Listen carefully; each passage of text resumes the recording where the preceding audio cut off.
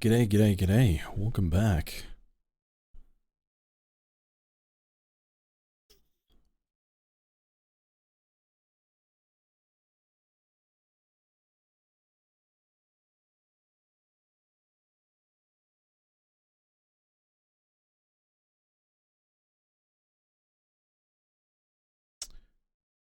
Alright, let's get Firebot connected.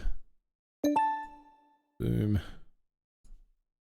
And we'll get the going live notification out.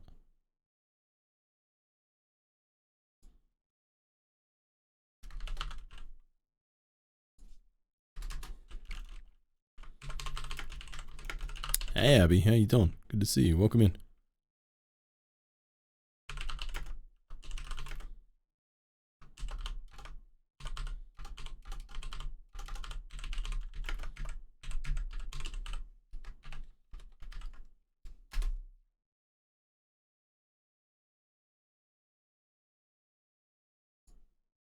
Okay, there we go. Alright, cool. We are good to go.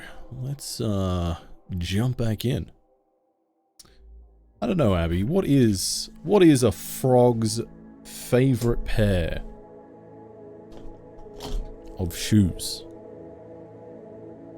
Open-toed sandals.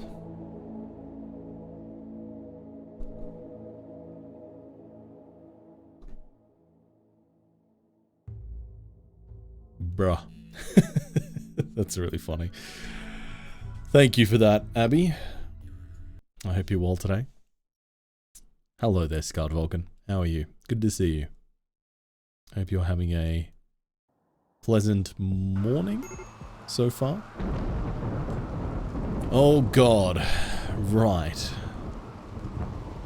I'd somewhat repressed the memory of everything that went wrong last stream. Oh, that's right. Yes. We have more than a few problems that we are going to have to look after during tonight's stream. That is for certain. Hello there, Eliza. How are you? Good to see you. Welcome in. Sassima Frass, good to see you as well. Welcome. Hope you've had a lovely day.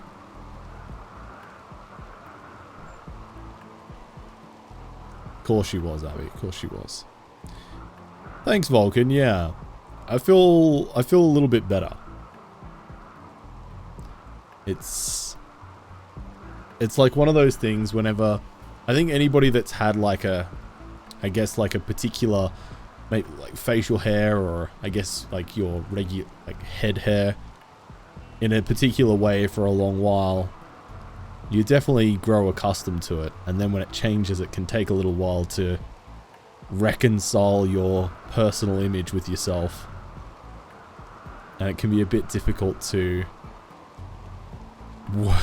work out if you like it or not. And I'm like, oh man, because I took it back pretty short. This is the shortest it's been for a really long time now, and I was like, oh, maybe I went too short, you know. Maybe I went too short. Hey, Zeep Zorp Deep Dorp. You did not. Hopefully tonight I'll be able to actually give an adequate explanation for the tree kill box without being interrupted by, you know, Rimwald doing Rimwald things. Thank you. I appreciate it, Zeep. Hey, Minor. Good to see you as well. Welcome in. Man, it's all of those pictures you've been posting, Minor, got me like real in the throwbacks of when doing that sort of thing was like my day job. It's good times.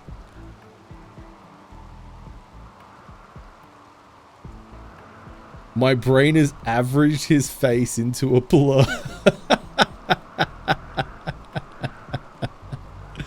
Oh dear. That's kind of funny, Sassima Frass. I think my preferred length is a little bit in between the length that it is now and where it was. Somewhere between the two. So, you know, I'll be able to grow back into it. I don't know if it makes me want to do it again, necessarily.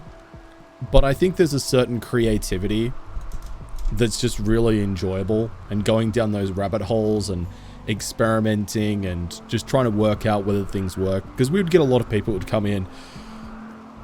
And we did a lot of stuff in that shop, like, and in the workshop that I ran. Like, we used to do, you know, I was a cobbler. That was my primary job.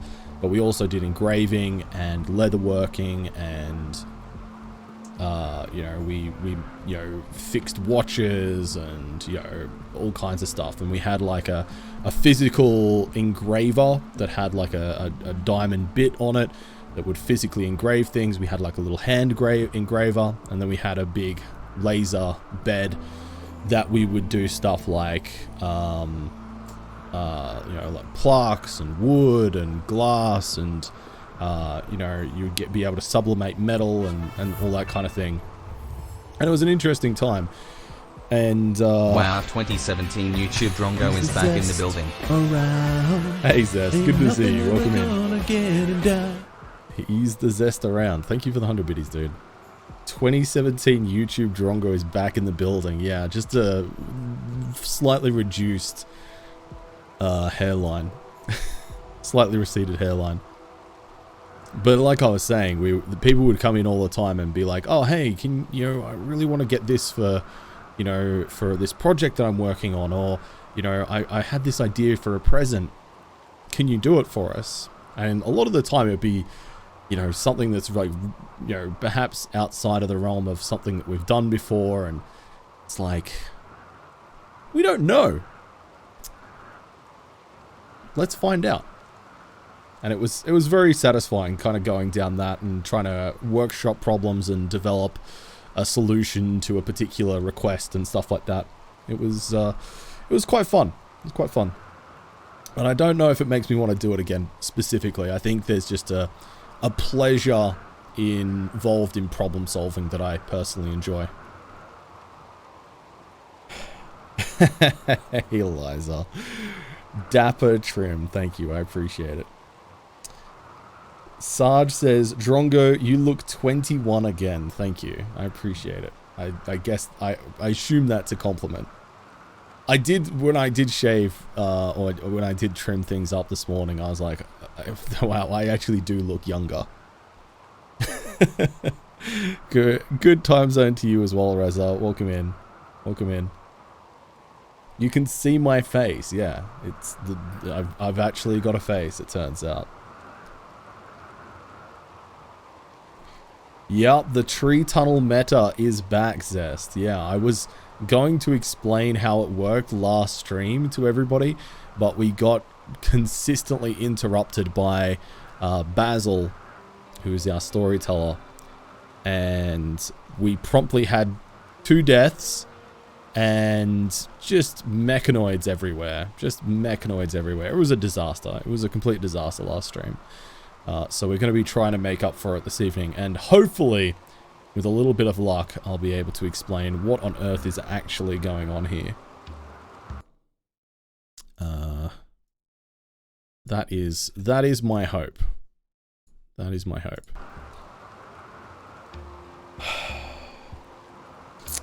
Thank you, Sarge. I appreciate the kind words then. You also trimmed your beard this week? Hell yeah, Raz. I love it. Hey, Sensei. Good to see you. Thank you. I appreciate the compliment. Hey, Blue Mary. Good to see you. That is true. The best part was the toxic fallout that killed the trees in the kill box.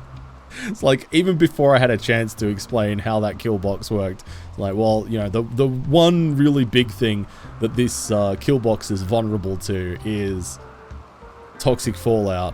Hopefully we don't get any toxic fallout, and lo and behold, we got toxic fallout. So, yeah, that was inconvenient.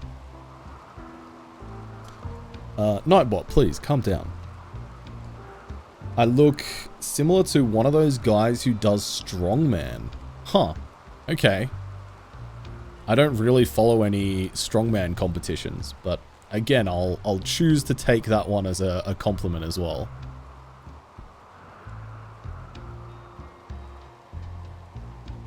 I hope you're all doing well today, chat. I didn't sleep particularly well last night, but I'm doing well for the most part. I'm a little bit sleepy, so we might have a little bit of a shorter stream tonight. We'll just kind of see how we go. I did think that maybe last night would be a shorter stream as well, but we ended up going for over 5 hours regardless, so you know, there's a chance that we'll end up streaming for like 7 hours, based off of that kind of assumption. Oh, are you getting frustrated by the vampires, Blue Mary? I can see why. I can see why. Hey, Rachie, how you doing? It's good to see you. It's a me, Strongio.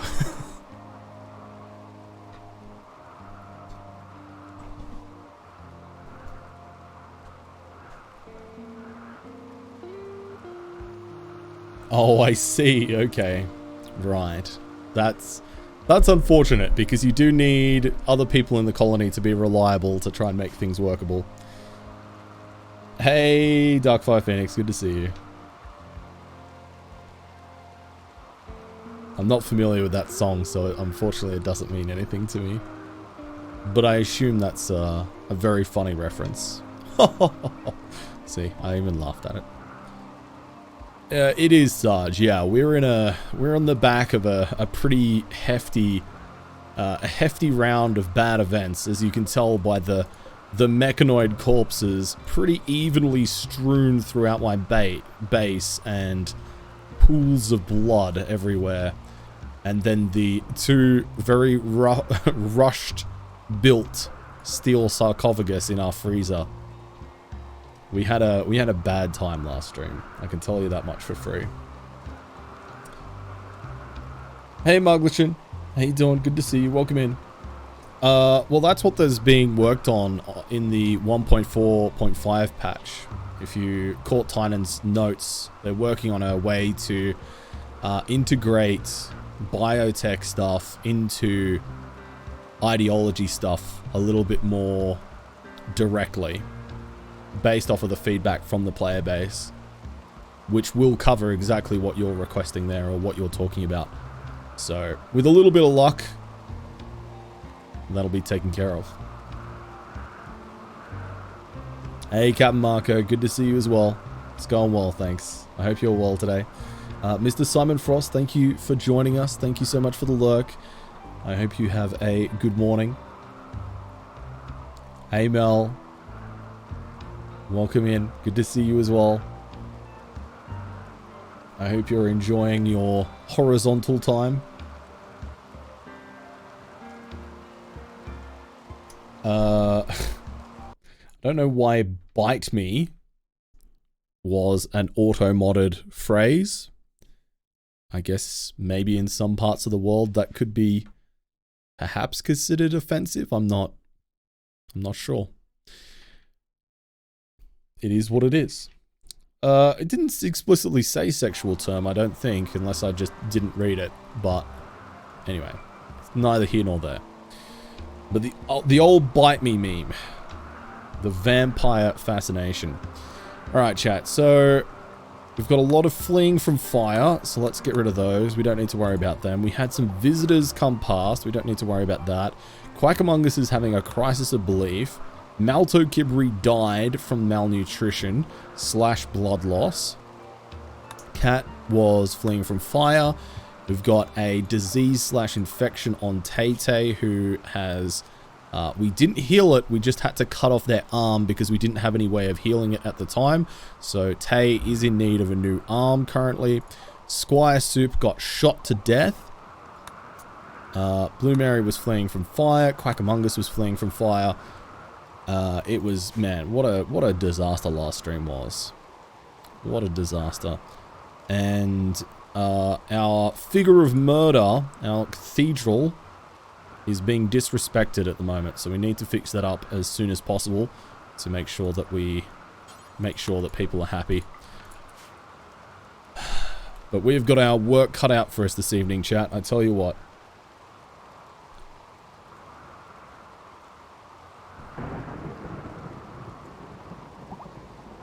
Oh, geez, yeah. No, Muglishin, no problem. No need to apologize ever. I understand. At the end of the day, you know, everybody has their, you know, their real life stuff, and that obviously takes precedent over everything else. From my side, I'm here so that you guys can consume the entertainment. When I'm not live, I'm the one who apologizes. Not the other way around. There's never any obligation that people tune in. But it is always a pleasure having you here, and I hope you get to have some well-deserved rest at some point for all of the hard work that you've been doing. And I hope that your work has been at least enjoyable for you, if not super busy. Hey Raptor, good to see you as well, dude. Welcome in. I hope you're well today.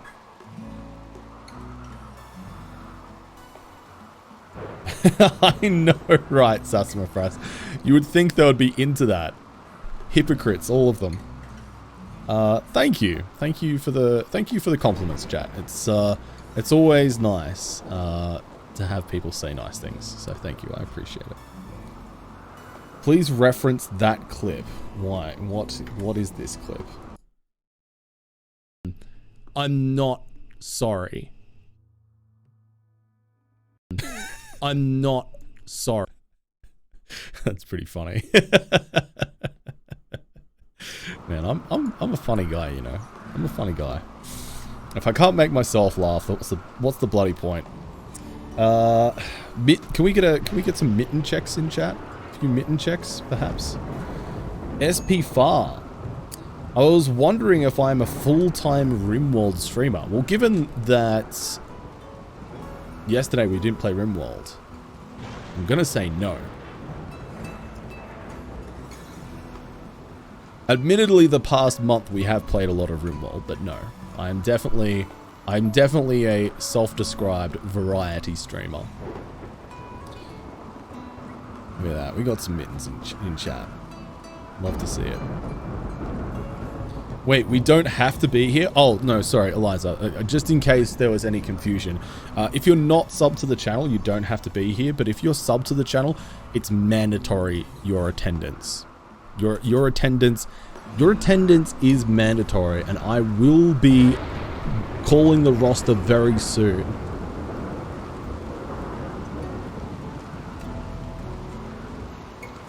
And anybody not here will be getting detention and kept back after class. You've all been told. This is your last warning.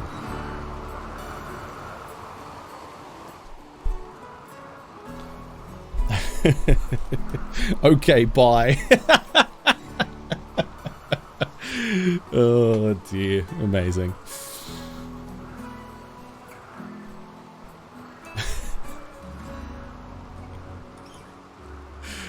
No, I'm still amazed that there are people who watch my stream. It's still a novelty to me, even after doing this for, well, early next year will be 5 years. It is still a pretty incredible thing that more than a handful of people turn up to watch the streams and get entertainment out of it, and I'm still very grateful for it. And it's not lost on me that people choose to spend their free time here, and that is something that I'm very grateful for.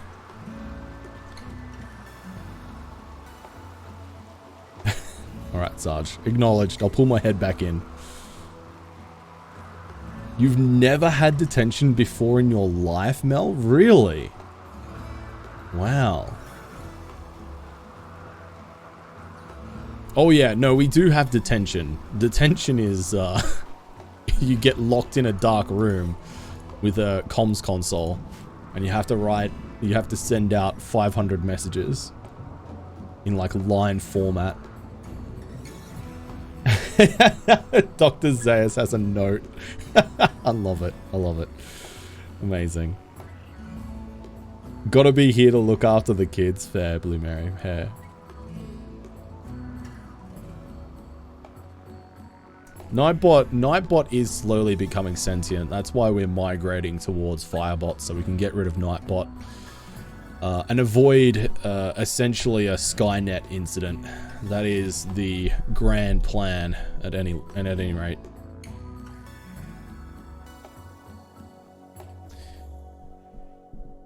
Ah, I see, Mel. I see. I understand. Fair enough.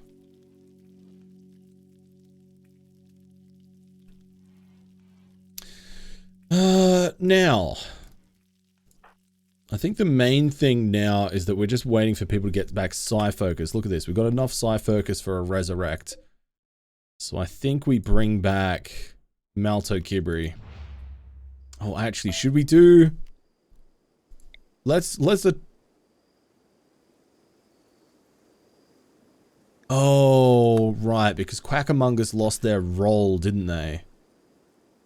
Oh, God. Okay, can we clean this up in an effort to try and make this look respectable again? All this blood is making the room impressiveness pretty low, but if we clean it up, maybe we can try and...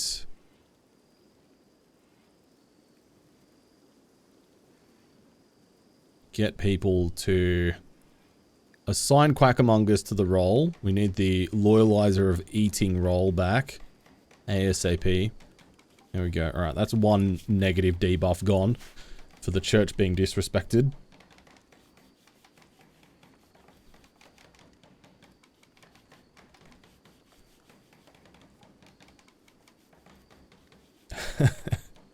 It's all good, Mel. You're doing your best, and that's all we can ask of you. Alright, thank you, Quackamongus. Perfect. Right, let's begin role change. Loyalizer of Eating role. And...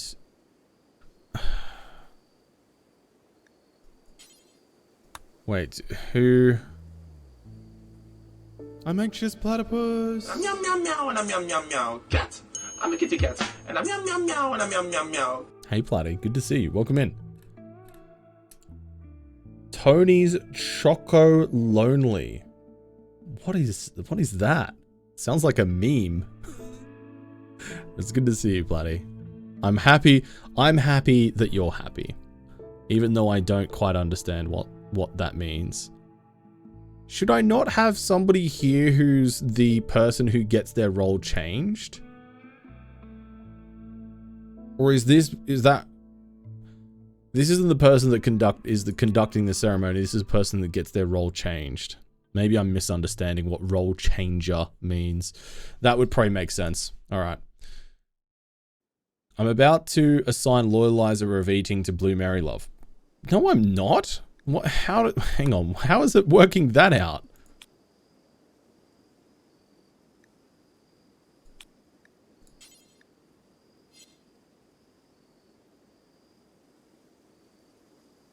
Hey, SP. Good to see you. Sims, hello.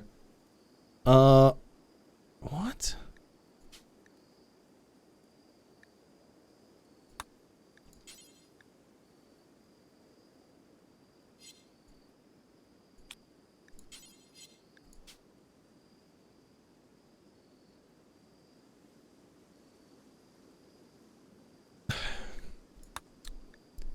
Well, that doesn't work properly.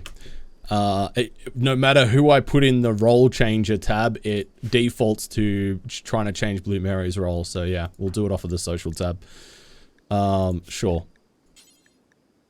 That's kind of weird, but whatever. Okay, there we go. Let's do it. Gather around, everybody. Maybe.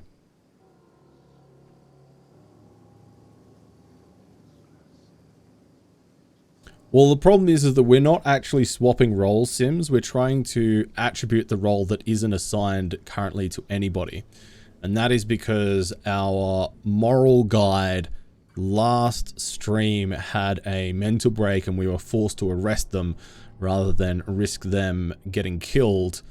And arresting your colonist automatically strips them of any role. So we need to reassign it, which is what we're doing at the moment.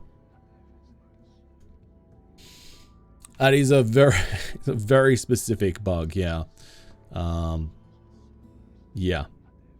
Definitely not the end of the world, and we were able to overcome it without too much of a problem. But look at this. We've got our little friends here. They're all hanging around, doing their thing. And we've also got a bulk goods trade. The Cordial Jaguar Import Company, or CJIC. Actually sounds like a real thing. The moral guide had a moral crisis. Pretty much, ironically. Ironically so, Zayas. You have not, Sims. You have not. We will get to the lesson about the tree tunnel very, very soon. Hopefully, once we've got the rest of the base under control. Hey, Bib. Great to see you. I hope you're doing well today.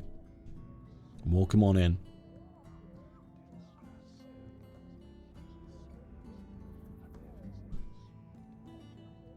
Bloody hell, these rituals certainly take a little while.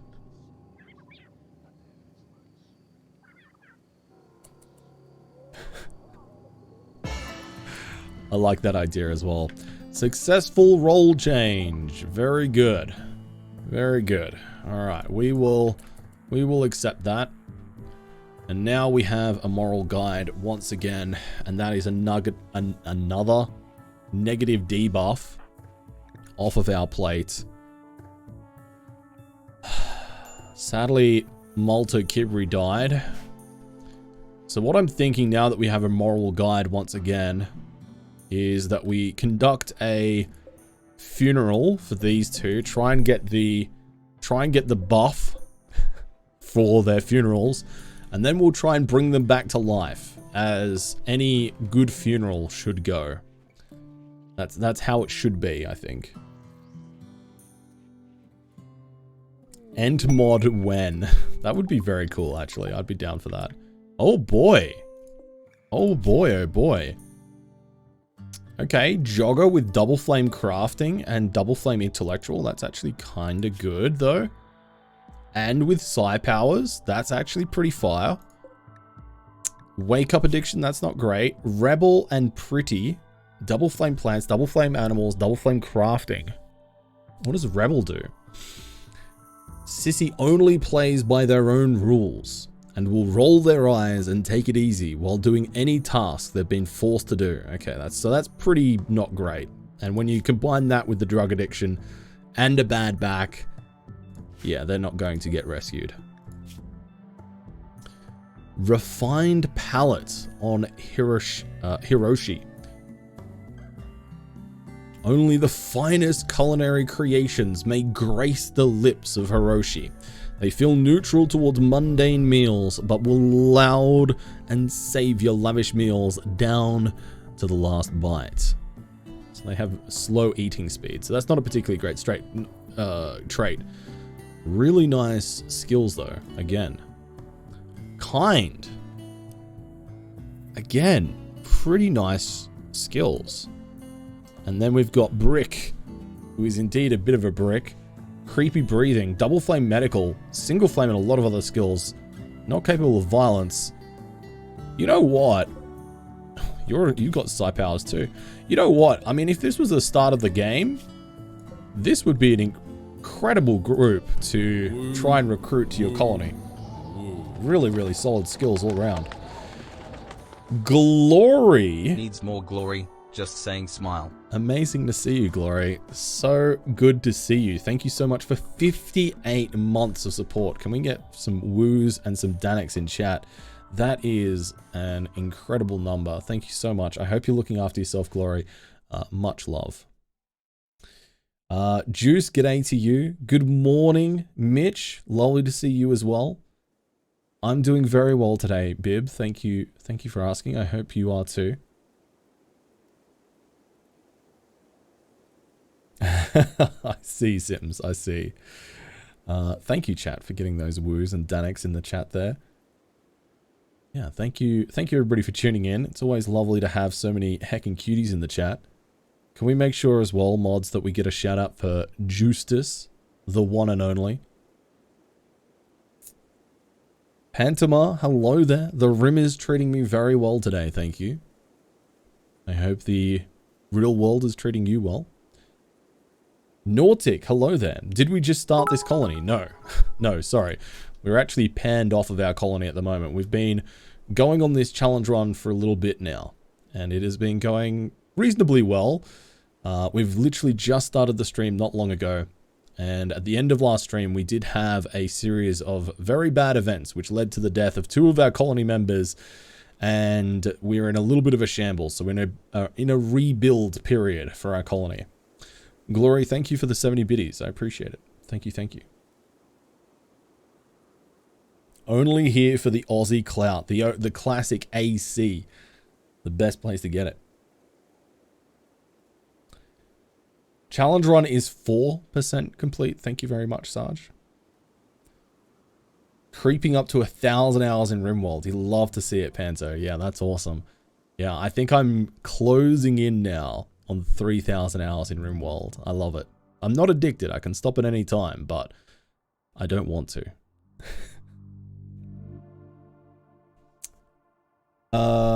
Yeah, I've been trying to tune out. I've noticed that I don't know if it's like the angle that it's sitting at or what's happening, but I have been noticing that the pop filter and the mic has been catching little bits of air. I don't know. It's been annoying. I do have playback, so I do hear it. I am trying to avoid it, but yeah, thank you for giving the feedback. I do appreciate it.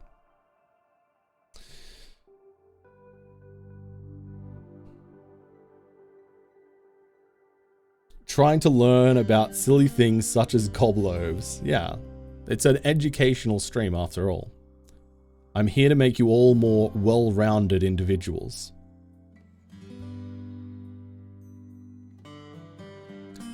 That is true, Gloria, yeah. I recently, Gloria, got my 222nd title in Worm. Last week, actually. Which I'm very, very proud of. And I feel good. Love playing Worm.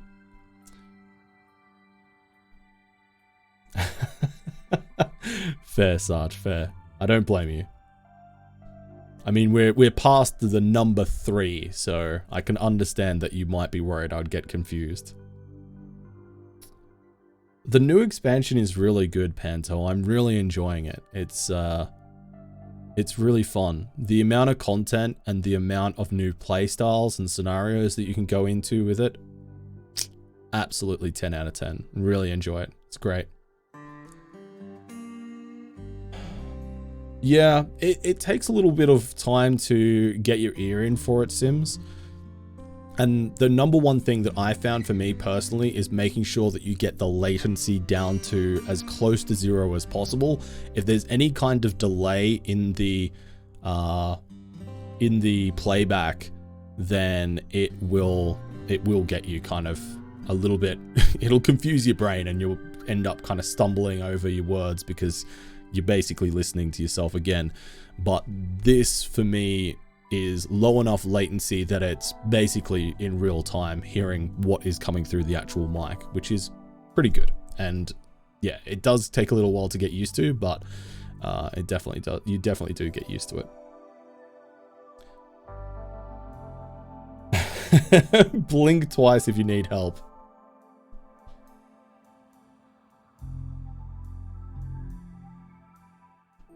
I'll let you decide what that means. Elder Totoro, good to see you. Good morning, Tim. What's up, homie? Good to see you as well. Hello, hello.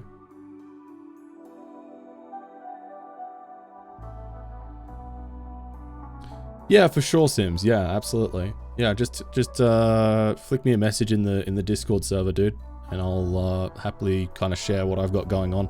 It's definitely not what I would recommend in terms of like a beginner's setup, but it works well, what I've got. I'm very happy with it. So yeah, happy to share what I can. I'm definitely by no means an expert, but yeah, always happy to share what I know. Hey Skink, good to see you. So Drongo, about those trees, don't worry, Skink. We'll get to the trees tonight. I promise. I promise. I felt really bad after Sunday's stream and telling everybody, hey, yeah, we'll definitely get to it. We'll get to it. We'll get to it. And then eventually it got so late that I was like, I'm really sorry, but I've got to end the stream without explaining why we have trees in our kill box. Feel bad. Feel bad.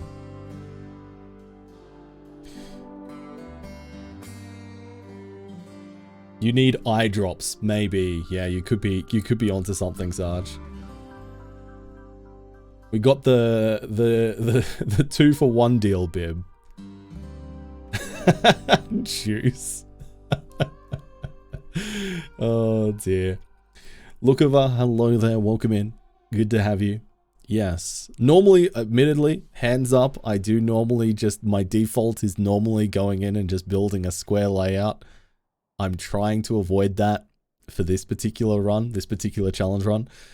So thank you for acknowledging that fact, because it is definitely against my default nature.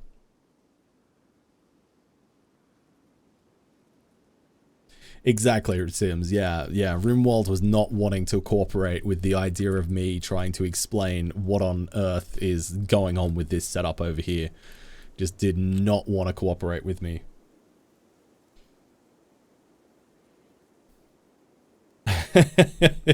yeah, there was some good old wood in the old door. As it happens. It do be that way sometimes. And you know what? Chat? I need to make EMP grenades ASAP, because that was one thing that really hurt us during that fight, is that we had literally one EMP grenade to deal with all of these centipedes. It was a problem. Oh, geez, Glory. Yeah, go get some rest. Stay warm. It is always wonderful to see you, Glory. Sending you all the love and hugs. And thank you again for the 58 months of support. Absolutely unreal. And I am endlessly grateful. Thank you so much. And yeah, get some rest. Did I have a good layout of Steam nodes? Oh, the Steam geysers. We didn't have a terrible one. I wouldn't describe it as the best, but it certainly wasn't the worst one that we've ever had. We've got, you know, a couple reasonably close to the center part of the map. I think we have another one up here, which is a little bit further out of the way, and another one over here by the lake. That is actually a good point, though, that is worth mentioning, is that we did high roll a 5 geothermal map, which is not impossible, but it is, you know, uncommon, and it is a decent spread. It is a decent spread.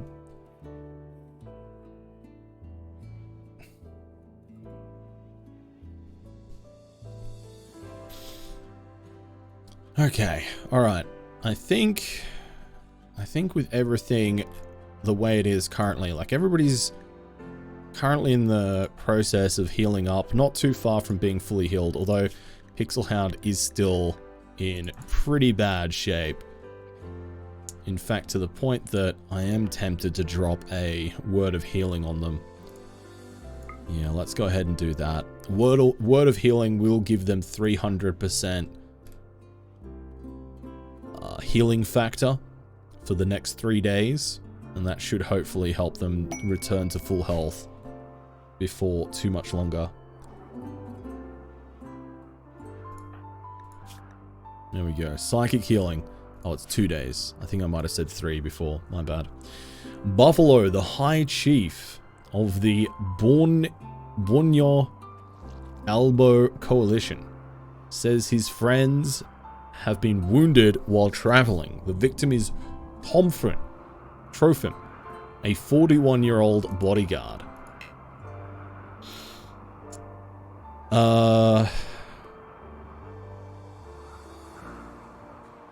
He's your friend, buddy. There's an unknown threat there, and sent me no information about them, whether they're good or bad, and there's no reward for rescuing them. And given that we're in a bit of a a state of affairs of our own currently, I don't think that we're going to bother with that. That seems like a fool's errand to be going out there for that at the moment. Alright, let's gather around, everybody. Let's begin a dutiful burial for Malto Kibri. Expected quality should be 92% chance. Or 92%. So, if we don't get that, I'm gonna be a little bit salty. But we'll see.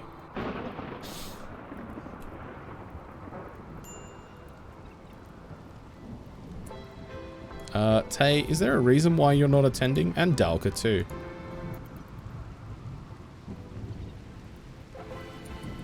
Okay. It was a good burial. Sure. +5 mood for 6 days. We'll take that. And once everybody's had a bite to eat, let's go and do the next one. Bop. I don't know why while... Oh, there must be a soundbite that's meant to play with this. This must be a bug. Because when I put it onto... Yeah, it just stops the background music. There we go.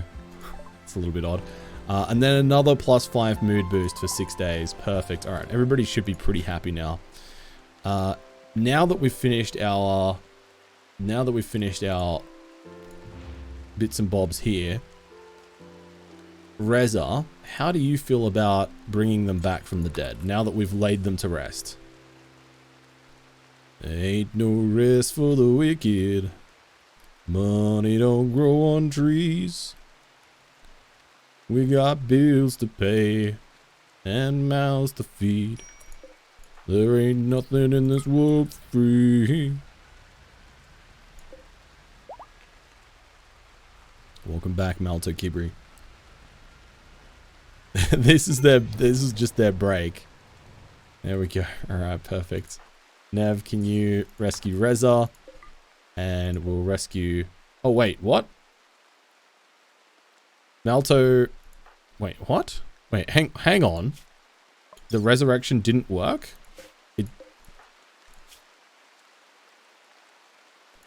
It failed. Oh no, okay, right, sorry, there's just a delay on it. Okay, alright.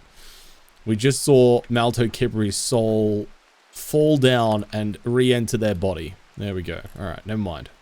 Panic over. I was slightly concerned there for a moment. But the crisis was averted in the end.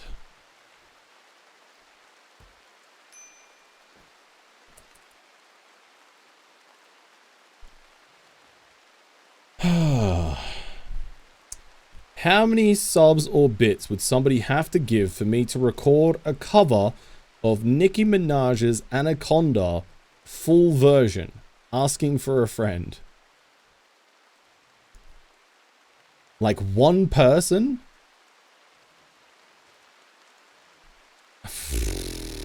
God, right. Let's put a number on this.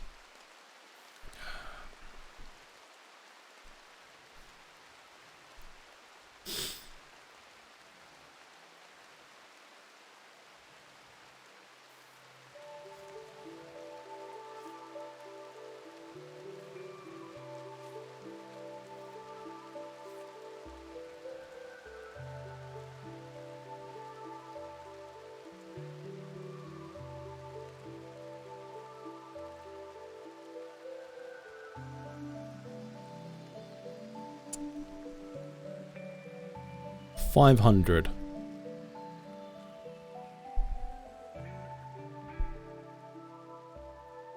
$500.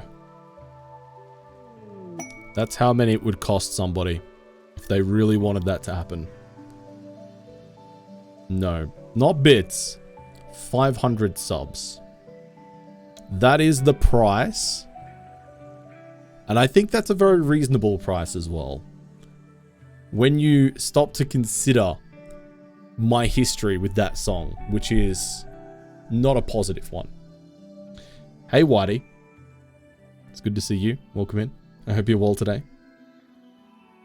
Don't regret it. I regret everything, Sarge, ever. So, you know, it is what it is.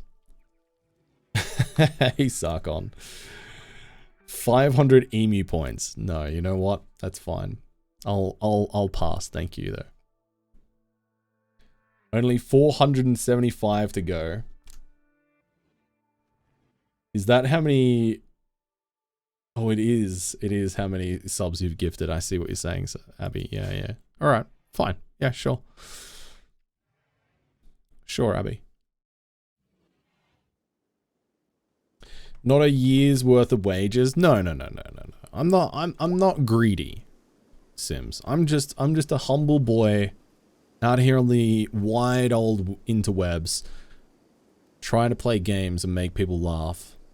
And all I ask in return is that you make fun of me. I'm so sorry. It's a terminal diagnosis for big fucking awesome. Abby, thank you for gifting a sub to Anaconda Returns. 1 sub down. Perfect. Alright. No worries, Mel. Go get some rest. Thank you for the lurk. I appreciate it. Look after yourself, and yeah, we'll catch you next time. Oh, Whitey, it has been pretty moist where we are. Been a lot of rain. It was rain. It was borderline sleeting where I am earlier today. A little bit of hail. It's gotten pretty cold, actually. It's gotten pretty cold and wet.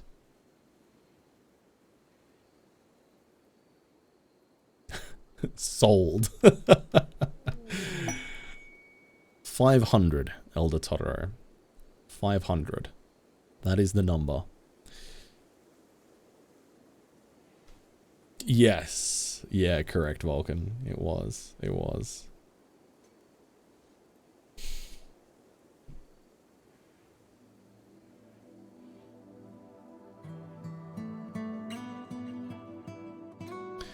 All right. Oh yeah, I need to go chat with these bulk good traders. I think there's I think I missed the Jaguar trader. I kind of forgot that came and went. But at least we get the second one. And Blue Mary's also got a level in Psylink, which will allow them... We're currently going down the Protector tree with Blue Mary Love. So we've now got the Stabilize ability. Temporarily puts the target's cardiovascular system in stasis, which prevents them from bleeding out for... I was reading that. Prevents them from bleeding out for 2 minutes. So 2 minutes can be a pretty different, like a pretty significant chunk of time when you think about it. So if they're on death's door, buying yourself 2 minutes so that you can tend to their wounds is pretty handy.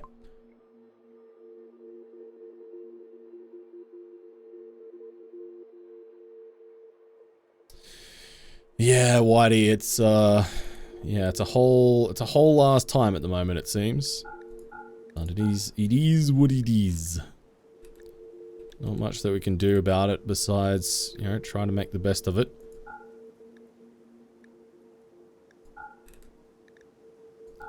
Alright, we got some old clothing here that we can get rid of. If nothing else. Some old dusters. Alright, that's 800 bucks in the bank. I don't think they're selling anything particularly intriguing that I do want to spend money on. A little bit tempted by the blue medicine.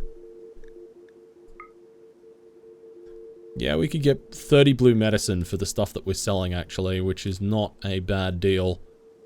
Especially considering we're a little bit away still from setting up our own drug labs. We've got the research for it. I just haven't set up the logistics on our end to actually start producing it. Oh, geez, Whitey. Yeah, that's full on. Yeah, that's rough. I hope they're okay.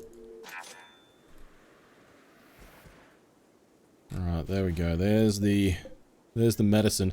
Also, Blue Mary, I need you to grab your gun back, please.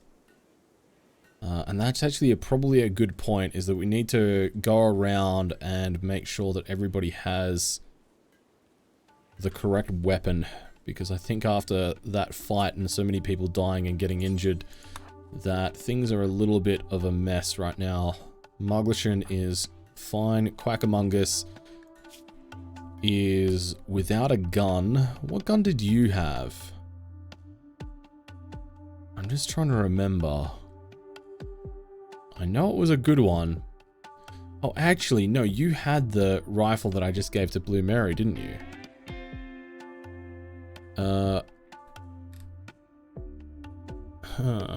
Okay, that's fine. I'm not too upset about that. We can just take the carbine. We can probably put that to good use on Quackamungus anyway. No big deal. Malto Kibri, you're going to need to grab your weapon once you're back from your little laydown, aka dying. Cat Blood Moon currently has the Gauze Lance, which I'm going to swap back out for the chain shotgun. Boil 'em, mash 'em, stick 'em in a shoe. Boil 'em, mash 'em, stick 'em in a shoe. Thank you very much for the follow. Welcome in. Good to have you. It is in desperate need of a little bit of organization. I do agree with you.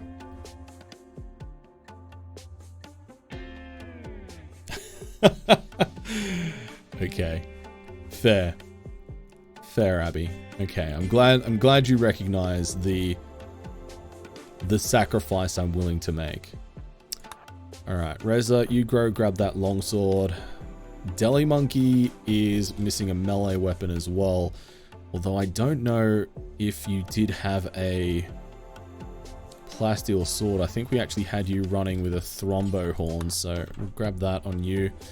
Legacy as well, I think, was running a thrombo horn.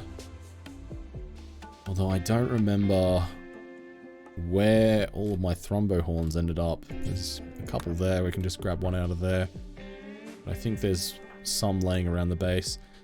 Pixelhound is a pacifist and you never had any, and then we've got our kids. Okay, cool. That is fine. I think we're good then. I think everybody then should have the stuff that they need to have, which is the number one thing. Alright, and Blue Mary, can you come over here and open up this sarcophagus, and we're going to bring back Squire Soup from the dead, if you would be so kind. It is time. There we go. Alright, let's do a resurrection.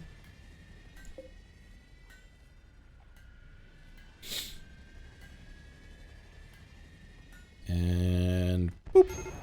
There we go. Nice. Alright, perfect. Nevsol, can you rescue Squire Soup? And Tay, can you rescue Blue Mary? Okay, alright. Now, assuming we can get through this without any resurrection psychosis, we won't have been punished too hard by everything that's happened. And I will be reasonably satisfied by that. You live, you die, you live again. I haven't lost weight, Dan. I just shaved off a good portion of my beard. But thank you. Welcome in. It's good to see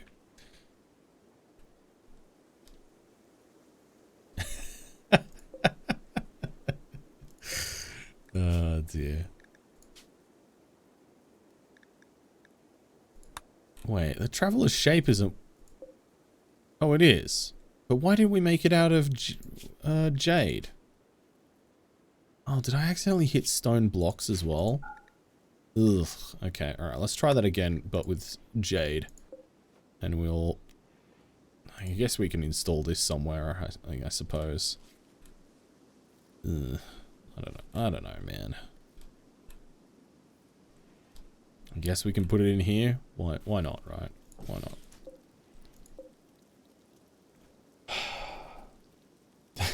I mean, true, yeah. I shaved off 200 grams of beard today. How does that sound? Young man Drongo.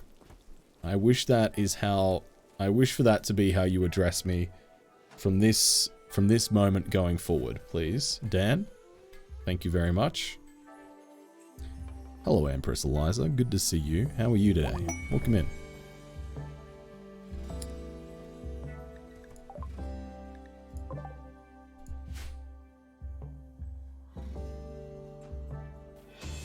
Hello. Friendly Kitten is here. Never give up. Wait, did nobody... Never surrender. Thank you so much for being here, Friendly Kitten. It's good to see you. Welcome in. Taking my youth serum again. What does that mean? It's good to see you, though. Welcome back. Have we run out of beds? That's a problem. I've actually run out of bedrooms. Huh.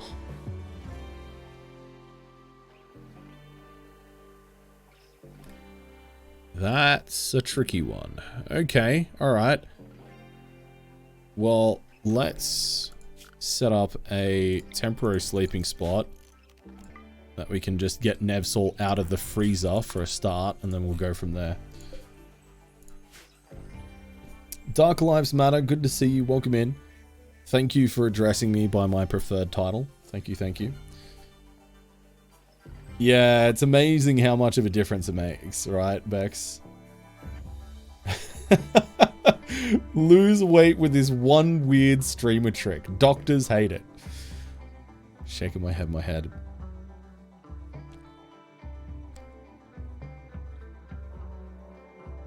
Well, I think it's a truth that I'm very much aware of, Reichi. But it always takes a while to kind of reconcile a major change in appearance, whether it's your beard or something else, you know.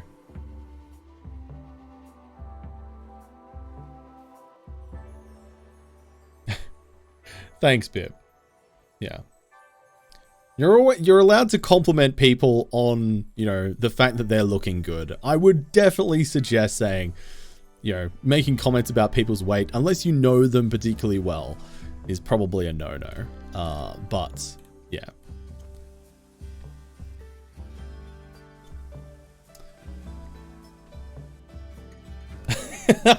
Dan.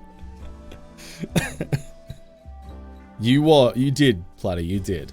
It was played.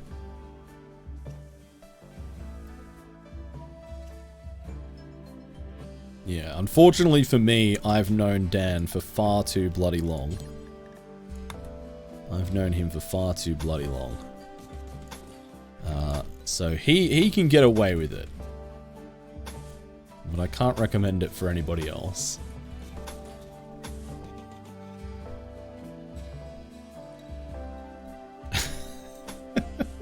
Yeah, but that's because you don't have any chill, Meg. You're just one of those people.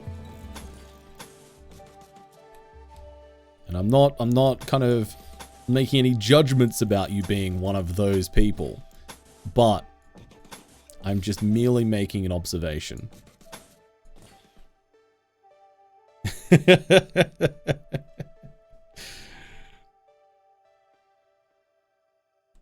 I can't ever recommend doing that. I think that's like one of my pet peeves is like when people say like, oh, you know, oh, you look tired today, or oh, you aren't looking so hot today. I feel like that's a really like awkward comment to make, and I always wonder when people say that kind of thing. I mean, admittedly, I think we're all probably guilty of saying something along those lines at some point. Like, I'm not pretending that I haven't said that unintentionally or unthoughtfully at some point in my life. But it does always kind of make me laugh and cringe a little bit, because it's like, well, you know, what's the expected response to that? If the person's tired, they're probably well aware of the fact that they're tired. And you commenting on the fact that they look tired probably isn't going to make them feel better. But you have succeeded in making them feel self-conscious about it. Or almost even worse is if they feel fine and then you comment on the fact that they look tired. And it's just like, oh, I thought I just looked, I thought I looked normal today, but apparently I look tired now. So, fuck me, I guess. Oh dear. Always makes me laugh. All right, let's get rid of these corner pieces as well. We're not going to have those in these rooms. Bop, bop, bop. There we go. Oh dear. Why don't we peacefully shake hands IRL? That's fair. What does he mean, you people? I mean, people like Meg that are very boisterous and sassy and are just the right mix of chaotic but really, really fun and pleasant to be around and actually wholesome and very pleasant. Doing a tavern run with hospitality and gastronomy? Hell yeah. That sounds awesome, Bex, yeah. Why don't I ever allow my rooms to have corners? Well, at the, like, do you mean like in here? Is that what you mean? Or are we talking about like these sections? Like these little parts here on the outside?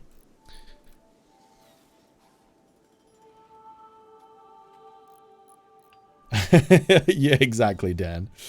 Everyone's looking heckin' cute today. Thank you. I agree, Mitch. I agree. Grubbles, hello there. Welcome in. Oh, thank you, Grubbles. I appreciate you saying that. That's very kind of you. Much love.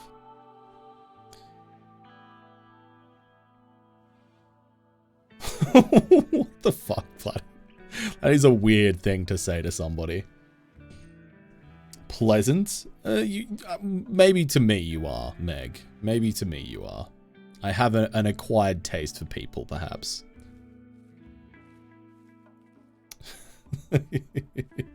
All right, hello there. Welcome in. The school is coming along really nicely, thank you. We've had 4 graduates now. We're currently in the process of expanding our dormitories. And I would say things are looking pretty damn good. I'm happy with our overall progress. It's definitely very solid. I hope you've been well. Naxdar, hello there. We are slowly turning the jade into statues. That is the next big project that we are going to be embarking on from an artistic sense. But it is not a particularly high priority. It's just something that we're working on fairly low key.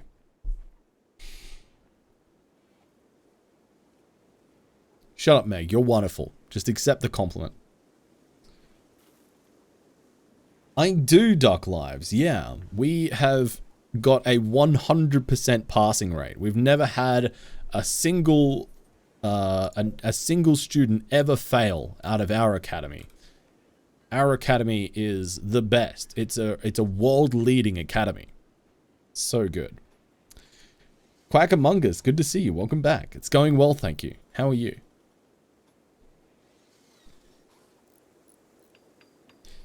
Look fresh today. Thank you, Alright. I appreciate the compliment.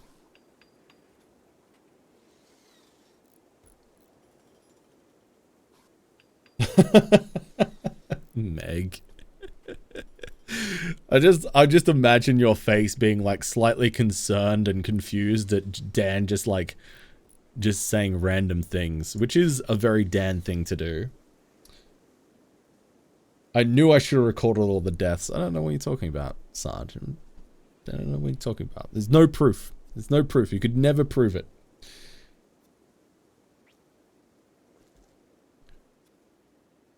Doing great. You just watched the Artemis launch? Yeah, I was in the midst of doing a few things today, but I was having a bit of a lurk in Nomac's stream earlier today, and Nomac was watching the Artemis launch live, and it was, yeah, it looked like a cool time.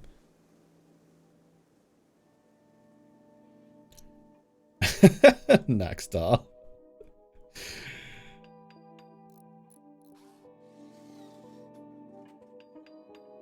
Michelle, hello there. It's so good to see you. Welcome in. Can we get a shout out for Michelle, please? Yeah, look, I don't want to brag or anything, you know, but apparently I am a pro Rimworld player, so yeah, there is that. It's good to see you, Michelle. I hope you're well today. I hope you've had a good week.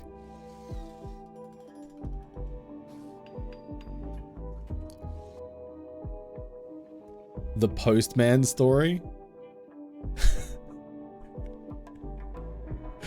Classic postman story.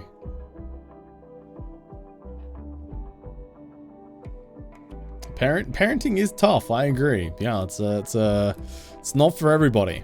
Not for everybody. I didn't think it would be for me, but apparently, you know, just comes to me naturally, I suppose.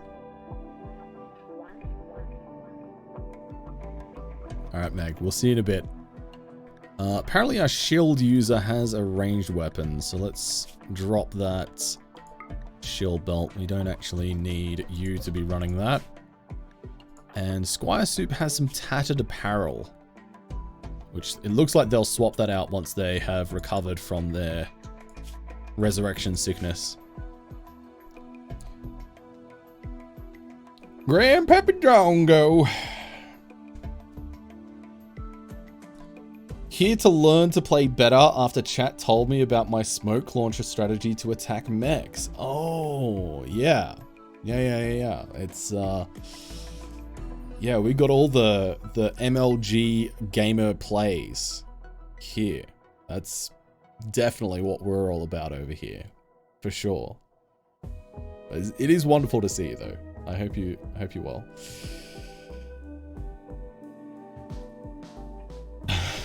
I'm sure we've all lost a few children to the wolves. I mean,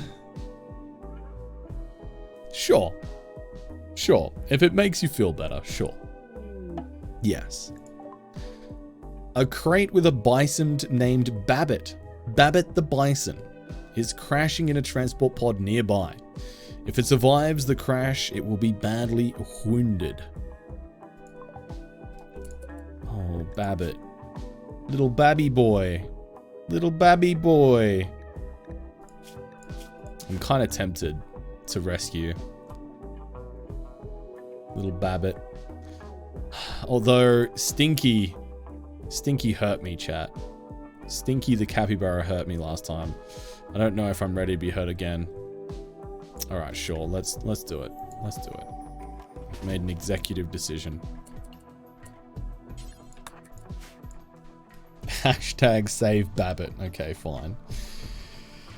Yeah, Stinky the capybara. Loved and cherished throughout our colony. But ultimately, they parted ways with us in the most tragic way imaginable. Yeah, there's a lot of ship chunks over here that we can deconstruct if we get hard up on a bit of steel and maybe some components and stuff. In fact,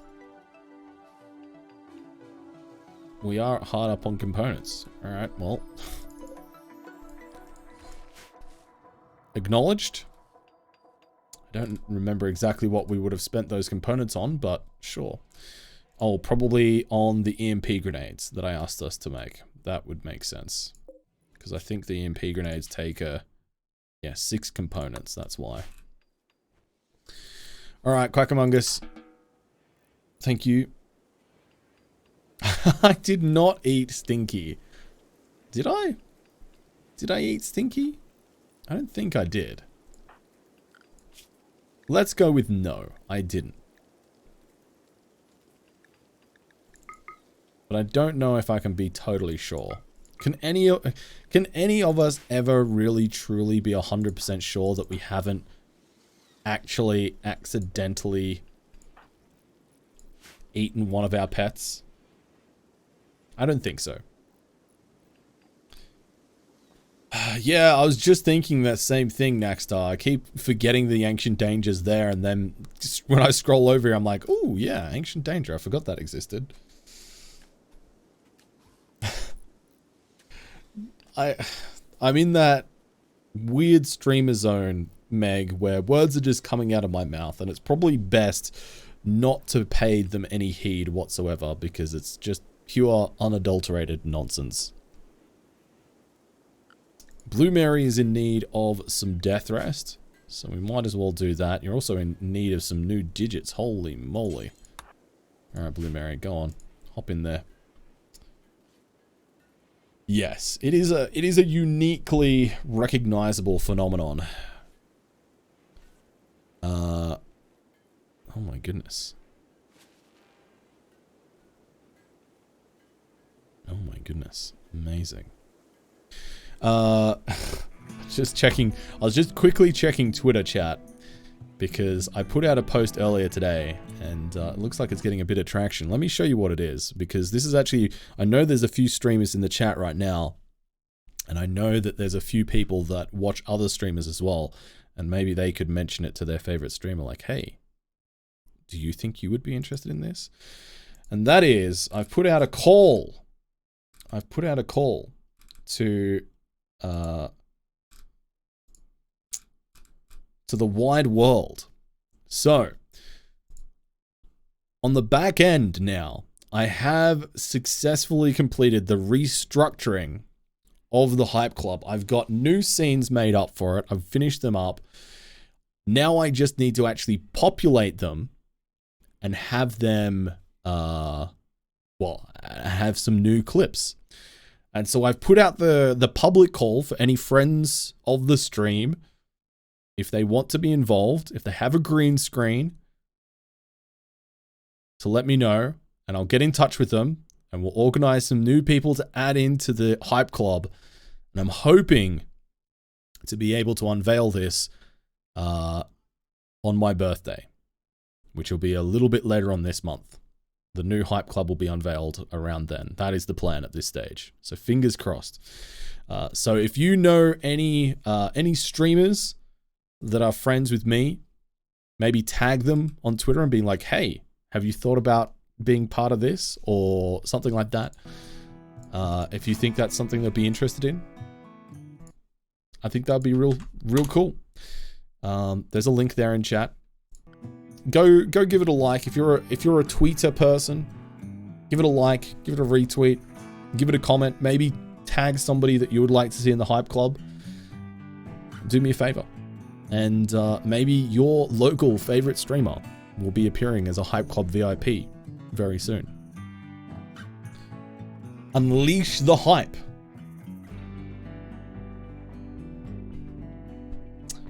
Oh shit, Sarge. Is it? I can't believe it's... Dude, this year has gone way too quick. But that's amazing, Sarge. Will you be around at midnight tonight so that I can sing you happy birthday in a very like Marilyn Monroe-esque style? Will you be here? Probably. Okay. All right. Let me know.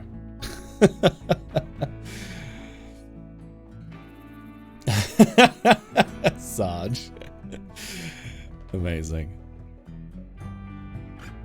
Yeah, make sure you can tweet while you can, chat, before the inevitable doom of Twitter comes along. I will absolutely not be here for that. Oh, bless, Skink. Bless. Why don't you want my... I nearly said, why don't you want my love? Which is probably not a great sentence. Probably not a great sentence. Forget I said anything. Moving on. Oh my god, Sarge, yeah, classic. That's a throwback and a half. Back when I played PUBG on stream with Nike and Sarge and Shay. And man, I think I had like 3 viewers. And I'm pretty sure all 3 of those viewers were us. Just watching the stream. That was, man, what a throwback. How far we've come. How far we've come. Yeah, exactly, Sarge, exactly. PUBG was a lot of fun back in the day. I played quite a bit of PUBG. I think I've got like 200 or 300 hours in PUBG. A plasteel spear. You know what? We'll take it. It's not the best weapon, but it's also not terrible. Actually, it's pretty terrible. This is actually worse than a thrombo horn. Yeah. We'll take it and we'll probably smelt it down. Maybe try and get a bit of plasteel out from it. So it's 10 point something damage. I think it was 10.4. A thrombo horn is 10.5. And it has 1% better armor penetration. So it is actually objectively worse than a thrombo horn. So... never mind about the plasteel spear.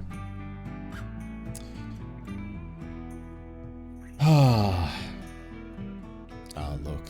It's one of those things. It's one of those things, Meg. But you have been around for a long time.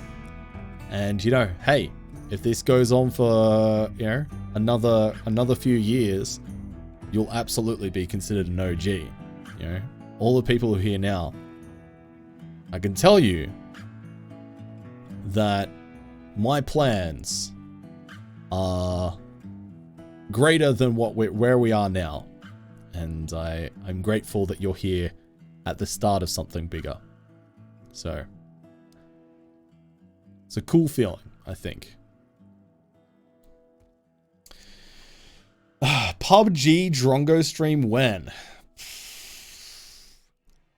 I don't think ever, honestly. I've gone back and played PUBG earlier this year with a friend of mine.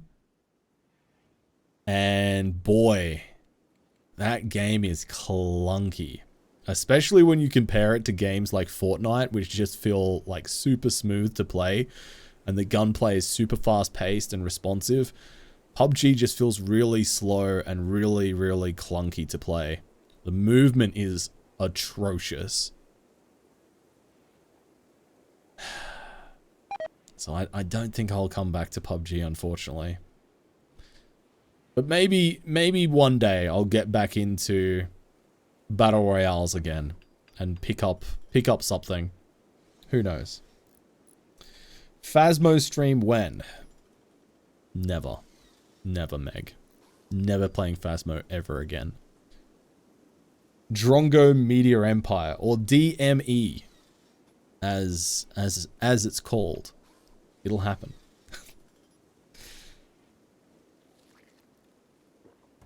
Oh, I'm sorry to hear that your chili plants aren't doing well. That's sad. It is rough, right, Juice? It is rough. It almost surprises me how little progress the game has made.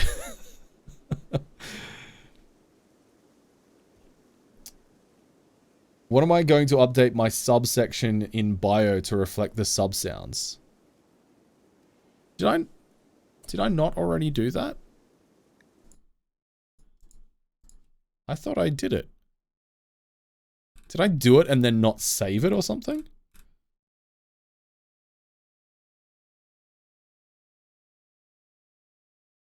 I totally haven't done it. I thought that I did. Unless it's like one of those things. Okay, so this is one thing that I have a real problem with, chat. Is when I really need to do something, it is not uncommon for me to dream about doing something. And I don't dream super often, but when I do dream, I have super vivid dreams. And there has been multiple occasions in the past where I have dreamt of doing something really important. And it's so vividly in my mind that I'll just think that I've done it. So when I wake up the next day, I'm like, okay, cool. I don't need to worry about that. I've done it. And then it'll turn out later on that, no, in fact, I haven't done it. And, yeah. Pretty sure it makes me a terrible person. Because a lot of people will be like, oh, you said you were going to do this. Have you done it? And I'm like, yeah, I have. And they're like, no, you haven't. I'm like, did I dream it? And like, yeah, good excuse, dude. So fucking lazy. Just do the thing. Don't make up stupid excuses like, oh, my dog ate my homework, or, oh, I dreamt that I did it, and, you know, blah, blah, blah. It's like, no, I promise. I did actually dream it. I'm sorry. I'm not intentionally being a terrible person. Life is hard.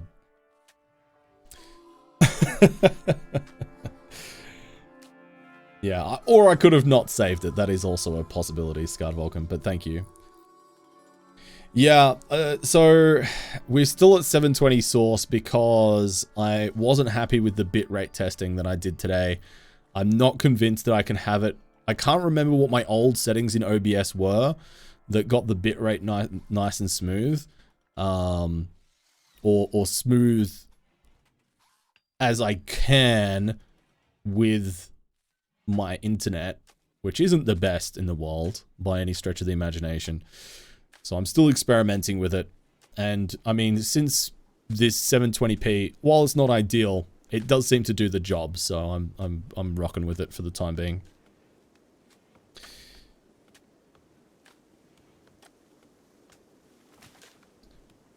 You used to play PUBG when it first came into the alpha beta, and then when it first came out. Yeah, yeah. Sarge and Nike and I all played a lot of PUBG back in the day, around that era. Hey Lelouch, good to see you. That's fair. I mean, honestly, like, Fortnite is just a really solid game. I know, like, cops a lot of flack, but as a battle royale, I think it's probably the best battle royale out there. It has really, really good gameplay, and probably some of the best gunplay, and yeah, they've really kind of got the battle royale genre down.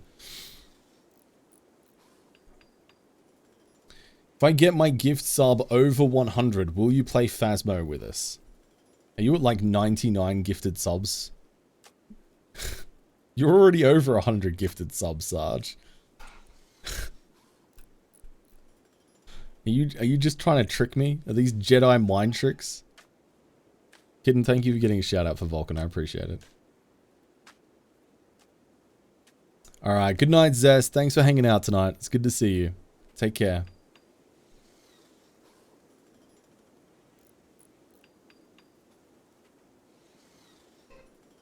Hey, Vicky. Yeah, it was good. Nice try, Sarge. Nice try. What about 105? No. Phasmo stresses me out, man. I just have a straight up bad time. It is stress. I straight up do not have like a relaxing game experience playing Phasmo. It is just like anxiety distilled into my blood veins.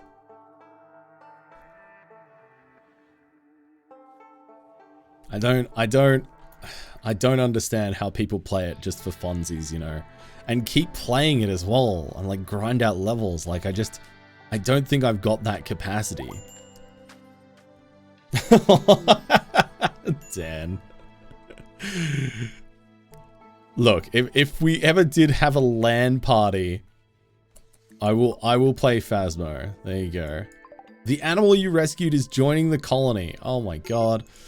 Babbitt the bison has joined us after all, chat. What a beautiful day it is. We have been truly blessed by Babbitt the bison.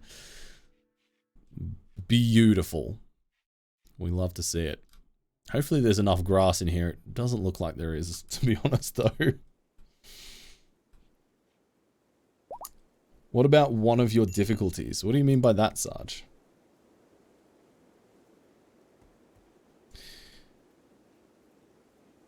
RimWorld, see, RimWorld is a relaxing experience, but it's also one that even the stress in it doesn't make me anxious.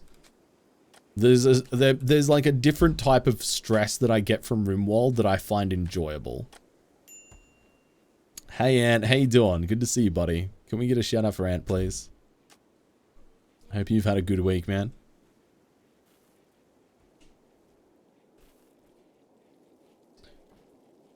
Oh, custom difficulties and you made it much harder?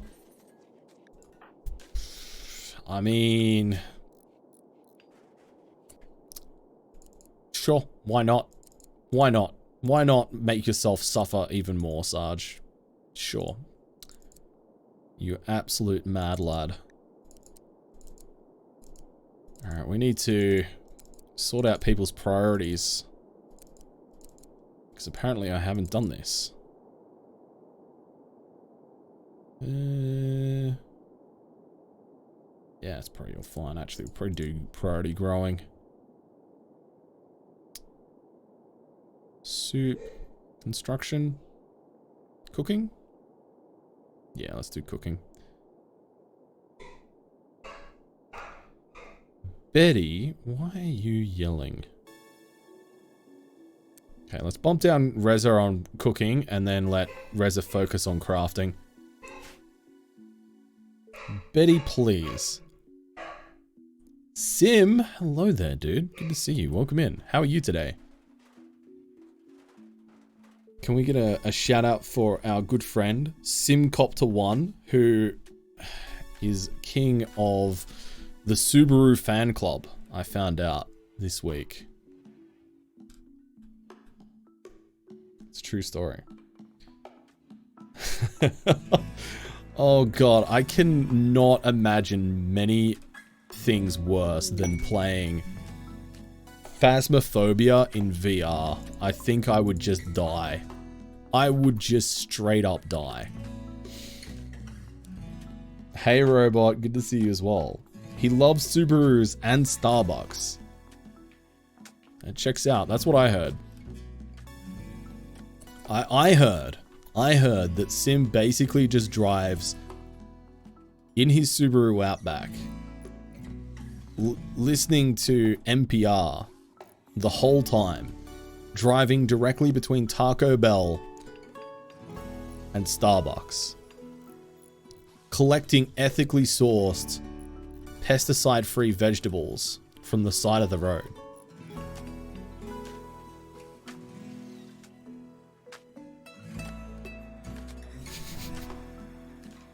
Yeah, right. Right, Ant? I don't die, I dab. Okay, Zoomer. Alright, Sarge. Think you're a cool guy. Sim. For context, Sim was unintentionally roasting people's cars. And I've pitched Sim on an idea for a content or for a stream where it's like I forgot what I called it. It had like a catchy name and everything. But basically the idea is that Sim puts a channel in his Discord and people can put pictures of their cars in there and Sim will roast them. Oh god. I'm choking on my own genius.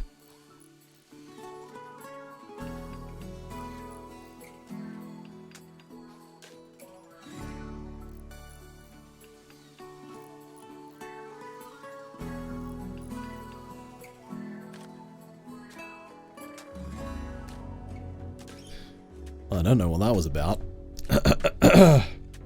My mouth just simply salivated too hard at the idea of Sim's content.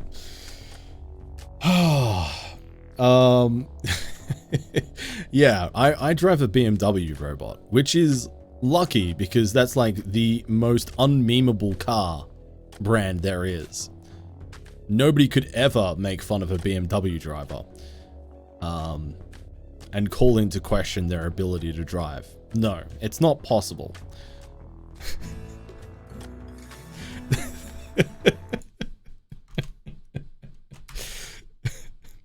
No. Hey, sorry, Robot. I understand the alphabet is difficult. No, it's BMW.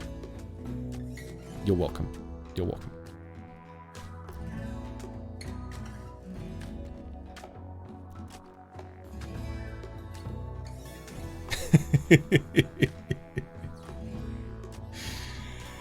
Oh dear. Anima tree linking. The anima tree now has 20 anima grass around it. This is enough for a tribal person to begin their first linking ritual. The linking ritual gives a level of Psylink and the ability to use psychic powers. Upgrading to a higher level requires 20 grass. The anima grass requirements for linking rituals to upgrade Psycasters are 1. Skill level 1, 20 anima grass. So we can do Cat Blood Moon, Nevsol, and Pixelhound. Note, only those with the nature focused type can meditate or link to anima trees. Okay, cool. So I wonder if Pixelhound rather. I wonder if you have, yeah, you do have natural meditation focus type. So I think maybe we get you converted because I would like Pixelhound, because they're our primary doctor, getting them on the protector tree so they can do like medical psychcast and stuff would be super helpful. I don't know what's going on. Hang on, chat. I'm going to be right back. I don't know why Betty's carrying on, but I'm just going to check on her, make sure she's okay.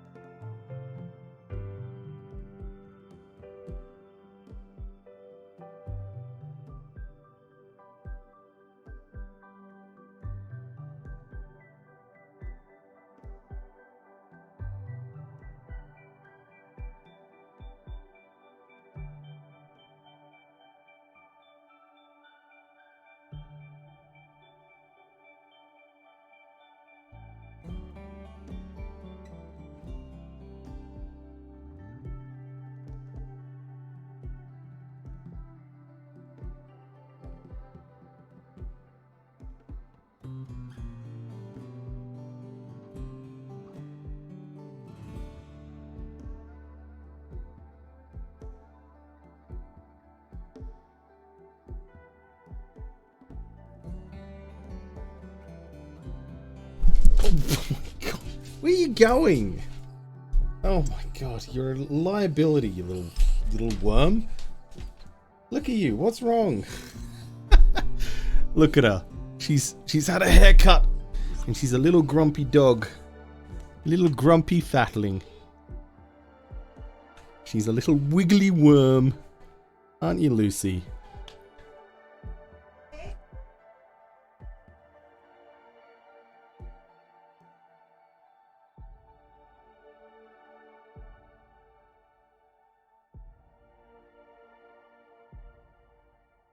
Oh dear. She is a chunky peanut. That is an accurate description. Oh dear.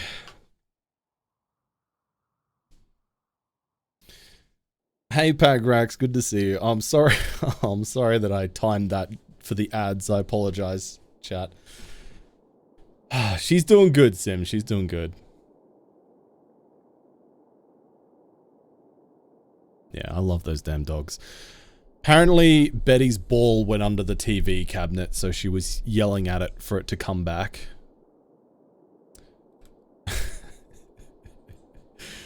Oh dear. Where were we? Sim says, next time Drongo gets pulled over, he's gonna flash his Twitch partner badge at the cop. It's true. I have it in my wallet now, Sim. So I can, whip it out whenever. I'm good to go.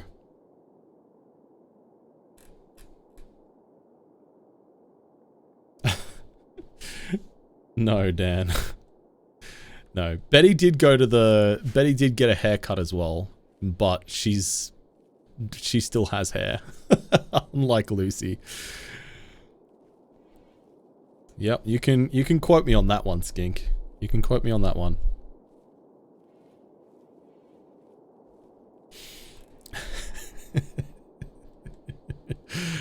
All right. Let's begin animatree linking. And we're going to link not Nevsol. We're going to link Pixelhound. There we go. Lucy is a potato. She's a useless, giant, fat potato. But I love that dog. She really is a... She really is a hoot, you know. Always keeps me company while I'm working on stuff. It's a good time. Alright. The animal linking tree ceremony has begun.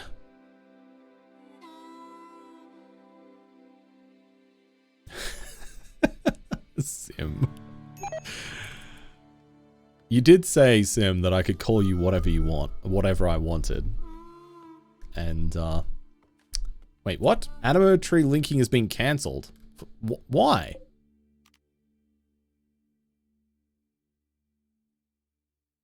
Wait, did one of the grass die? 1, 2, 3, 4, 5, 6, 7, 8, 9, 10, 11, 12, 13, 14, 15, 16, 17, 18, 19.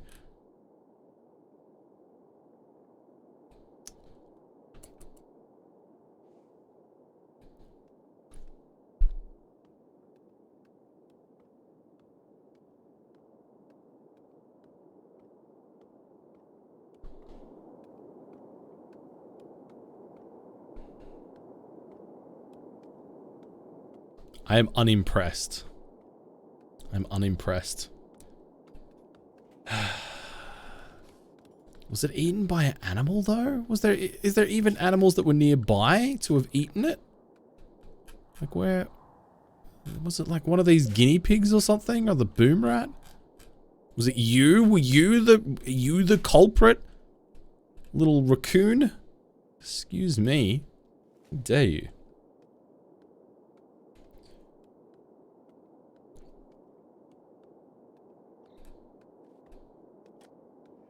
Aw, Platty. That's cute.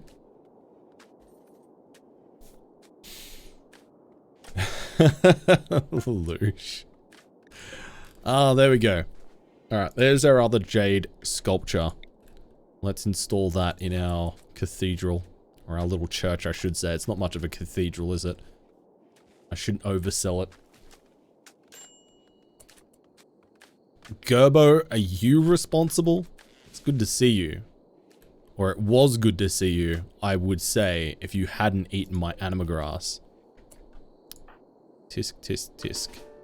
Alright, Dalka.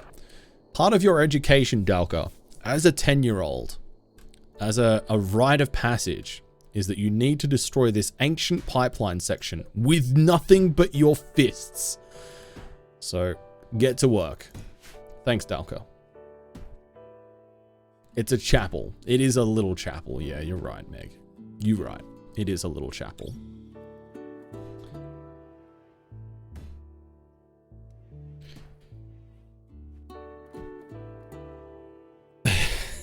Fair, Gobo, fair. Depends what it's about, Carter. I would say if it's anything that's like fairly serious, my recommendation would be that to put that into the community Discord. We have the well-being channel, which is probably the best place within the community where you can vent and talk about anything that's going on in your personal life, just so that, you know, we can be considerate of everybody else, because not everybody is in the has the mental bandwidth or is in the state of mind to be able to deal with heavy topics all the time. So yeah, if it's just like a non-serious event, please go for it. But if it is a more serious topic, maybe put it over in the Discord. Thank you for asking. I appreciate it. You're mad at a pawn. Okay, yes, you are totally able to vent about RimWorld. That is okay. Go for it.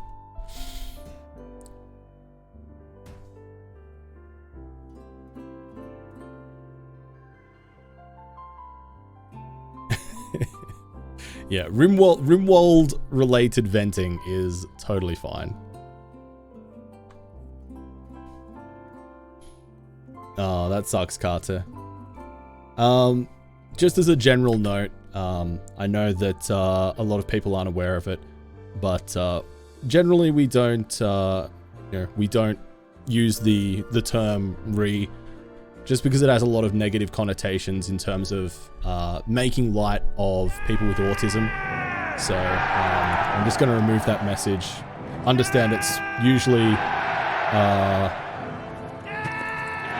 not intentional or malicious or anything like that, but just as a general note, so people are aware. Mop Garden. Is that the Mop Garden? Hello there. So good to see you. Welcome in. Snotty, how you doing? Dark-hearted, hello there. Welcome in. Mop, Astro Caleb. Purple Scented, hello there. Welcome in. No, all good, Mop, all good. No, thank you so much for bringing your wonderful community over here. Chat, if you don't know Mop Garden, do yourself a favor. Go and follow her channel. One of my favorite streamers on Twitch. She is a great streamer. She was playing some Plague Tale Requiem earlier today. It was her first stream back. It was lovely seeing her. I was having a bit of a lurk in there earlier today, and very entertaining streamer. I got to hang out with her a bunch at PAX, so I can confirm she's actually an authentically wonderful individual in person as well as on stream.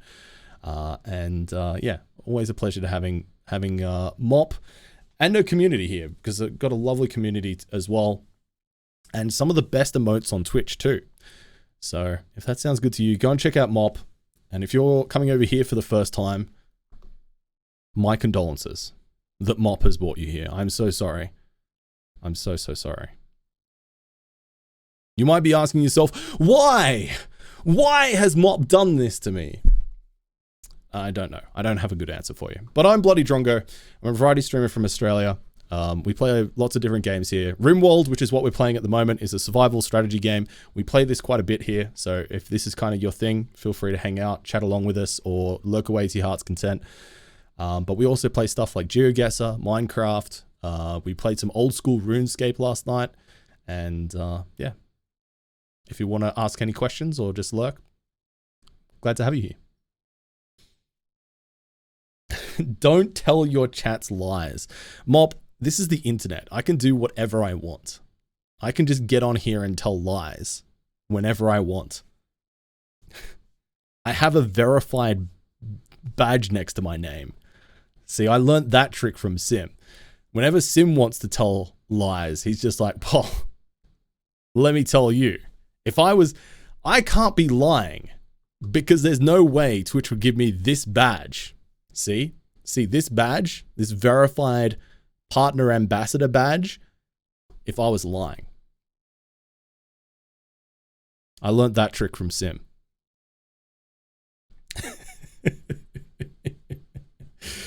Hey Nibby, good to see you as well. Can we get a shout out for Nibby too? Drigus, hello, good to see you. Yeah, I've been well, Snotty. Yeah, I hope you've been well too. It was a pleasure. I got to meet Snotty as well at PAX. It was really nice. Yeah, had a great chat. Chen, hello there, welcome in. Good to see you. Not only verified, but a Twitch ambassador, exactly. So he's like the top of the food chain. Exactly, Nackstar, exactly. But I have heard though that Twitch is in the process of setting up a subscription service where you can pay $8 a month and get your own verified badge next to your name on Twitch as well. Kappa. You get it, chat?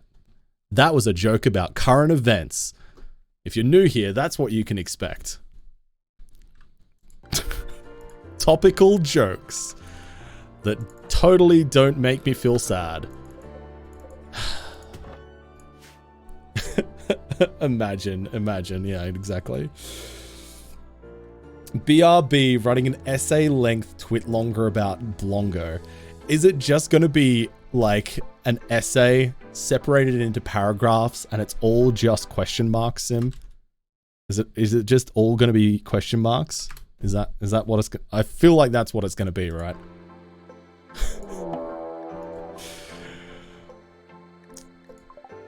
Oh god, we've got a mech cluster coming, chat. That is a spicy one. Actually, it's not too big. This one looks like a fairly small one. We should be okay. Oh god, it's got a mortar though. That is not ideal. And what is that? Apokriton? Oh god. Mech stun pulse on death. A needle tox gun. Wait, is this one of the boss mechs? Aren't these meant to not spawn in clusters anymore? Didn't this get patched out? I'm so angry right now. You already pay $8 a month and get this sweet Twitch Turbo badge. Oh, is that what that is? Huh. There you go. The third boss mech. Oh, goody. Might be on the beta brand. Oh, well. Yeah, you could be right, Valk. Maybe it doesn't make sense for the patches and fix to be just kept to the beta branch, but maybe they haven't updated the full game. Yeah. Okay, right, I see. Understand, Vulcan. Well, that sucks for us then. I've not fought this thing yet, but that's kind of scary. So about those trees, yeah. Should we take this opportunity to explain how trees work? Sure, why not? I'm gonna educate you, chat. No, sorry, hang on. Before I get too involved back in Rimworld, I just want to circle back and mop. How was your stream? How was your time away? I hope you had fun with your friends. And it is so good to see you back. I missed your face. Yeah, I'd love to hear about your stream and I'd love to hear about how your time away was.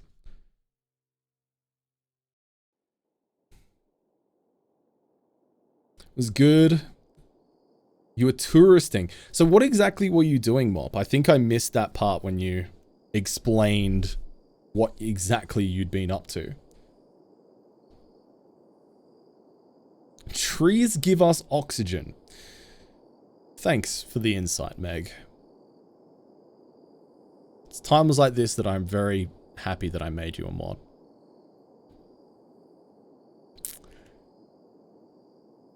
Went and did typical Aussie things. Okay.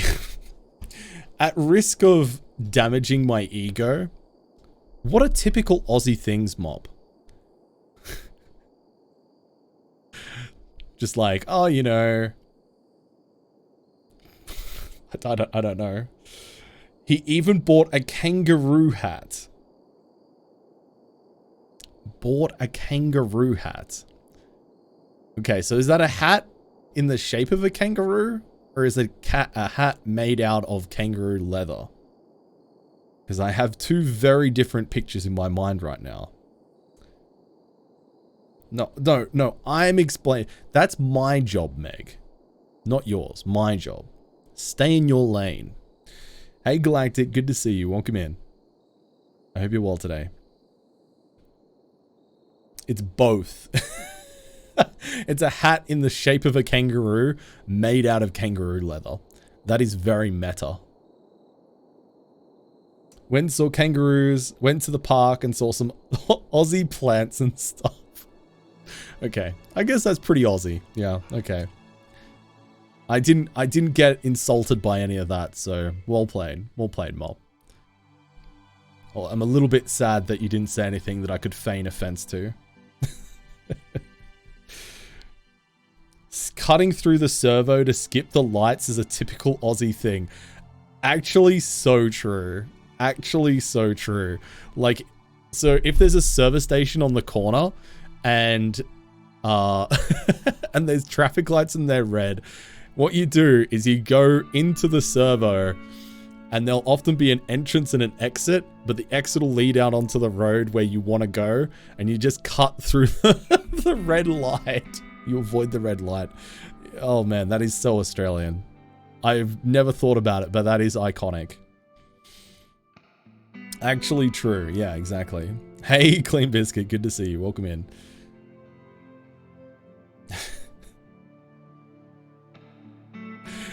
Amazing, amazing. All right. Okay. Right. Let's how long until this activates, first of all? This activates immediately?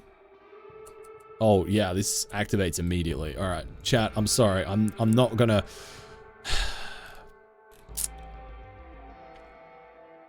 This is not ideal because I've still not replaced the trees. Also, wait, has Tynan nerfed this?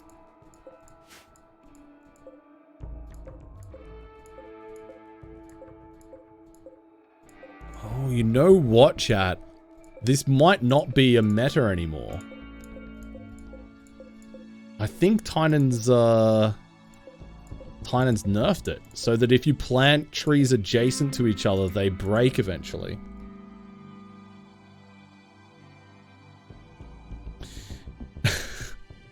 Basically speaking in slang, drinking out of shoes, thinking Macca's is different than McDonald's. No, it's not though. Pretending not to be Kiwi, even though there's no difference. Bloody hell, Sim, you're playing a dangerous game today, my friend. You are playing a dangerous game. You're gonna have people coming into your chat next time you go live with pitchforks. Driving on the wrong side of the road.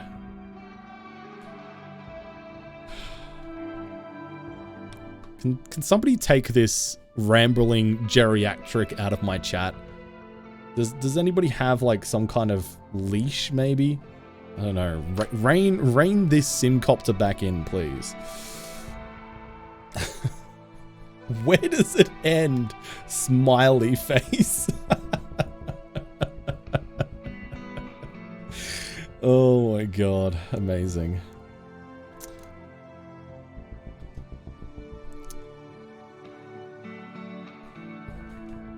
Don't you start, Mop. You're on the wrong side of the hemisphere to be taking this position.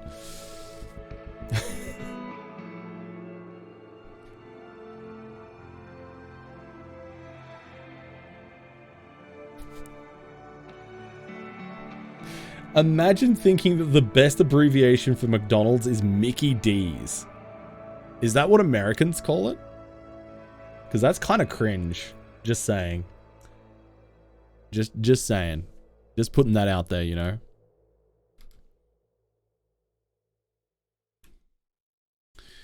Okay. All right. Let me explain how the theory of this is meant to work. I'm worried now that this actually doesn't work anymore. But let me explain it.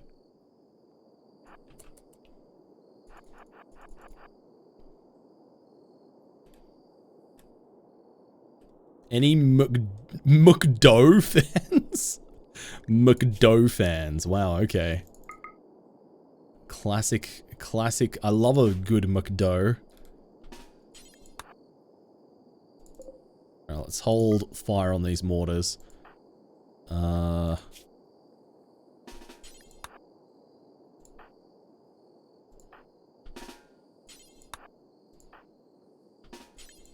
Everybody that has good shooting skill is going to get involved here. Oh.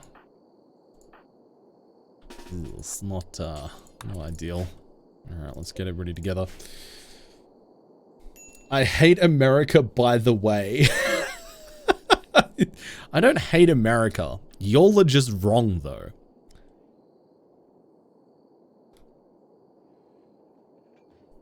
Hey, Prodox, how you doing? Do I like the changes to the pack crafting? Oh, the gene packs, do you mean? I've not really tested it out, either before the patch or after. Yeah, exactly, Meg. That's what I'm saying. America is wrong. Just objectively, they're wrong. They just don't want to think that they are. Yeah, we're all over it. The rest of the world is very welcome. Oh, the blood bags. What got changed about the hemogen packs? What got changed about them? I don't recall seeing that. Make America right again. Ugh. Anyway, moving on. Sim single-handedly trying to undermine the Anzac Alliance. True, though. True. Oh my god, I'm not going to be able to do... For God's sake. I can't even do a proper demonstration of how this works. Because I haven't set this up correctly. Okay, alright, well, fair enough. I get... Yeah, I'm just gonna have to do something like this. We'll just do this another time. Sorry, chat. I'm gonna have to explain this after the fight so I can actually demonstrate this properly. Hey, Jersey. Good to see you. Welcome in.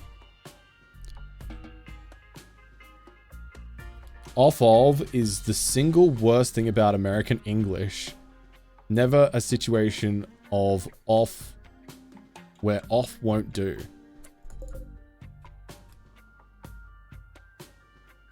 I've never really thought about it, but yeah, you have a fair point, I think. All right, let's try and take out this mortar, chat. I'm sorry, it's the rim wall just won't let me. Wait, why is one of these firing incendiary shells? Because it's set to fire incendiary shells. That makes sense. Okay, that checks out. Wow, we managed to miss every shot. Incredible. That is impressive. Wow, wow, wow. Did we ever make EMP grenades? We made one set of EMP grenades. Did Kat fill up her EMP packs then? She did. Okay, cool. We do have EMP grenades for this fight. That's the main thing. Soup is pretty unhappy right now. Oh no, Soup is actually blind. Oh no. Okay, well, I can forgive you then for missing your shot with your mortar. Oh, people are unhappy because of the mechanoid. Oh, jeez. All right. Okay. I see what's happening here. Mitch, please. Hey, Chemo. Good to see you. Welcome in. Oh! Jesus. All right. Hopefully we can take out this. Come on. Alright, this is fine. Let's get everybody else drafted up. Let's get the kids into the dining hall. Nevsol, let's get you here. Muglishan, let's get you here. Come on, let's go. Let's move, everybody. The mechs are coming! The mechs are coming! And I do not want to get mortared. Okay, alright. The mortar is down. So let's get everybody else here. Come on, let's go, let's go, let's go. Okay, Dalka's going to get in here just in time. Oh, no. Okay, we got in here too late. Alright. There is now a Lancer in with my children. That's bad. That is quite bad. Alright. Marglishan, let's get speed boost, and I want you to charge these down. The rest of you go for the Lancer. Kids, just hide behind the pool table. Just like we taught you.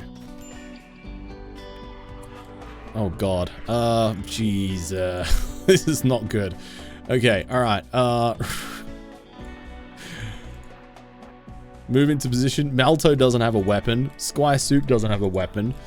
Deli Monkey, come over here, help out, please. Reza, you too. Let's go. Oh god. I'm scared about this thing. I haven't fought this thing before. I know it's tough, but I'm scared about it. I don't know what it does. Oh, Dalka's getting beaten by that. Maglishan, I need you to win that fight, please. Please, please, please. Alright, Reza, you get in there. Thank you. Quackamungus, I need you to do firing focus.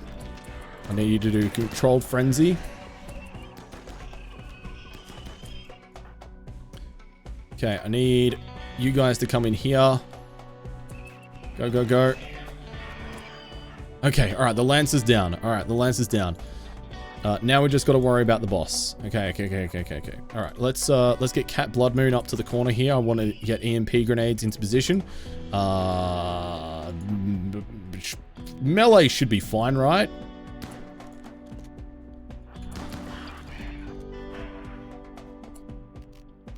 Okay, let's throw an EMP grenade over here. I think it's going to try and res these mechs here. I think that's what its power does, so let's... Oh, it reses all of them! I thought it just resed one at a time. Okay, that's pretty bad. That is pretty bad. We're doing quite a bit of damage to it, though. Hopefully this EMP helps. Okay, EMP stunned them. That's good. Alright, let's try and get that Lancer down. Deli Monkey's pretty badly injured. Whoa! What happened? What? What? Did somebody just get teleported? Whoa! What was that? What happened? What? Did I just see somebody get flying up in the air? Everybody's okay, right?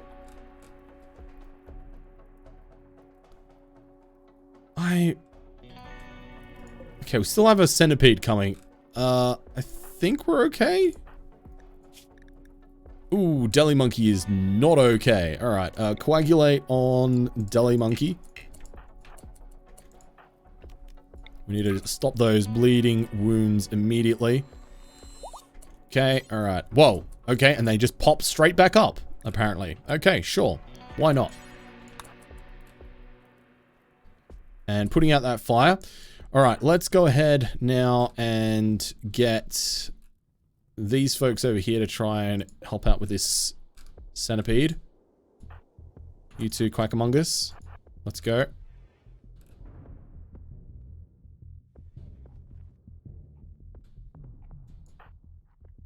So who got yeeted? I don't know. I don't think anybody got yeeted. I don't know what I saw. I don't understand what visually I witnessed.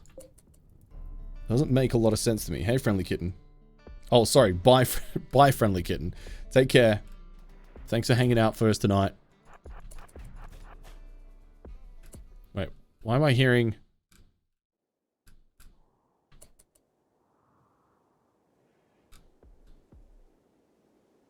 I thought I heard something get damaged. Apparently not, though. Hey, Otacog, good to see you. Okay, let's get over into the corner here. We want to bait the Inferno Centipede in where we can melee it. In fact, we'll actually try and get a A little EMP grenade here first. I mistimed that just slightly. Whoa, what? Wait, what? Did Marglishan just use their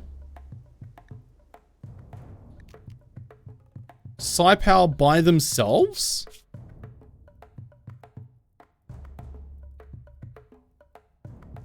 Wait, how do I turn on... How did I turn autocast on? I didn't even know that was an option. How do I turn it off? Oh, right click on it for autocast. I see. I must have accidentally right click on it at some point. Okay, alright, I understand what's going on. Gotcha. I didn't even realize that was a thing. Okay, well look, now we know. And knowing, as they say, is half the battle.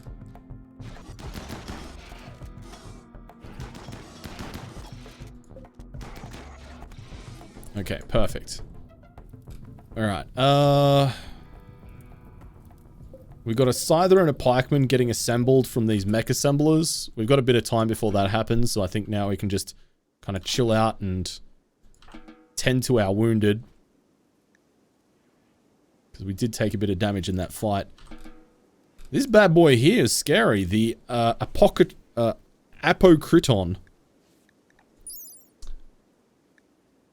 Doesn't really give me a whole lot of information about it. At least not when it's dead. Maybe it gave me more info when it was alive, but I don't have that information anymore. Welcome back, Sims. Yeah, there you go, Sim. Sorry, Mitch. Every day is a school day here on the rim. Every day is a school day. Your clothes got destroyed? That's not surprising. All things considered. They have shields, they ran revive mechs and go up with a big EMP wave upon death. Yeah, okay, yeah. Gotcha. Yeah, that makes sense. We, yeah. I knew they revived mechs, but for some reason I thought it was just one mech at a time that they revived, not a whole bunch. Which is why I was surprised when they rezzed all of them. Yeah, that was a new type of EMP effect that I'd not seen before. Ooh, a combat supplier, sure. We'll have a chat with them. See what the combat supplier has. Got a real shellacking. Like when it's chill, but still, oh, a chill-lacking? Chill-shellacking?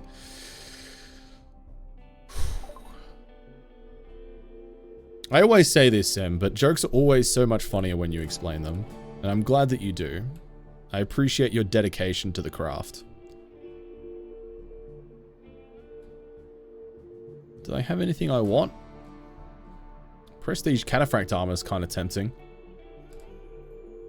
I don't really have any guns that I feel like are particularly exciting, unfortunately. I'm keeping an eye out for a minigun. Like a masterwork quality minigun would be ideal. Flamethrower. That could be fun. Yeah, I'm not too fussed about any of this, to be honest. I think it's all fine. Yeah, I'm not gonna buy anything. Whatevs. It's all good. It's all gravy. We'll pass. Thanks, Sim. For real, for real. You Gucci.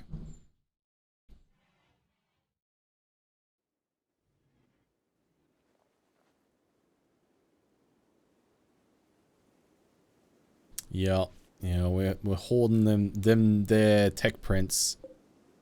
We'll install them when we get around to it.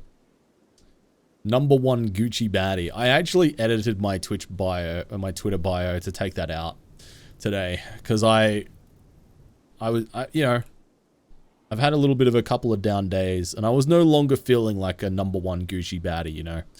So I was like, yeah, it doesn't feel like it fits anymore. But I hope soon we'll be once again back to our Gucci baddie ways. GFA, Undead, thank you for the raid. Welcome in. Good to have you. Thank you so much. Were you playing some RimWorld this evening? But either way, thank you so much for bringing your community here. I don't know if we've had the pleasure before, so if you want to introduce yourself, introduce your stream and your community, please feel free to. I'd appreciate that. I'm playing some Grounded. Amazing. We seem to be getting a lot of raids from the Grounded directory lately. I love to see it.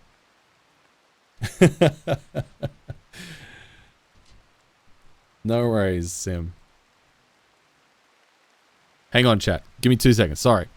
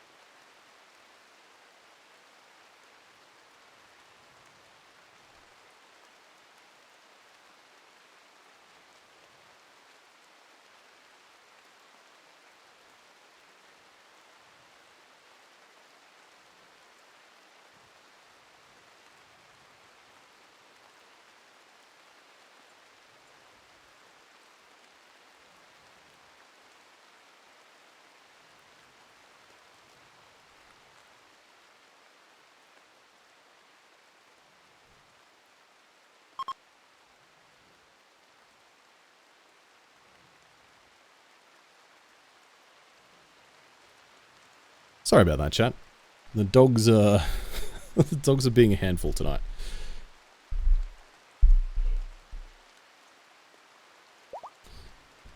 Played some Grounded, had a big day. Be lurking most of the time while you wind down and head off to bed. No worries, GFA. Thank you so much. I really appreciate the raid. And yeah, you get some well-deserved rest and a bit of winding down.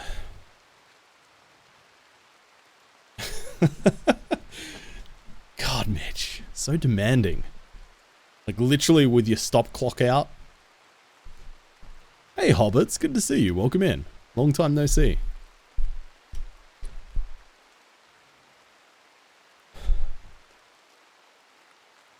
Okay. Alright, so, chat, what I'm thinking is that we get Quackamungus drafted up. And maybe Cat Blood Moon with the smoke grenade launcher. And we're going to send them out to take out this remaining mech cluster. Just so we don't have to deal with those pikemen. Goes well, Hobbits. Goes very well, thank you.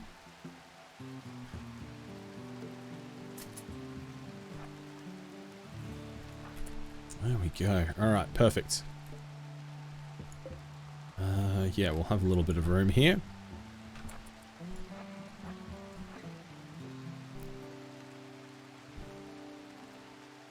But yeah, thank you, Ottercog. Thank you, Sim, for the kind words. I appreciate it. It's always nice to know that there's people that have my back and appreciate me, you know? So it's a good feeling, and I'm very grateful. Alright, let's get some smoke down so we can begin to make our approach.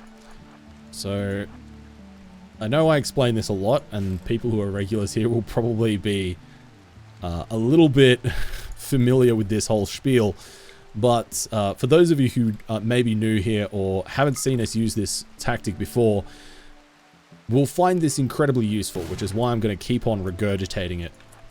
But if you're fighting against mech clusters turrets have a very unique property that is explicit to just them. And that is that smoke completely obscures their vision. And they cannot fire through smoke. Well, they can fire through smoke. They can hit things through smoke. But they can't see things through smoke to shoot at them. So you can, with a smoke launcher, put down a smoke screen and then fire and destroy turrets with impunity. Of course, you still have to worry about the mechs themselves in mech clusters, but assuming you can draw them away and deal with them like we have, you can then just clean up the turrets with a pretty minimal amount of fuss. And it's, yeah, definitely a strategy I would recommend using. It makes dealing with mech clusters a lot easier.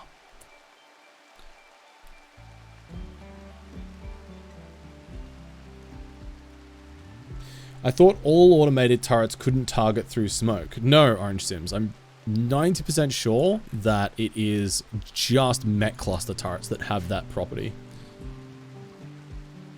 The wall bumping strat. What is the wall bumping strat? I'm not familiar with this meta. I don't think I've ever been well renowned as a bumper.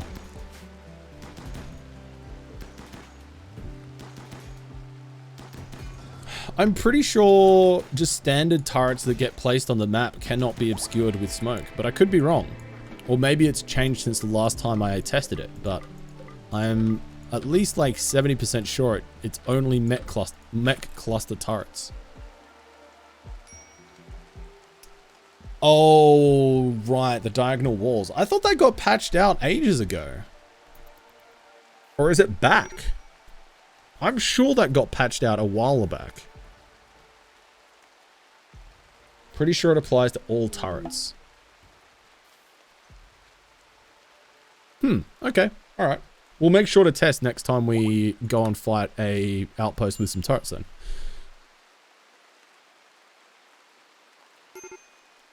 You can still do it. Okay. Are you playing on vanilla or do you have mods, Baku?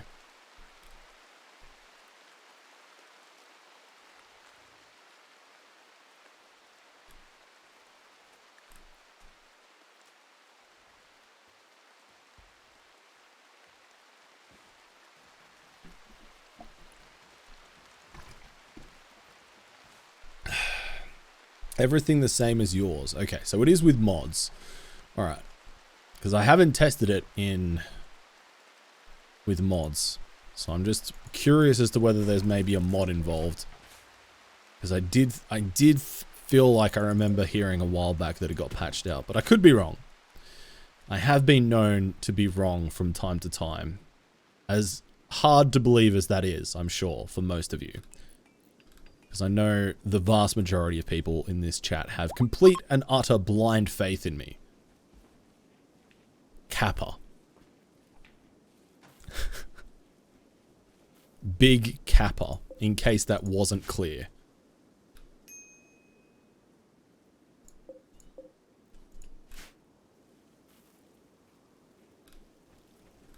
We're harvesting corn when I really want people to be harvesting wood. Is that really so much to ask? Ooh, but a nice psychic soothe. I appreciate that. That's a good time. So like yeah, an all capital, a capital kappa. Capital kappa, capital kappa, capital kappa, capital kappa. I thought that might be a tongue twister, but it's not. I just tested it. Raise plant cut priority? I mean, I could do. I was just making a general complaint. I don't plan on actually... It's not troubling me so much that I plan on doing anything about it, because we are doing it. Just not as fast as I'd prefer. Mad guinea pigs. How dare you? Also, do we have 20 grass? No. You've only got 19. Maybe I need to build a wall around my animatree. Oh, I can't build a wall around my animatree because then that'll impact the ability for it to do its thing. Never mind.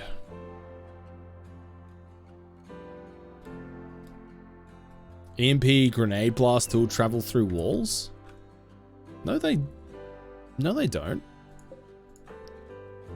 They definitely have patched out EMP blast going through doors. They've absolutely patched that out. I know they patched that out in like 1.2. Hang on, where's Cat? We can test that. Oh, for diagonal walls. Oh, okay, right, gotcha. Okay, never mind. I thought you were talking about how you used to be able to throw grenades on doors and they would go through doors and through walls. Gotcha, okay. I see. Remove the rocks around that tree that are blocking the grass from growing. Sure. Why not? Why not?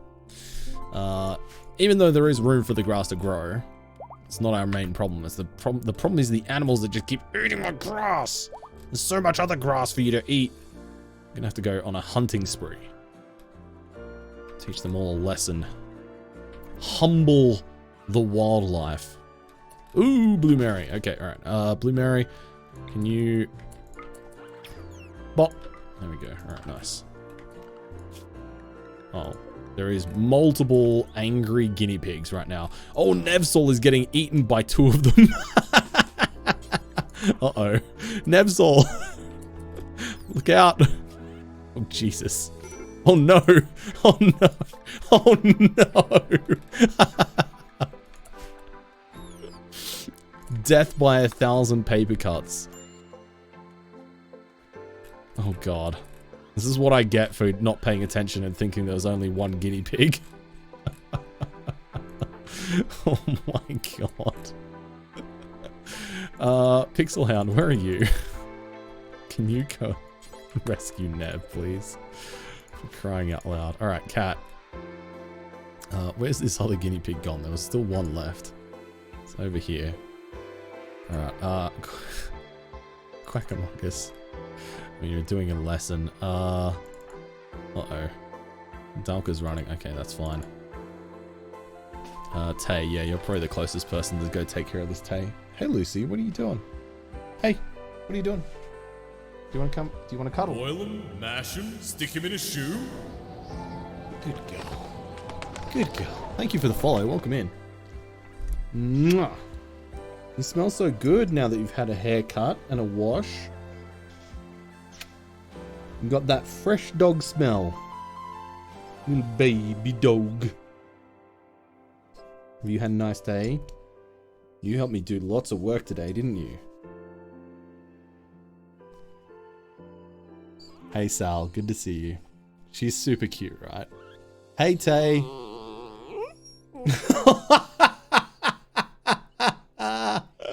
Oh my God, that yawn. You make so many noises. Mwah. When I get home, if I've been out and she's happy to see me, she makes the cutest like little grunting snuffling noises while I'm patting her. It's the cutest thing in the world. Babe. And you're so soft. I love when she's just had a haircut because her fur's like really velvety and soft. All right, down you go. On your bed. There you go. Good girl. I love her too. Hey, Infin, good to see you. Thank you for getting us a shout out for Sal as well. Clean biscuit. Hey, Haz, good to see you. Can we get a shout out for Haz too? Hey, Validus, good to see you as well. Welcome in. She's very adorable. She's the sweetest old lady I know. No offense to anybody's grandmas out there, but she's the sweetest old lady I know.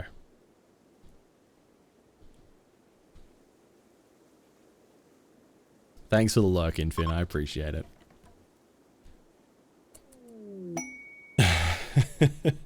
No, there is less face hair.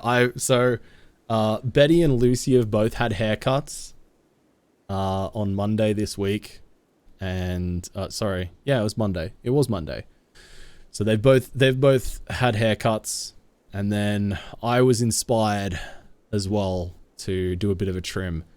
And so I cut off my beard today. Well, a good portion of it at any rate.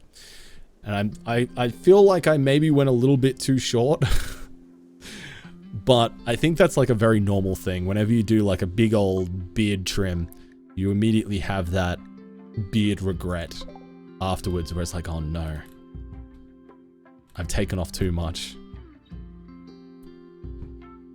Thanks, Sal. I appreciate it. Almost naked face Drongo. Almost, but not quite. I haven't been properly clean shaven since about 2017, 2018. 2017, I think it was. No, actually, no, it was before that because it was, I think when it was, the last time I was clean, like full clean shaven was when I was in New York, in Buffalo. And that would have been 2015 on my America trip. Because I went over there with a fairly long beard and then I think, I forget exactly what events motivated me to shave off my beard, but something happened while I was away and I was like, screw it, I'm just going to shave off my beard. And I did. And then I immediately regretted it. And I was like, this is awful. And for the rest of the trip, I just had like regretful stubble. And I was very sad.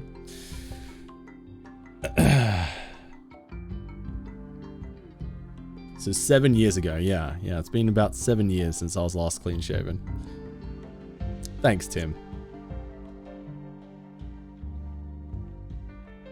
Probably had to shave the beard when I got got detained. Which time, Sim? Which time? You love unhinged, Sim. Yeah.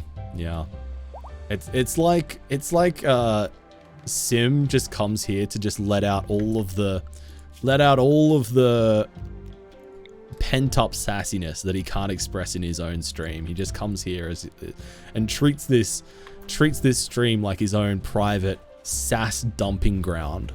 It's a true story.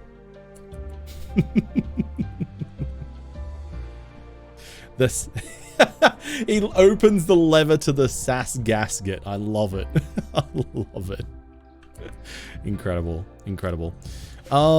Yeah, I think Tynan has patched it so that you can't, after a while, trees that are planted next to each other don't work.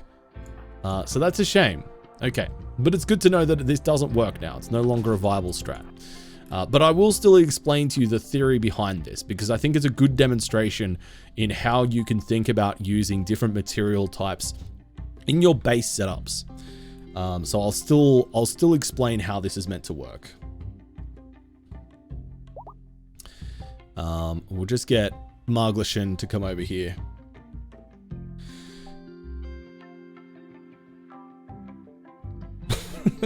Okay, more tests. Fair. We're doing it. We're finally doing it, Sims. Yeah, it's true.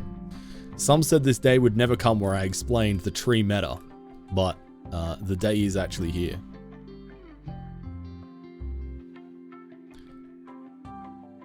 No, that's fine, Validus. There's a lot of people that I know that consider me to be, oh my god, dude.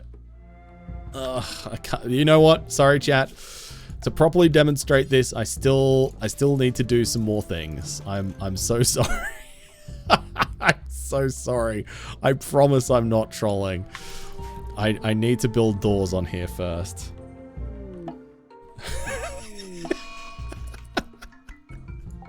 Uh-oh, Nevsol's got an infection. Sorry, Nevsol. Blue Mary, can you do word of immunity on Nev, please? Bruh. Being edged. Oh my god. An evangelist named Rollins has arrived and wants to join the colony. She's willing to contribute but will not leave voluntarily, claiming to have nowhere else to go. You can choose to turn her down and send her away. However, your colonist will be disturbed at sending away somebody in need. So where is Rollins? Rollins, where you at? Are they on the map already?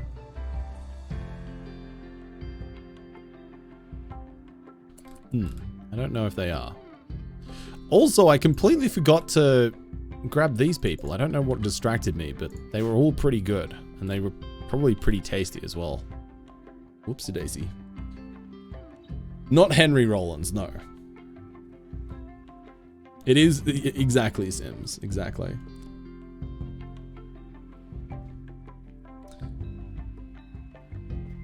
Yeah, it happens, Tay. It happens. It's a classic case.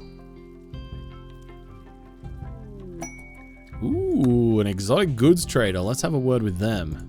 That sounds like a good time to me. And we do have a good bit of money. So if they have an architect arm or something like that, I'm definitely going to buy it. We can also replace the psychic soothe pulsar. Death rest capacity serum. That's on my short list of things to get. Damn, no architect body parts. That's a shame. That is a big shame, actually. Alright, well in that case, we'll get the death rest capacity serum. That's a nice one to get for us. And we'll also get the replacement psychic soothe pulsar as well. Because we did go through a couple of those. We've also got a gene pack for cat ears. I don't think my colony needs cat girls. Although I am sure that there are people in my chat that would vehemently disagree with that statement. Ooh. And pink, yes, and pink. Pink cat ears. Could be one buy away, but not today.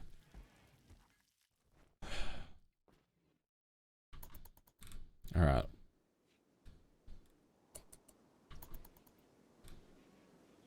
There's going to be no cat people in this colony. Not yet, at least. Nevsol's just got another infection. Will you just go to bed? Nevsol, go to sleep.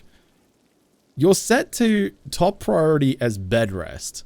Why are you doing wardening, which you're not even set to? Is it because you're... Oh, it's because it's under doctoring. Okay, Nevsol, stop. Just have a bite to eat and then go to bed, please. Why not cat boys? I mean, when I say cat people, that does cover the umbrella of cat boys as well.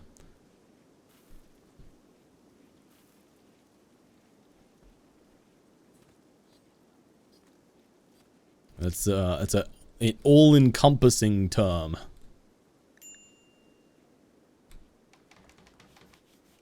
What about cat gerbils?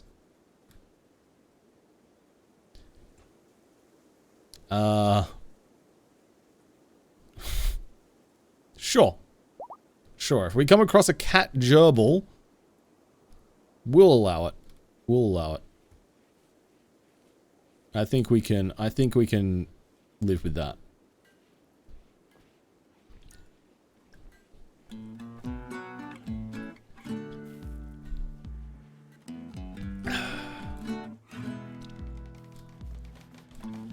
Okay, alright, chat. Now I'm going to explain to you how the trees work. Now I'm going to explain. It's happening. Nobody get too excited, it's happening. This isn't a monument, this is a demonstration area on how this theory is meant to work.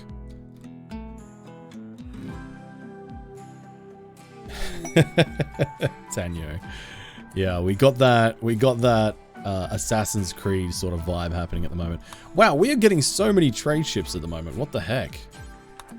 Another exotic goods trader. Maybe this one will have a architect body part up for us.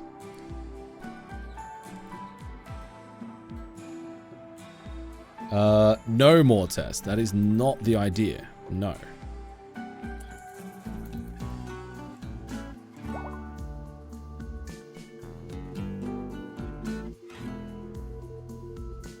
Also, I just noticed there's ads in progress, chat. So we're just going to wait for anybody who's maybe getting ads at the moment.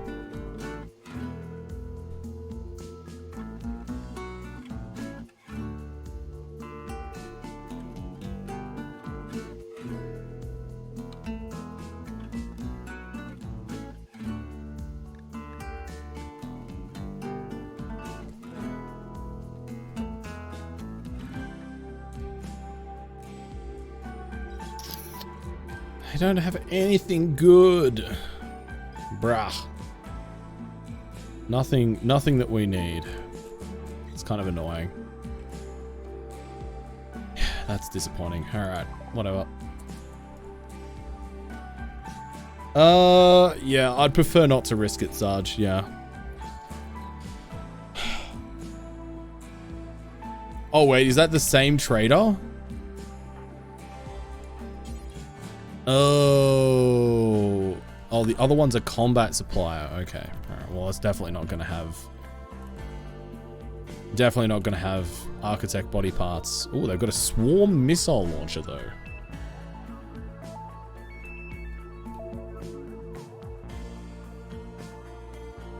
Marksman's rifle, Gore's repeater, service rifle. PDW. PDW could be good, cool. Because I think that has a decent rate of fire. Nah, there's nothing here that I want. There's nothing there. Right, welcome back, Lelouch. Welcome back. Okay, alright, so, chat.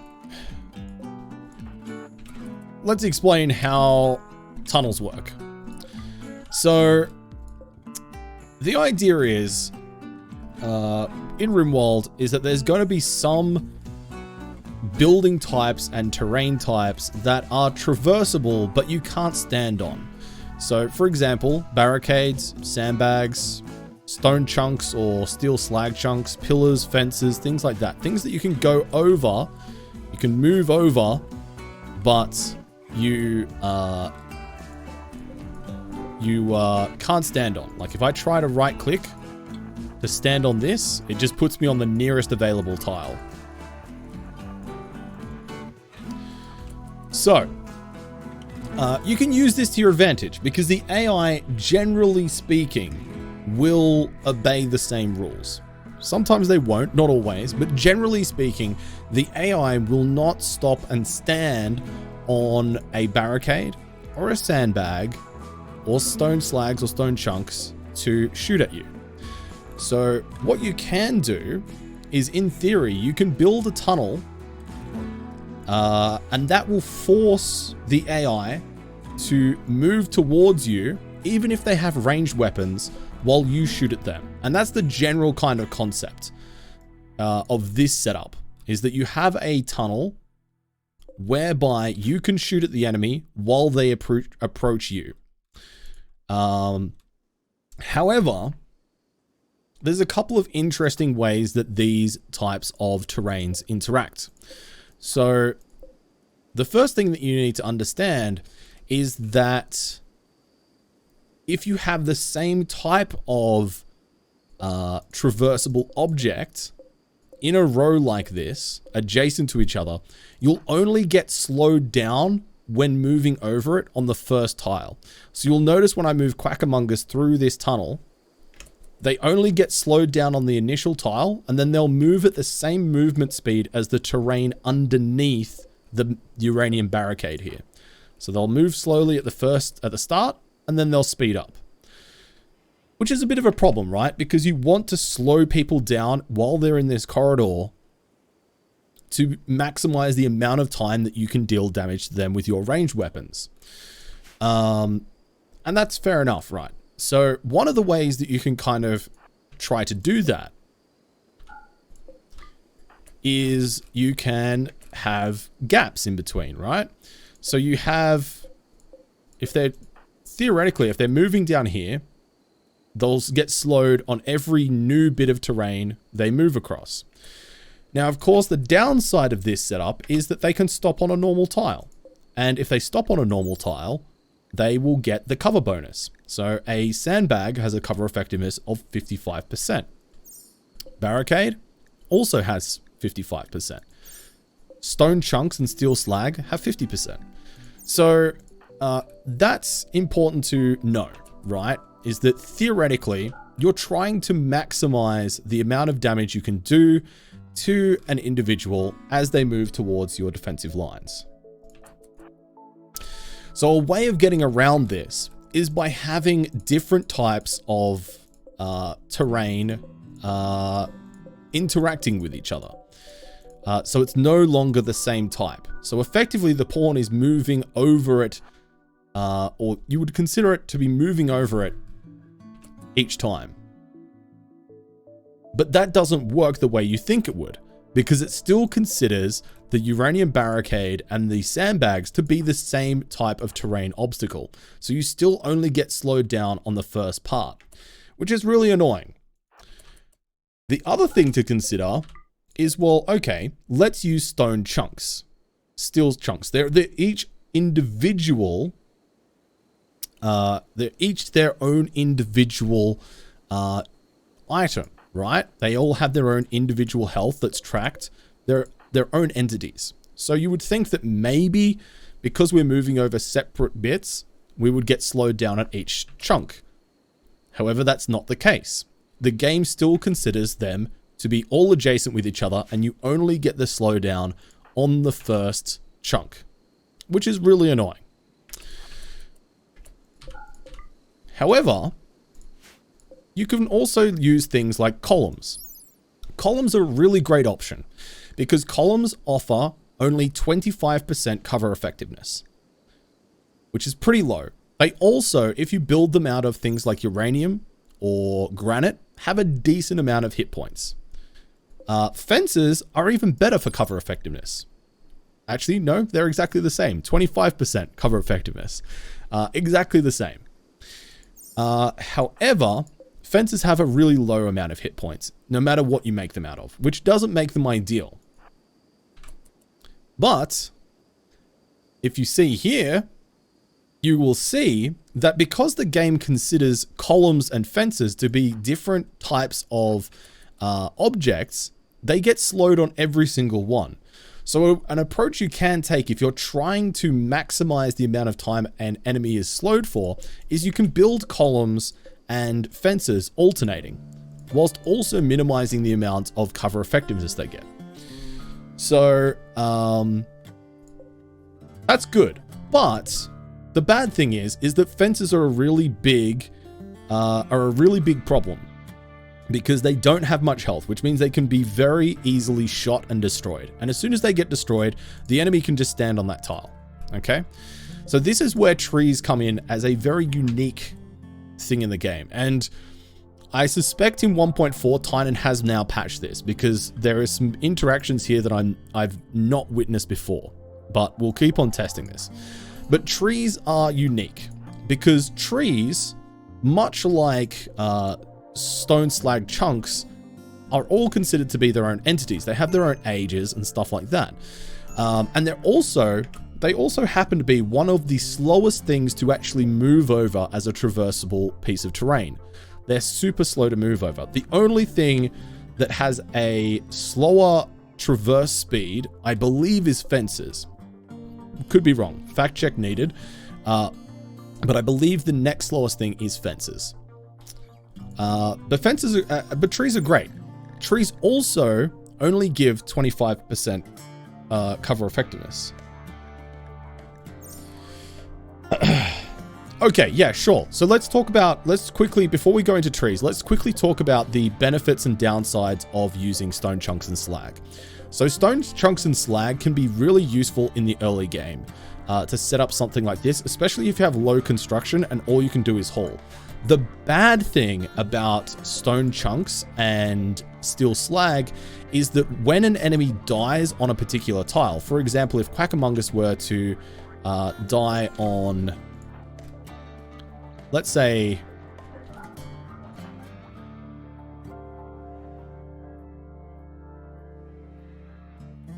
okay, let's pause it here. So say if Quackamungus was shot and killed on this tile, what the game does is it kills the person where they're stood, and they take priority to be put down on the ground as an object.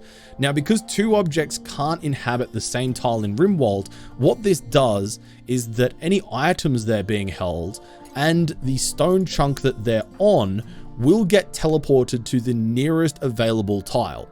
So you'll see that quite a bit when you kill large groups of enemies. You'll see their items kind of scatter out in various directions, just randomly. The nearest available tile, it'll allocate that. Now, the reason why that's bad is because as soon as that tile has the steel chunk or the stone chunk pushed out of it, it becomes available for an enemy to stand on it, and then they're getting the 50% cover effectiveness. So generally speaking, I wouldn't recommend doing this in the medium to late game, but if you are lacking construction skill, it can be a decent option when fighting with relatively small raids in the early game. Hopefully that makes sense. So, let's go back to trees. So trees, we've already established that they have good cover effectiveness, or good low amount of cover effectiveness of 25. We've also established that they're really, really slow to actually walk over. So if I go over here, you'll notice that we go over the barricade and then we get slowed on the tree, barricade, slow. So we got slowed on everything there. Now, normally, if you plant a row of trees or a patch of trees, they won't grow adjacent to each other. Colonists will naturally plant them one tile away.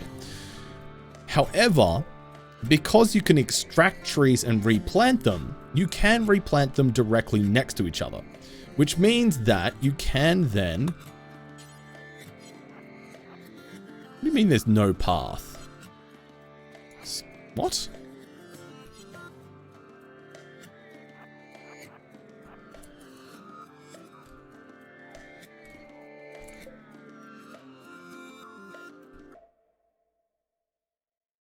It's weird. Anyway, you can plant them adjacent to each other. And that means one of the unique attributes about trees is even though they're the same terrain type, because of the way the game looks at trees as entities, is that you get the slowing effect for every single tree that you move over, which means that they are the best object to have adjacent to each other to maximize slowing, to have the lowest amount of cover effectiveness. And you can see here, Quackamongus moving super, super slowly. Doesn't have to be fully grown trees, but I'll cover more about that later on. Okay, cool. So we've now established trees are a pretty cool thing. And you might be thinking, well, Drongo, that's all well and good, but one of the bad things about trees, right, is that they're flammable. Well, yes and no. Trees can be very useful in this setup if they catch fire. The reason for that, I wonder if we've got any burnt trees on the map that we can find quickly, just so I can demonstrate this. Do we have any burnt trees? Doesn't look like we do. Maybe we get Quackamongus to do a speed boost and then come back down here and we'll grab a Molotov cocktail and we'll light a little fire here to do a demonstration. So I'm pretty sure I had a Molotov cocktail, right? Yes, we do. All right. Let's equip those Molotov cocktails.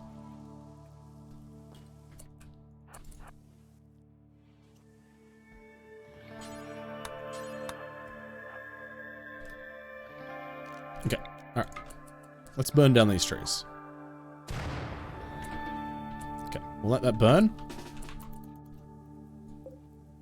Trees taking damage.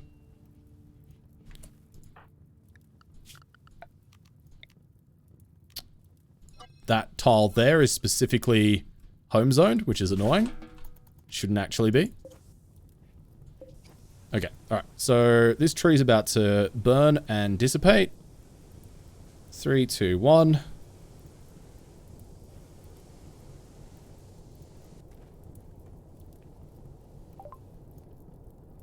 Cool. Reject. Go away. Wait, do burnt trees no longer give burnt tree stumps?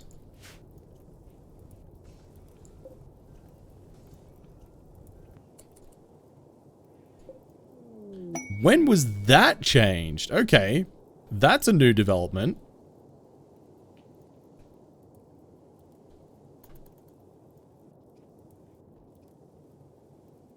Huh, well that explains why I couldn't find any burned tree stumps over here. Okay, alright. Maybe it's in a mod? Maybe, I'm not sure. Okay. Well, now they're chopped down, they leave regular stumps. Okay. Yeah, alright. So, okay, well prior to 1.4, when a tree burnt down, they would leave behind a burned tree stump. And the burned tree stump, even though it had less HP, had, I think it's only 17% cover effectiveness. I wonder if the smashed tree stump has the same. 20% cover effectiveness. I wonder if this is the same attributes as a burned tree. But anyway, it would have an even lower cover effectiveness. It would admittedly have lower HP. I think a burnt tree stump used to max out at 110 HP. But it would still give the slowing effect whilst giving them even lower effectiveness. So it didn't even matter if in the middle of a big fight, your kill tunnel started to burn down, because you would have the fire there. And if that's a flesh-based enemy, aka not mechanoids, it's going to burn them and damage them. The only risk with that is that you do then have the unpredictability of the fire pathing, which can sometimes overrule and displace pawns in your melee front line, which is not always ideal, but it does have its advantages, right? Maybe it needs to be lightning struck trees. No, it didn't used to be that way. This is a new mechanic. But anyway, the idea is here, and the main thing that I want people to kind of be thinking about when you're setting up your defenses is how can you utilize the different and unique attributes of different things. And I think the main thing for us now is that I think Tynan has added it in some kind of patch which stops trees from being planted directly adjacent to each other, otherwise they naturally destroy themselves. It looks like that may be a thing that has been added in for 1.4, because that definitely wasn't in the last version of the game. So maybe this is no longer a valid strat, but this knowledge and trying to think about different ways that you can minimize the amount of damage that your pawns take while the enemy is approaching you and how to buy time is still handy and still relevant. So, yeah.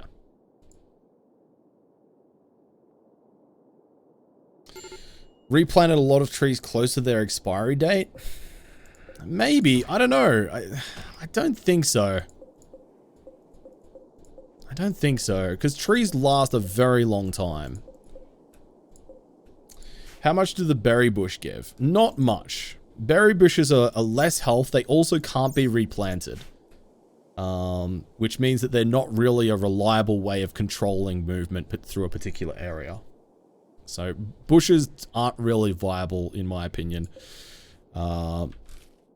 We can get some new trees. We can replant some new trees, and we'll see how these go.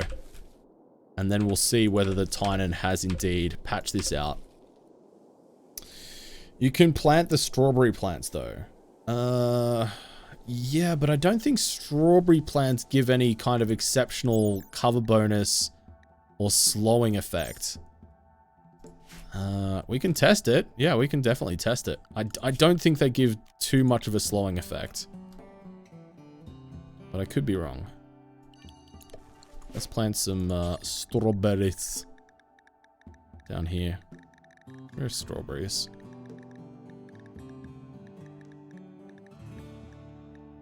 There we go. But the other thing about fields, right, is that you can stand on fields and shoot at them. So even if you do get a slowing effect from them, it doesn't stop them from standing on the enemy from standing on you and shooting at you, which is 90% of the point of these types of kill tunnel setups.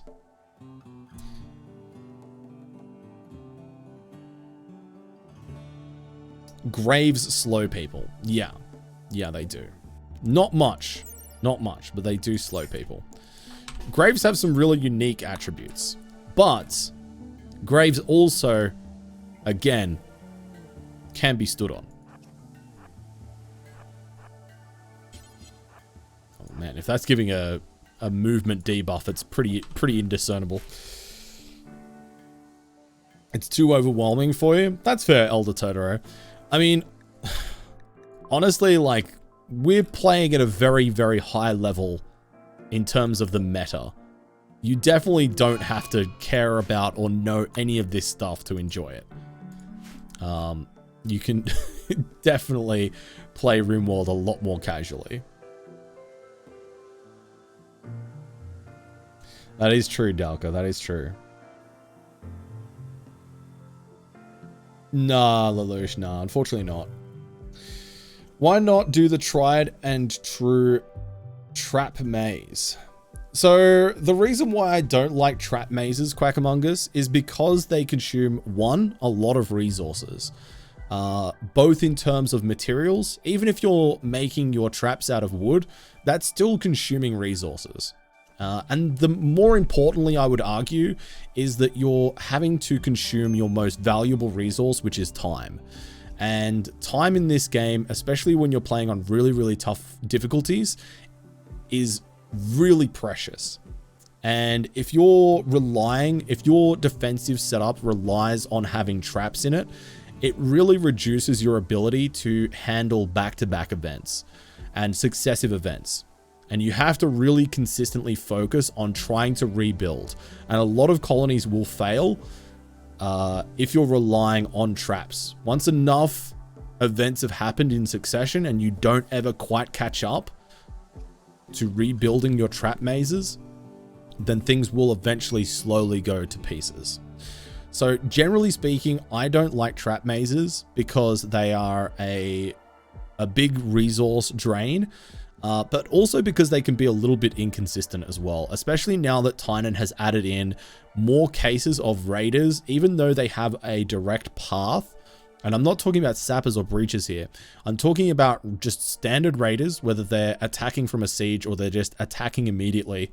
There is more cases now where raiders, even though they have a direct path to your colonists, will stop and start bashing walls. And that can circumnavigate and make redundant a lot of trap tunnel setups. So it's a lot more hard to get them consistent.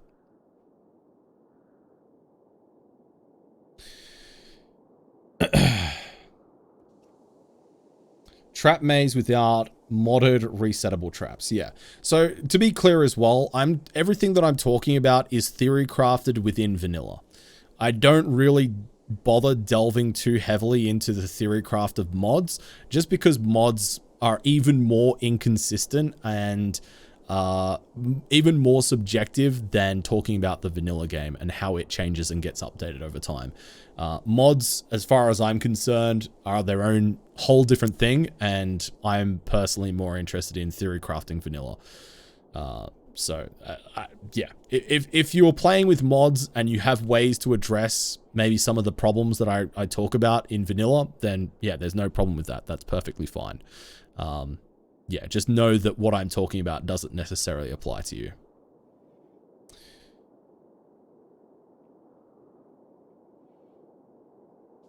Trap mazes were OP, now traps aren't resettable anymore. Correct, yeah.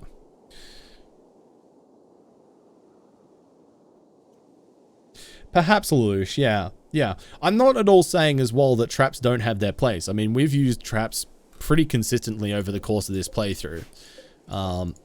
But I would say that traps need to be used in conjunction with an overall wider strategy, especially once you get into the mid and late game on different difficulties. Yeah, Platty. Yeah, for sure. And I mean, that is another point as well, is that generally speaking, a lot of this stuff, when I'm saying it's not viable, I'm talking about in the concept of losing is fun or even harder difficulties. I love adding 60 steam geysers into a small place and using that with an open door maze. 600 degrees for the raids to walk in. That's pretty funny. I love that. That's why you layer your walls. Yeah, but layering your walls then when you're trying to build a trap maze becomes logistically difficult to manage all of those doors. Because you're then having to double layer your doors. And double layering your doors means that it's going to be really slow for your colonists to get through and rearm your traps. So it actually directly, it's a direct trade-off between, okay, is my trap maze going to be more durable, or is it going to be quicker to rebuild and rearm? And the fact that even already a trap maze, one of its biggest downfalls is the time it takes to rearm it and rebuild it between raids. I mean, that just accentuates its already existing weakness. So yes, that is the answer, but I don't know whether it makes it a better solution or creates a bigger problem for you.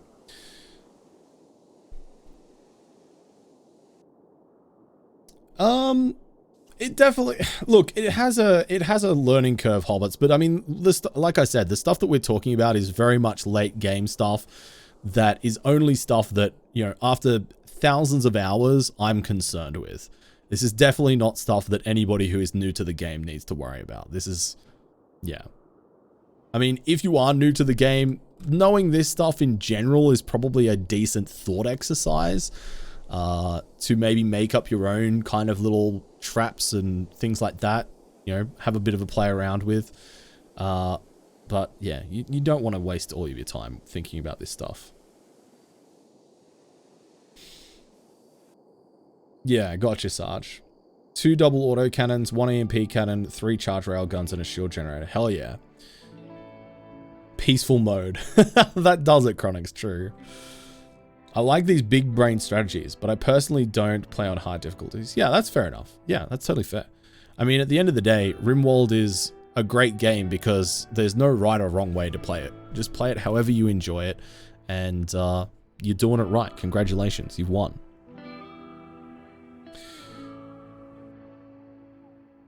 Right, I see, Hobbit. Yeah, that's definitely fair. I mean, generally speaking, when people come in and they say, oh, you know, I've been looking at RimWorld, you know, is it worth picking up the DLCs and stuff? My general recommendation is to say, play the base game until you get to a point where you feel like you've experienced the content from that, and then jump in and buy the DLCs. Because at that stage, you'll really know that you, number one, like the game enough to want to spend the extra money to get the DLCs, but also, yeah, it allows you to build that foundational knowledge that it sounds like maybe you're lacking when it comes to delving into the more complex stuff like managing a religion or trying to manage psi powers or biotech, building a gene line, managing gene seeds and stuff like that. Can be pretty overwhelming for sure. And I mean, to be honest, like, I've been playing quite a lot of biotech, and I still find a lot of the aspects that have been added into biotech pretty complicated, and I'm still trying to get to grips with them, and I'm still learning. But that's part of the reason why I love RimWorld, is because there is just such a length and breadth of information, and I don't think I've ever started up the game and played it without learning something or relearning something new every time, because there's just so much to know. There is a very, very high skill ceiling in this game. Thank you for the follow. Welcome in. Bobby, good to have you. I hope you're well today. Listen here, Quackamongus. Listen here. You got 0 time for the babies in the new DLC, so you've been putting them in cryptosleep caskets when they pop out. You know, Tim, when I said there's no wrong way to play the game?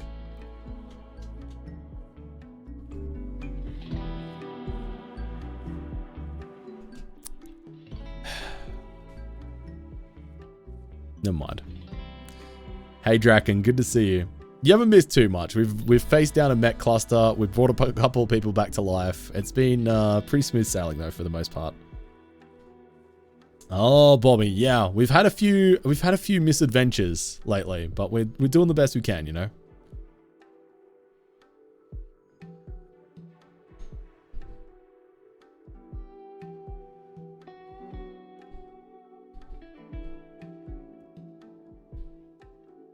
Okay, interesting, Chronics. Yeah, that definitely does sound like a fun challenge. For sure. I like the fact that you're looking at that as a challenge, though. I think that's the correct way to go about it. It definitely feels like it. Let's get rid of these stumps. Keck BD using that judging face. I think we've already got kind of a judgy sassy face sticker in Discord. We just need to unlock more emote slots, to be honest. We've got too many.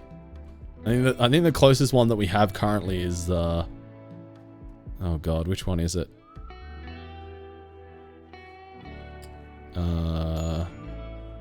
Is it Shui Haunted? Yeah, probably that one. Probably that one's the closest we've got at the moment.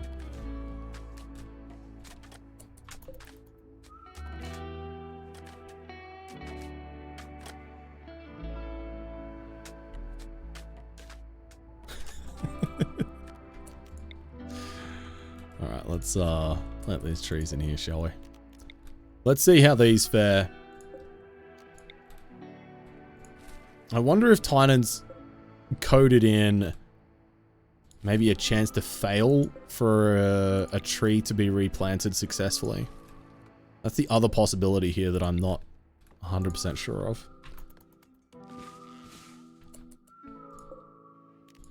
Because there could be other factors and other mechanics at play here.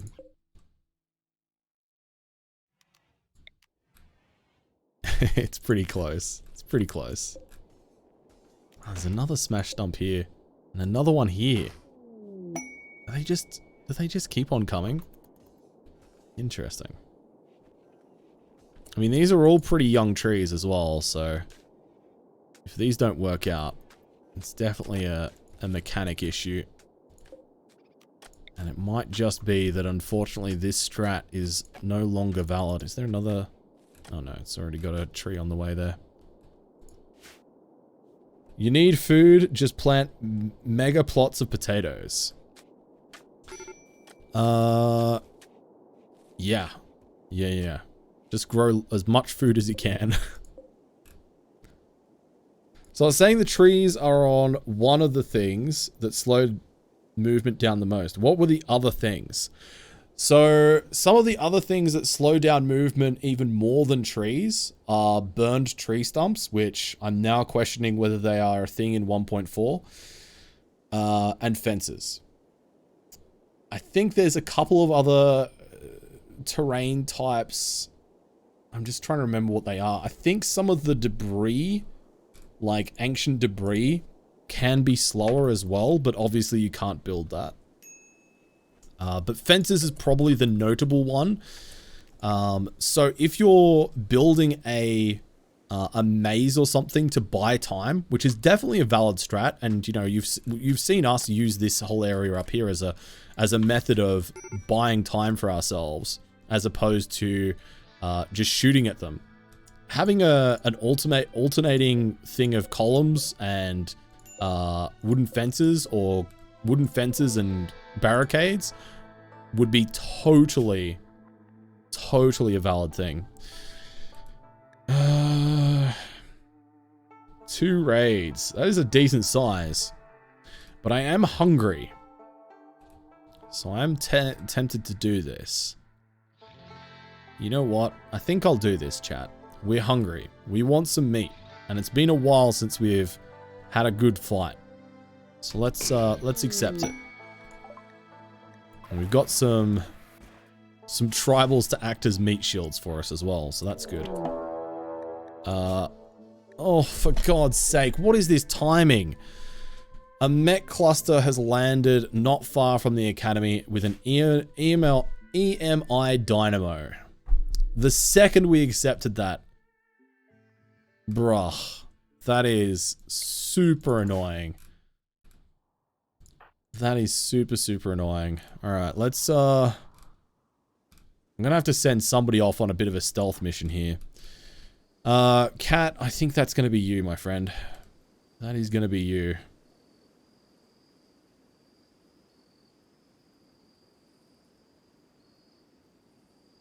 Let's grab your chain shotgun, and we're gonna go on a mission. Oh, good.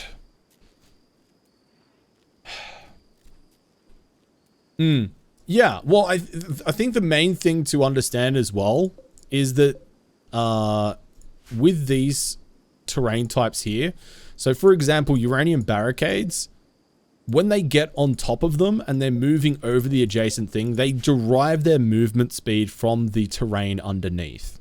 So if it's built on soil, it'll be 87% movement speed. If it's built over concrete, it's going to be 100% movement speed. So if you are going to have a setup like this where you build columns, which we have done in previous playthroughs, you want to actually have it, unless you're really obsessed about how it looks, you actually want to have it on dirt versus having it on concrete, just because it's slower. Not by much, but by enough. And also we've got some thrombos coming in. I would like to hunt those, but this is not a good time. This is not a good time for the thrombos to come visit us.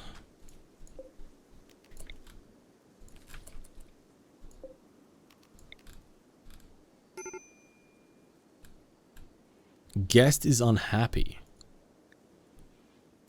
Oh god. We'll change them all to herbal. And simple meals for all of you, my friends. And no drugs. No drugs. Get them out of here. Yeah, but you're exactly right. I mean, you're thinking about it in the right way.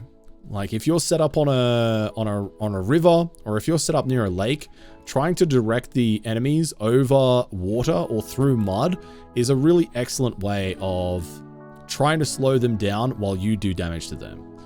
Of course, they can stop and shoot back at you while they're in mud or standing on water, or standing in water, I guess I should say. But yeah, you're thinking about it in exactly the correct way. Also, Cat, are you going? Wait, did I not set that caravan to go? Did I just say that I was going to do it and then didn't? Oh yeah, I said go get your chain shotgun and then I forgot to actually send the caravan itself. Go me. Perfect. All right, let's try and do this then. There we go. Yeah, having no cover is also effective. Yeah, exactly, for sure. Yeah, no worries. So yeah, hopefully, I don't know, hopefully that information is useful to somebody out there. I know it's not going to be useful to everybody, but I'm sure there's some people out there that'll find that, you know, that kind of thought exercise, if nothing else, to be useful.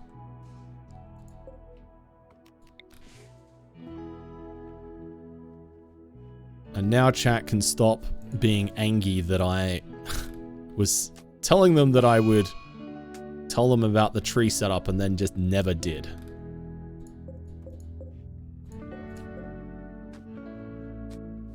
See, I'm curious to see whether this is just deteriorating.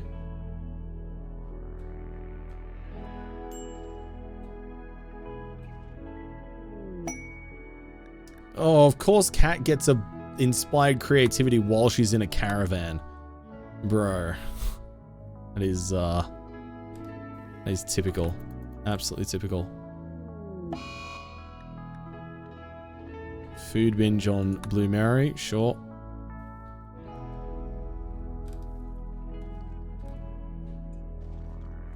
This tree isn't ticking down in health. I'm just gonna mark it so we can come back to it.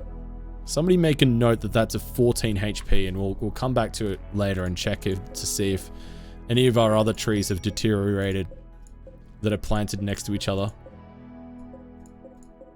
Because I am curious to see whether this is still viable. Or at least long-term viable rather than short-term. Cat is nearly arrived at the EMI Dynamo. Alright, so stealth mission Cat. Ooh, this is going to be a tricky one. What are we up against? We're up a couple of Militaurs, a Scyther, and an Inferno turret. That's a little bit scary. Okay, so high shield. Alright, game plan is going to be to scoot around here quietly. Avoid the proximity activator. If we can. Very good. Alright, we're going to go around here now.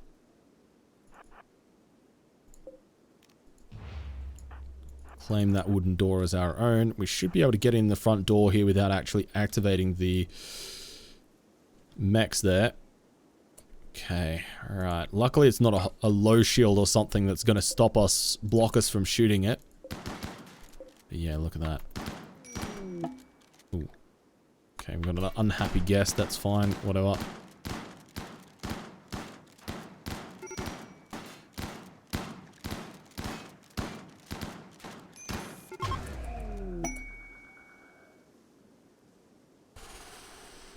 The EMP woke the mechs up. Okay, right. Okay, alright, let's get off the map this side. Let's go. They're not aggroed at least, it just woke them up. So, no need to panic. And it's probably going to be the most beneficial if I loop away, yeah, around the top here. I think we've gone far enough north now. Hey, Omega Club, I'm doing well. How are you? Yeah, there we go. Stealth mission successful. And now we just caravan off the tile side manually. And power should be back on at the base. Beautiful. And that is a single pawn EMI Dynamo dealt with. Thank goodness for that. And let's come back here. 7% on the poplar tree. So it hasn't destroyed itself just yet. So that's good. Maybe we can keep replanting these trees then. Is there a... Yeah, there's a stump here. Is there any more stumps? There's a stump there. And there.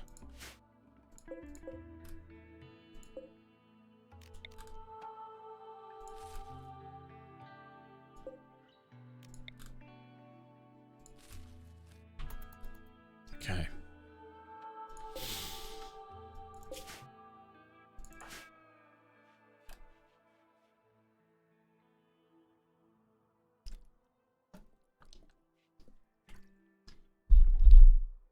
Oh, Cat's in need of death rest. So we'll put her down for death rest as soon as she gets back to base. Also, I need to make sure that everybody's got the right weapons because I think we're missing some gear off people. Blue Mary, you need to drop that shield belt wherever you are. And you need to grab a gun because you are shooty. You are a shooty one. Grab that bullpup rifle. Marglishin, your melee, you've got your gun. Quackamungus, you are missing your gun, so I'll get you to grab your carbine, please and thank you. Malto is missing their gun. I don't know exactly what gun they were running, but we can probably run with a... We could run with a Gauss lamp if Gauss lance if we wanted to. I'm going to run with the anti-material rifle for a little while. We'll go back to that and see how that goes in your hands. Nev is in need of another melee weapon. I don't know what happened to your... I don't know what happened to your thrombo horn, but we'll go equip that one. Rez has got a sword, you've got a thrombo horn, Deli Monkey, you've got a thrombo horn, Tay has a thrombo horn as well. Maybe it's just I've equipped everybody with thrombo horns. Certainly looks like it. Yeah. Alright, cool. This will be fine.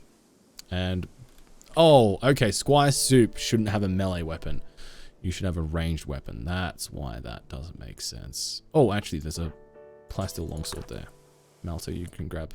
Oh, wait, no, sorry. Malto, I said you could... Oh, I've gotten myself confused here. Malto was taking the anti-material rifle, and... Was it Nevsol? Okay, you've grabbed the thrombo horn.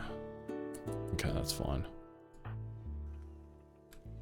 Squire Soup, let's get you to grab...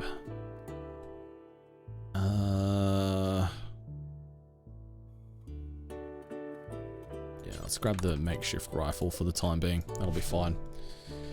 Starting to snow out here. Relaxing playing some God of War Ragnarok. Hell yeah. Are you enjoying it? I've heard a lot of people say that they're having a very good time with it. Alright, Squire Soup, drop the shield belt, please and thank you. you, thank you.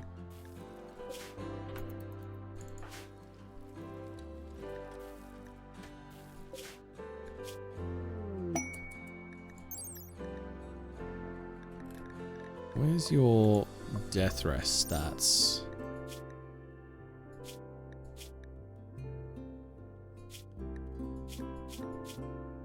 Should be under here, right? Here we go, death rest. Okay, cool. We're not at 0% yet, thank goodness. Oh no, dude! Not another schism. Oh my god. Can I just turn these off? I feel like schisms can be turned off, right? Oh, for God's sake. Could I fix my new bedroom's corners to match the old one? They do match, or they will match once we finish building them, but we've been busy with other stuff. But yeah, these will match, and so far they do. Yeah, it's such a bullshit mechanic. I feel like it's something that you can turn off though. Is it under gameplay?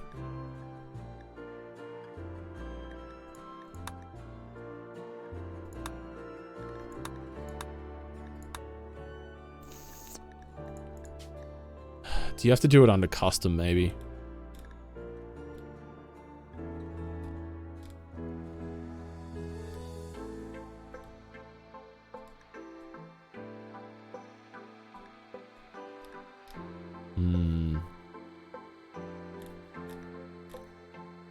Nope.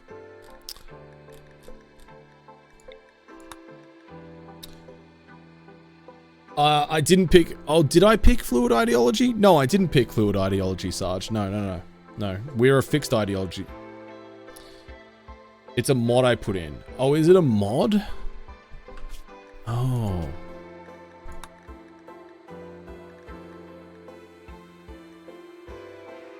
What mod is it? Is it vanilla events? Or is it vanilla ideology expanded?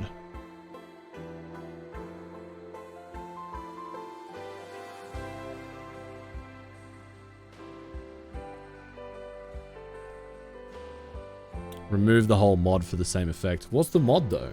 Ideology splits and schisms. Oh, okay. Ah, here we are.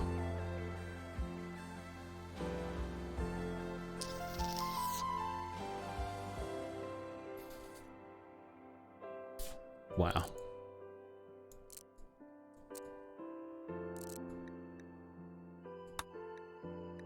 Okay. Alright, well. Actually, I'm gonna load the autosave from before that happening.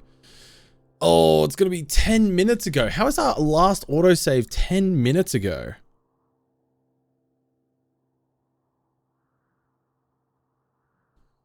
No, it's worth it. I don't want to have to go through and reconvert like 5 or 6 people back to our religion again. That is a real pain. Okay, we're gonna have to do the thing again. That's okay. All right, whatever. It's fine. It's fine, chat. Now we go into the mod options and we change it. Yeah, cool. Oh, hang on. Minimum amount of colonists in one ideology for a schism to occur. 100. There we go. That should help us out there for a bit. Maybe Mitch. I'm surprised the autosave didn't save when we both arrived to and left this tile down here. That's I would have thought it would have autosaved by then. But yeah, I guess not. Good night, Captain Marco. All good. I hope you had a good lurk. I appreciate you hanging out with us. Yeah, I hope you have a good night. Take care. Boil 'em, mash 'em, stick 'em in a shoe. Boil 'em, mash 'em, stick 'em in a shoe. Thank you for the follow. Welcome, welcome. Boil 'em, mash 'em, stick 'em in a shoe. Two follows. I'd love to see it. Alright, Stealth Mission Mark II. Off we go, chat. Off we go. For the Emperor. For the shoey. Thank you for the follow. Okay. Alright, let's claim the door. And we'll just snipe out this Here we EMI see dynamo. the absolute legend in its natural habitat. Marco, thank you so much for gifting a sub to Robot Mystic. That's very generous of you. Can we get some woos and some Danics in the chat, please? Thank you, thank you, thank you. That's very kind of you. I really appreciate it.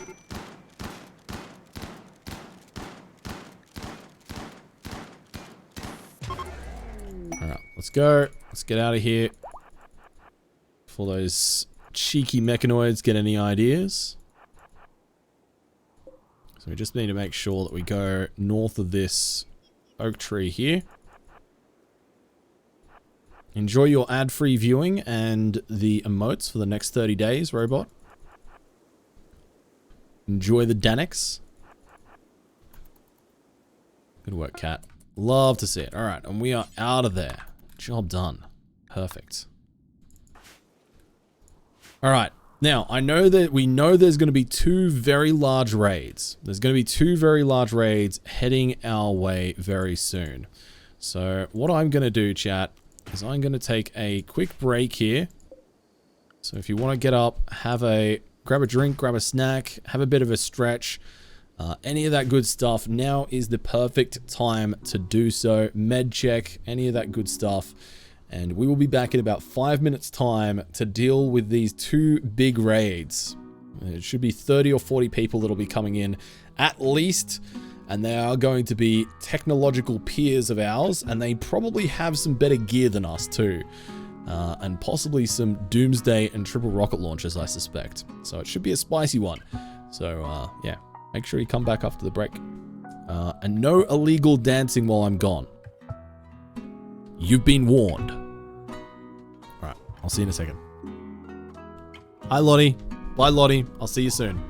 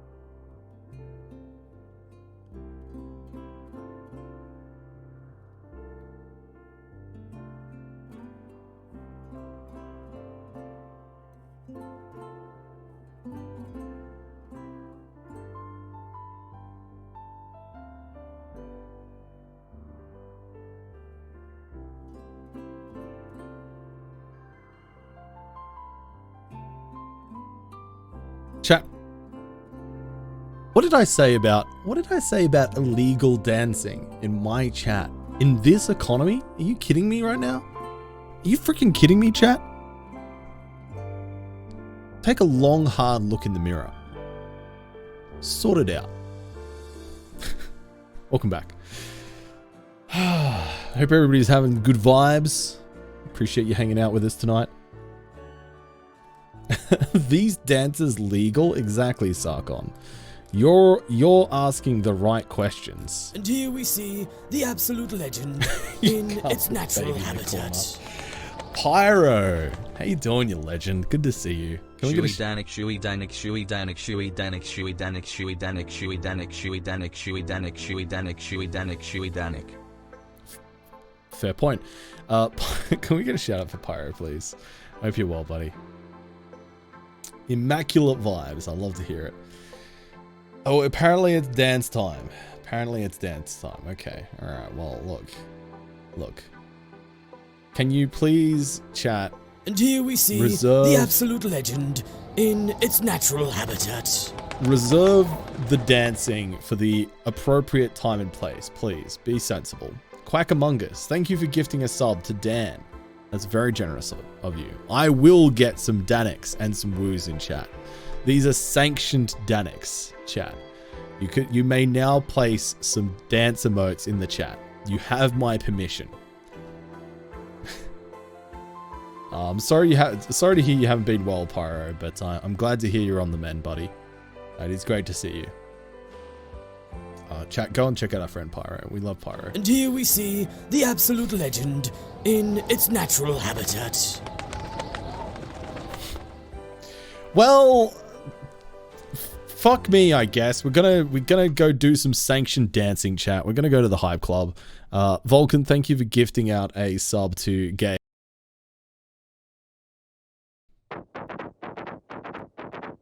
Wait. There we go. Alright, chat. Now you can get your favorite dance emotes in chat. Come on. Get them in. Get them in, chat. Now is the time. You all have been in here vibing, waiting for the excuse. You now have it. Go ahead. You have my permission. Sasma Frass, thank you for gifting yourself to Blue Tacking. Quackamungus, thank you for the 100 biddies.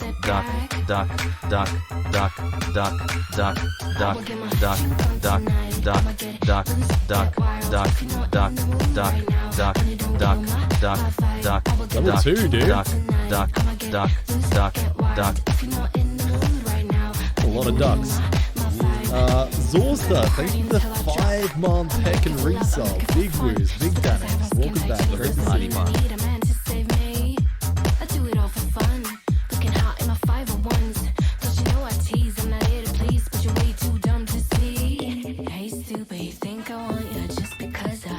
Oh no. Goose. Why did it say goose so much quicker than it said Gus? Duck. Sassima Fraz, thank you for the 100 biddies.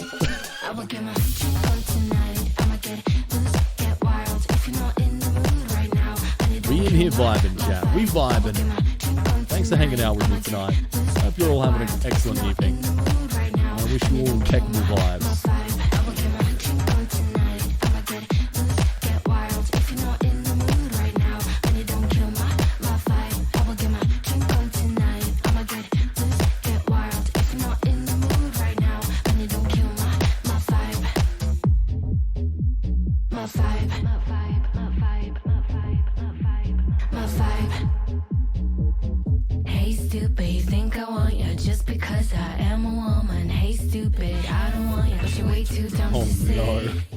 Quackamungus, what have you done? Shuey Danik, duck.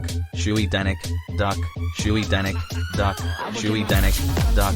Shuey Danik, duck. Shuey Danik, duck. Shuey Danik, duck. Shuey Danik, duck. Shuey Danik, duck. Shuey Danik, duck. Shuey Danik.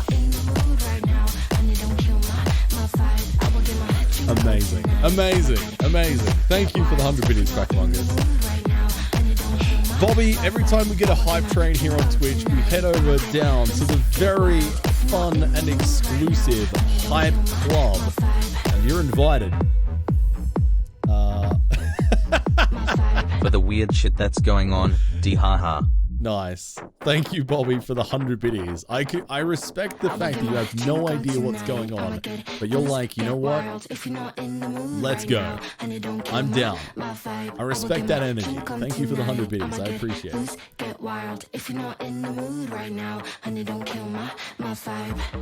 Basically, the TLDR is the higher up the hype club level goes,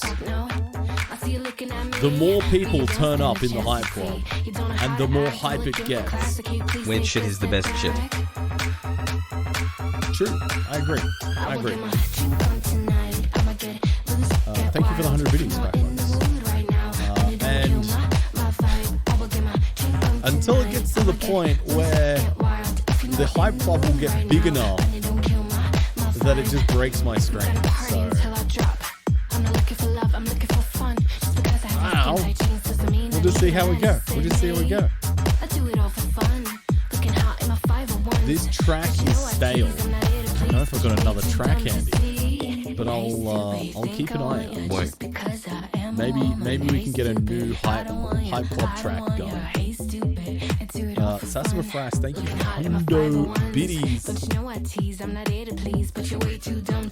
DJ Hampy in the booth. MC Maria on the screen. I've got a whole bunch of VIPs. That's true. Fuck it, have the rest of my bits as well. Shuey Danik, duck. Shuey Danik, duck. Shuey Danik, duck. Shuey Danik, duck. Shuey Danik, duck. Shuey Danik, duck. Shuey Danik, duck. Shuey Danik, duck. Shuey Danik, duck. Shuey Danik, duck indeed. Love to see it. No, not fish, Mitch. Duck. No. Oh wait, fish. I missed the fish. It missed the fish. There's no fish. Chat, what are you talking about? There's no fish. No fish. No fish in this hype club. It's a legal fish. I won't stand for it. Alright, that's it, chat. That's it. Like I said, there's no fish. You're all kicked out. All kicked out of the hype club. It's over. Go home. Go home.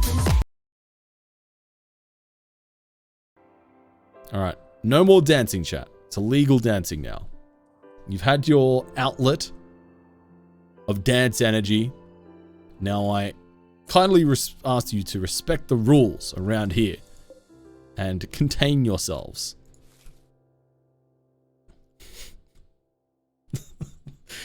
I mean, this is a sentence that I never thought I'd have to say on Twitch, but please, chat, if anybody ever offers to sell you alley fish, do not accept it.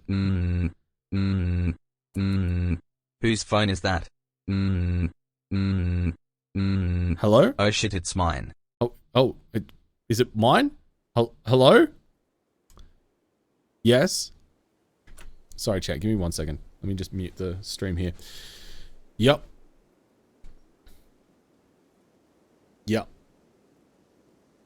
Yeah, I know. Yeah. I'm aware. You're my lawyer. Yes, correct.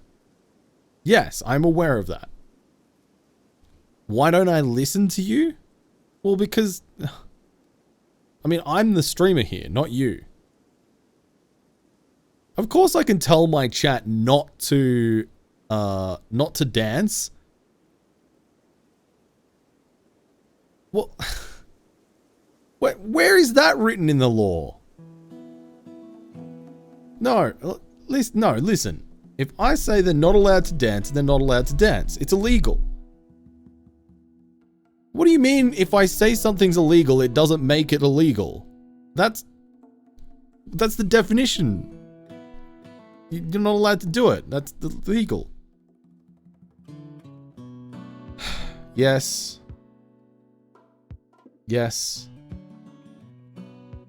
Fine. Alright. I'll tell them.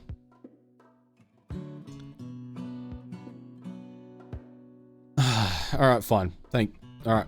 Alright, bye. Bye, alright. Sorry about that, chat. Sorry, that was just my lawyer. I'm legally obligated, chat, to let you all know it is not illegal to use dance emotes in my Twitch chat. I have a preference that you don't during unsanctioned times, but there is no legal ramifications for doing so. And any implication that I may have given that is the case is not correct, and I would like to extend an unreserved apology and retraction of that suggestion. Yes, we'll move on. Thank you for your time.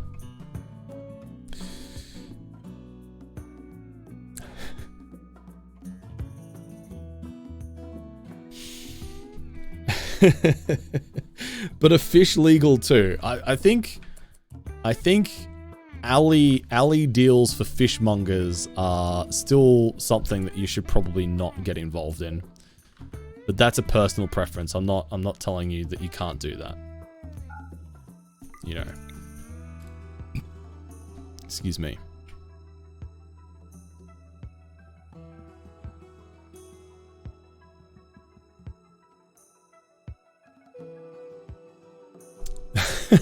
Send fish. Do not send fish, chat. What about poorly prepared sushi dreams? I don't even know what that means.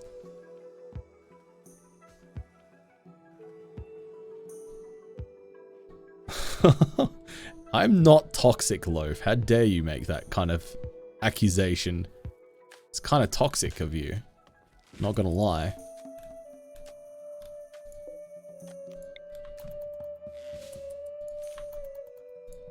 I sent fish, please respond. For fuck's sake. What have I become?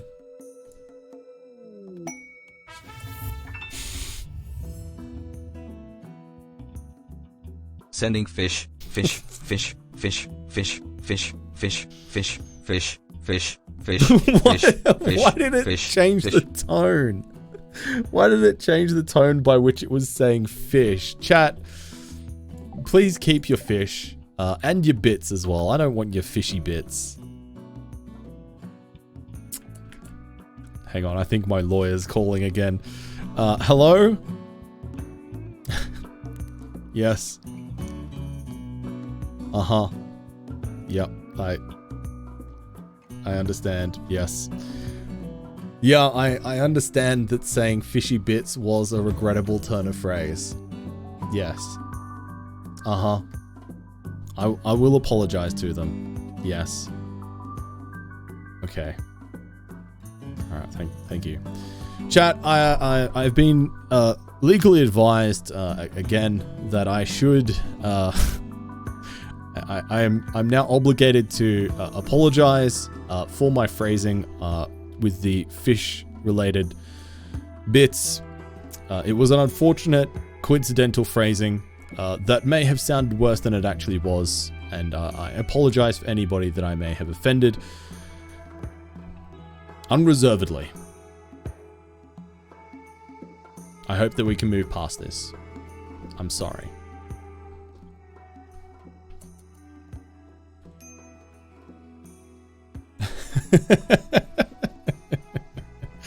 All right, Tay.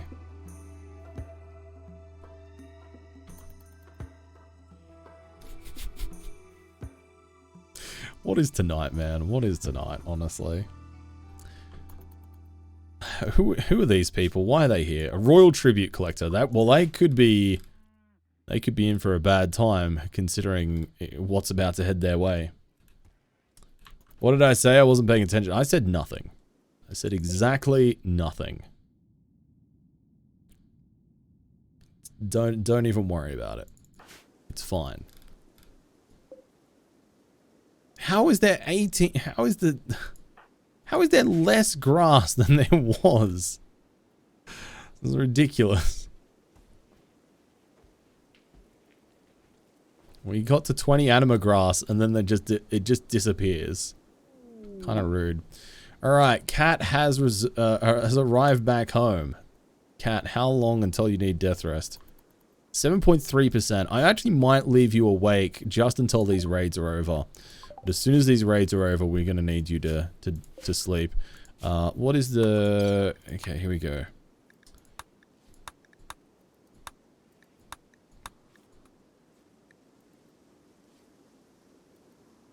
Wait, did I not... Wait, what? Where's the... I failed this quest?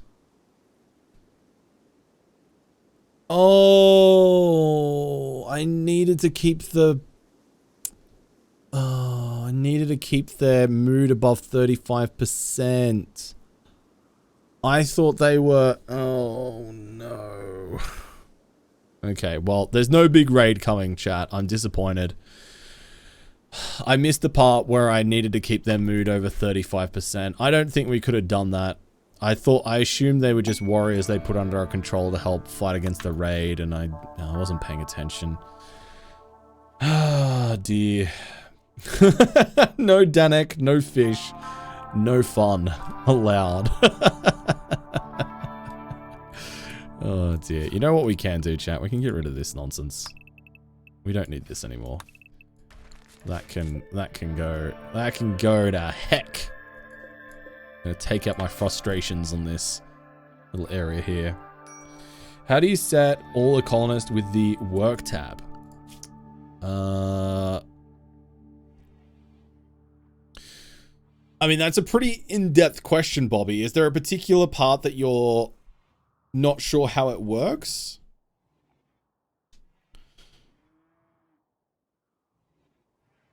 Yours looks 1,000% different. Okay, cool. So I'll just cover off the really basic stuff for you to understand about the work tab, Bobby, and hopefully that'll give you a bit of a foundation to work off of. So the number one thing that you're probably going to want to do is in the top left, you want to toggle on manual priorities by clicking the little thing here. Cody. It's Cody London.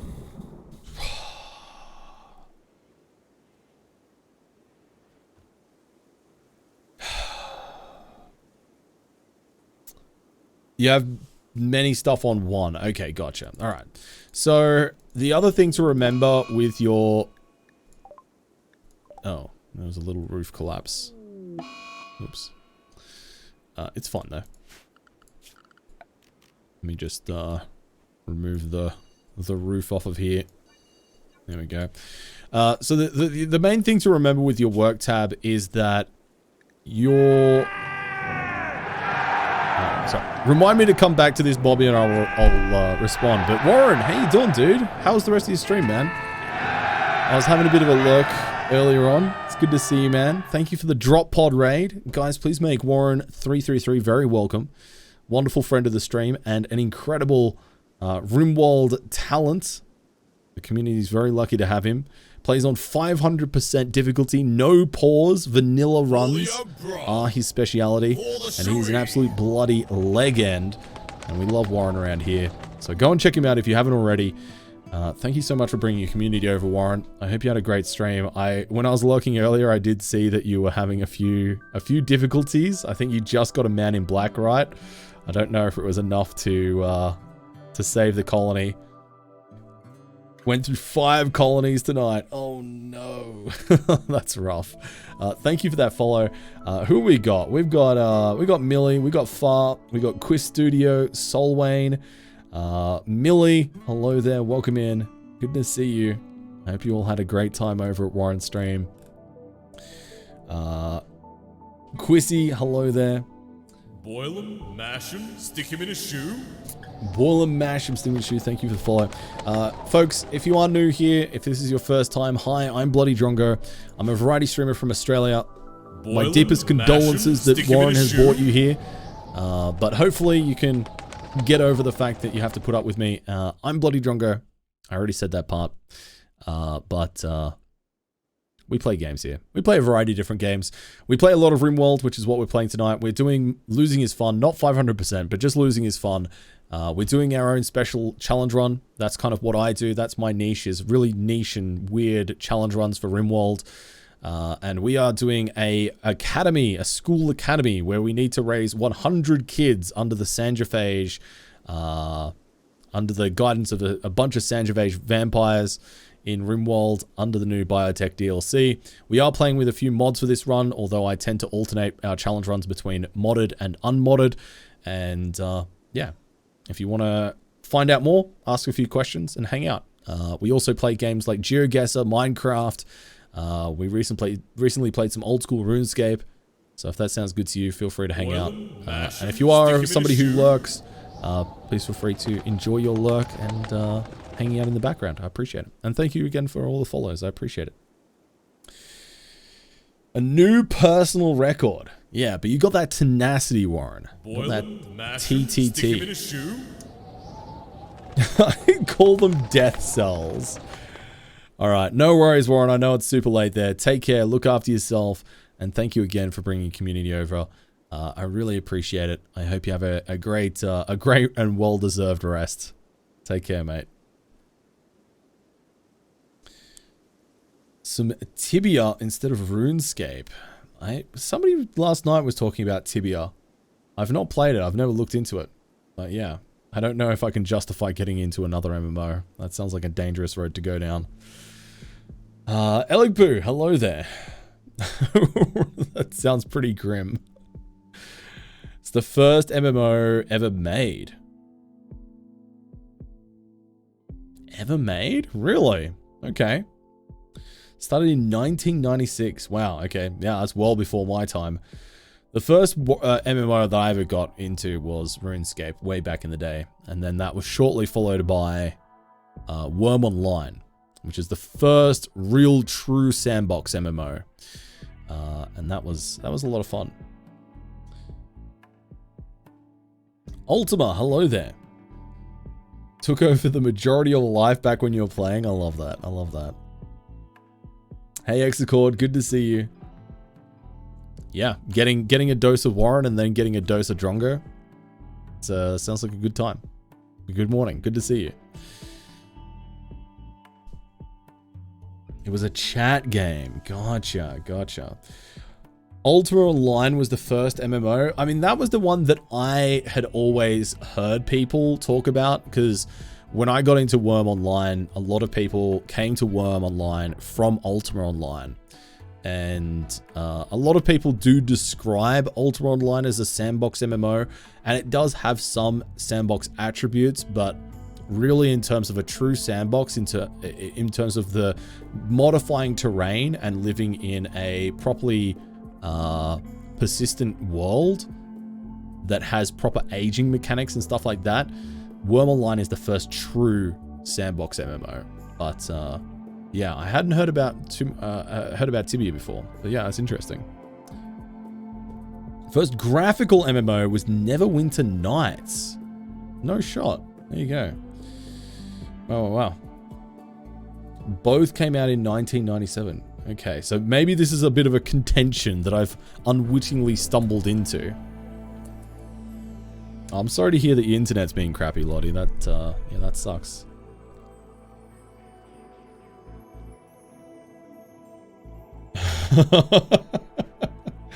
Oh, Millie, yeah. It's amazing how much time you can unwittingly spend on games like this. It really is. It's a whole thing, you know.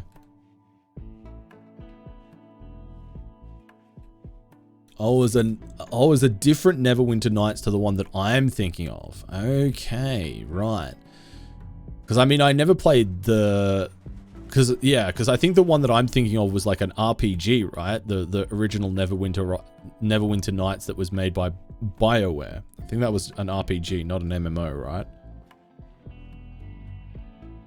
Depending on what you call an MMO, yeah. That makes sense. I mean, there's obviously a fairly big... You know, the idea of MMO as a genre is a pretty broad one. So, yeah, that makes sense. Baldur's Gate, yeah. When's the new Baldur's Gate come out? I haven't heard it mentioned for a while. Also, if we could get some human raiders sometime soon, instead of just constant mech clusters, that would be really nice, actually. I would be very grateful for that.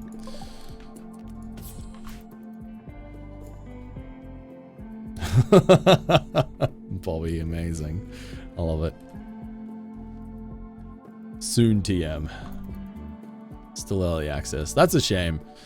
Oh, actually, I got a key for the new DLC for Solasta this week, which we've played on stream before, and I wouldn't mind going back and checking out the new DLC quest. Although, admittedly, I didn't actually finish the last one, but Solasta is a good game, and I wouldn't mind giving it a bit more airtime.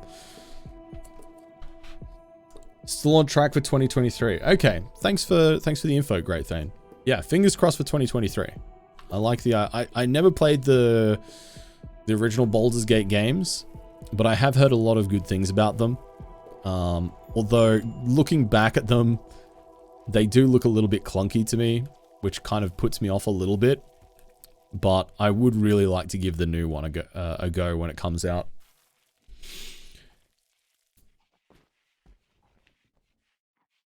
Yeah, because they have a lot of like map building and scenario editing and stuff like that that you can use for DMing, right, Sims? I've not really looked too heavily into it, but yeah, I remember that being a thing that I think came up.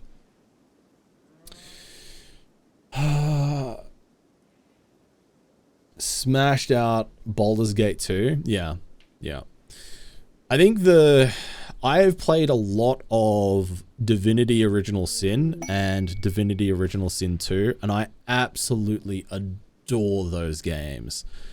Especially Divinity 2. I think Divinity 2 is, for me, the perfect balance between a really rich and vibrant kind of non-linear RPG world and having like a reasonable pacing to everything, where it doesn't feel like you get bogged down like reading lots and lots of text. It moves along reasonably quickly.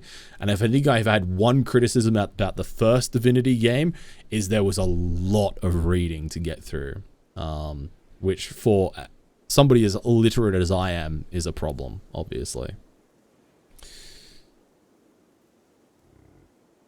Honestly, Divinity is an amazing game. I rate it so damn highly. So damn highly.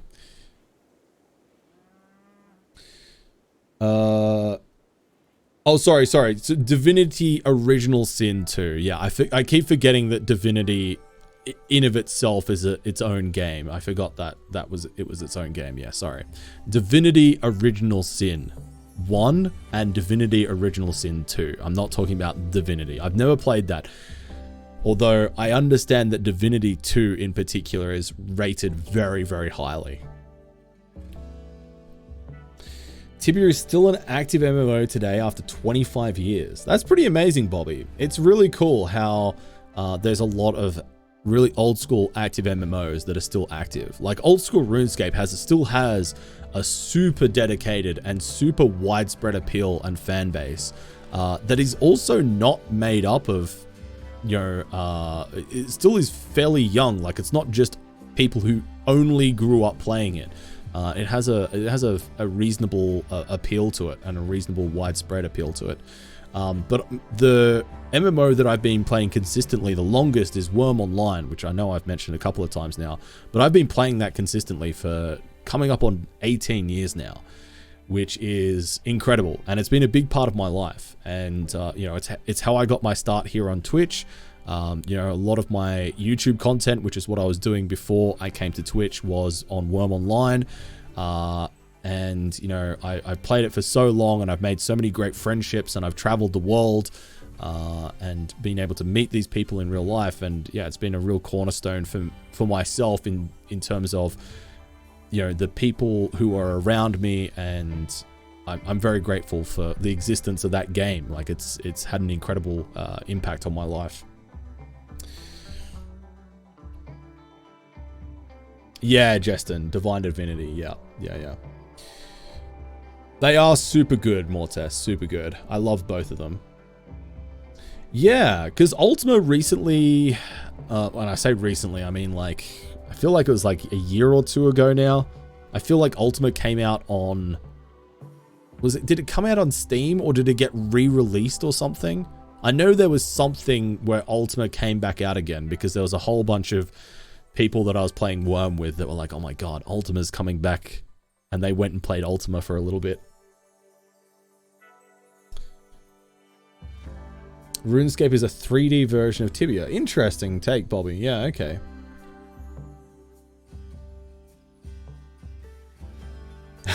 I can believe that, Sims. Yeah, for sure.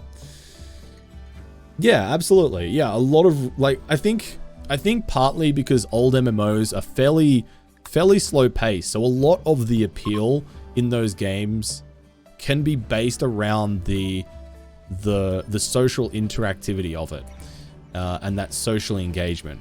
And as soon as a game kind of becomes slightly weighted towards more of a social aspect, it can really, you know, kind of take on its own life, and, you know, people start coming back, not necessarily for the game, but because of the people. And I think that's kind of cool. Some might say it's maybe a sign of a flawed game, but, you know, if the objective of the game is to connect people, then I think it's, you know, the game is working as intended. All right, I think we're now at a point where we can start to expand out here.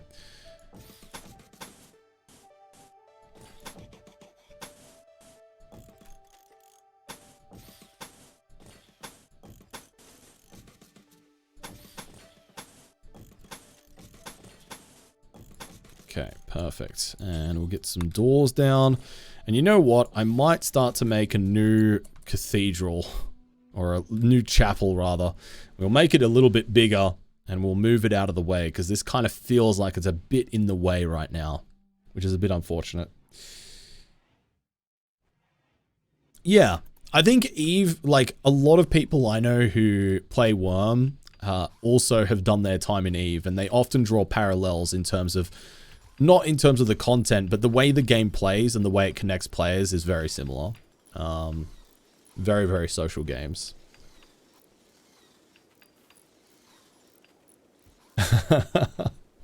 That's pretty cool, Bobby. Yeah. Yeah, old school, because I guess that's more kind of in the style of the old RPG mods and stuff like that, which I never played. Like I didn't get into gaming until I was, you know, about, geez, I want to say like 12, 13. So I didn't really grow up, and, you know, I was born in 1991, so I didn't get into gaming until fairly late compared to a lot of people that I know now. A lot of people I know grew up from when they were like 3 years old playing video games and stuff like that, and I just, yeah, I didn't have that same childhood, I guess. Oh, damn it, I wasn't paying attention. I didn't build that. Whoops. Let's try again.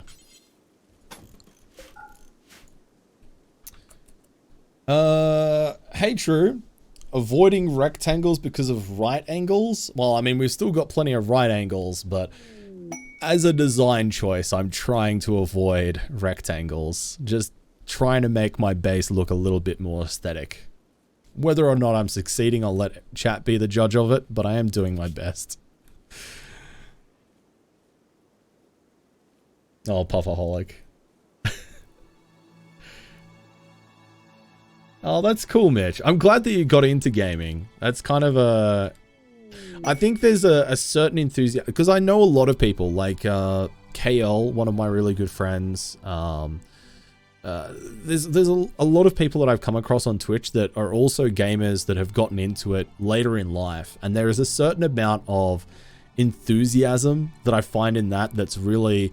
I think endearing's perhaps a little bit of the wrong word, because I don't know, it kind of suggests that I'm like looking down on. There's like an infectiousness to that enthusiasm of coming and playing new games and new series for the first time, coming from a non-gaming background, and some unique perspectives that brings as well, which I think is really cool.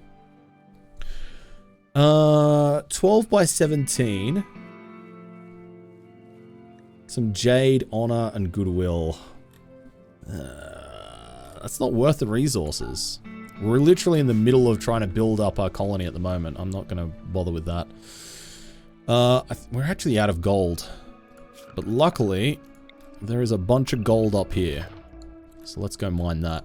And Travmanic has managed to gain themselves a psi level trait.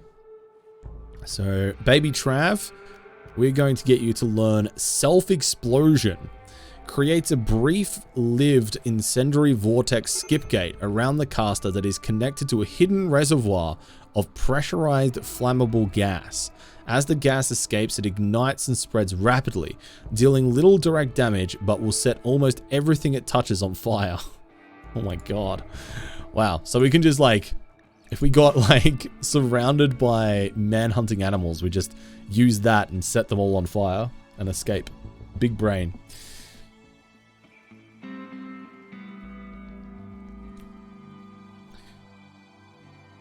It's more complicated rectangles. That's a fair way to describe it. Damon, yeah. You were 6 when you got our Ness, and I wasn't even born. Oh dear. Hey Champ, how you doing? Feel free to ask any questions if you'd like. A first Skyrim playthrough. Oh my god. I wish that I could go back and play some of those games. Like, I wish I could go back and play Skyrim and like Oblivion for the first time, because those were just such cool games, and there's a sense of mystery and wonderment. If you're going into them for the first time and you haven't had a lot of it spoiled, they can just feel like so endlessly full of possibilities. And there's just something cool about playing a really good game for the very first time without knowing what's ahead of you. Oh my god, Lelouch, yeah. Hit him with the 1-2 punch. I am Red Talon. I am a Hey, Red Talon. muscular man. I can take it. Good to see you. I hope you're well today.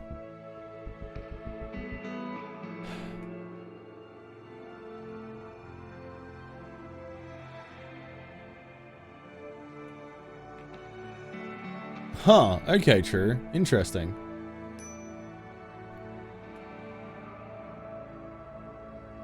Yeah. Absolutely, Bobby. Yeah, for sure.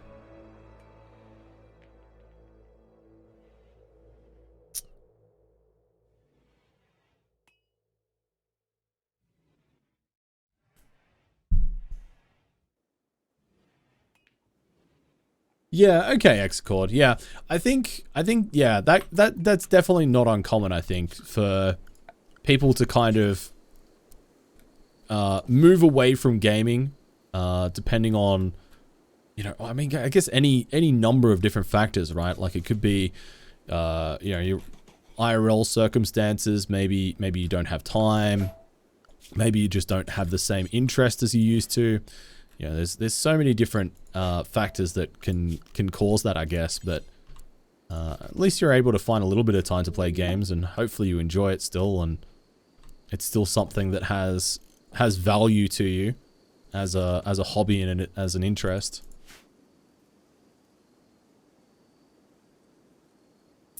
We're not doing Grand Prix at the moment, but they will be coming back later this month, Pothog. I can reveal that.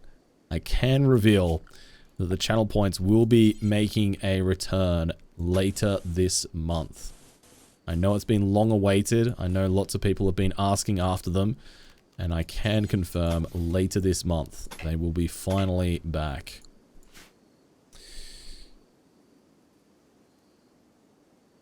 Doing much better now that you're getting your morning dose of Dr. Ongo as prescribed. I love to hear it, Red Talon. Love to hear it. I'm glad you're having a good morning.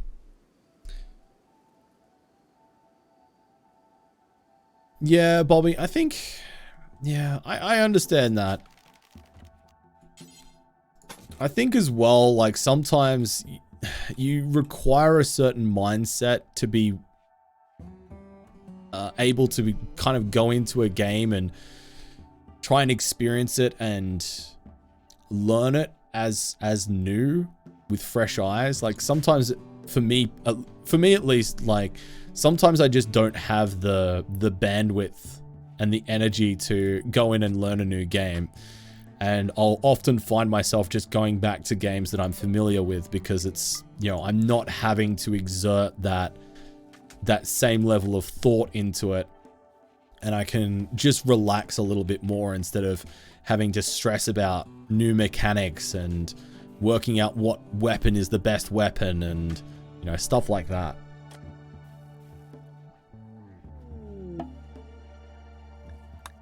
And there is definitely a certain charm about some older games as well that are just, you know, they're just cool. And they don't, at the risk of sounding like a pure geriatric, they don't make them like they used to, you know?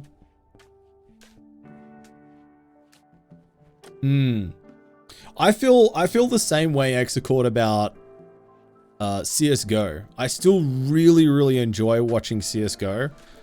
Even though I haven't played CSGO seriously in probably the best part of like 3 to 4 years. But I've got thousands of hours in CSGO. Like I used to take it very seriously. But I still enjoy watching, you know, tournaments and stuff like that. And it's just a cool interest for me now.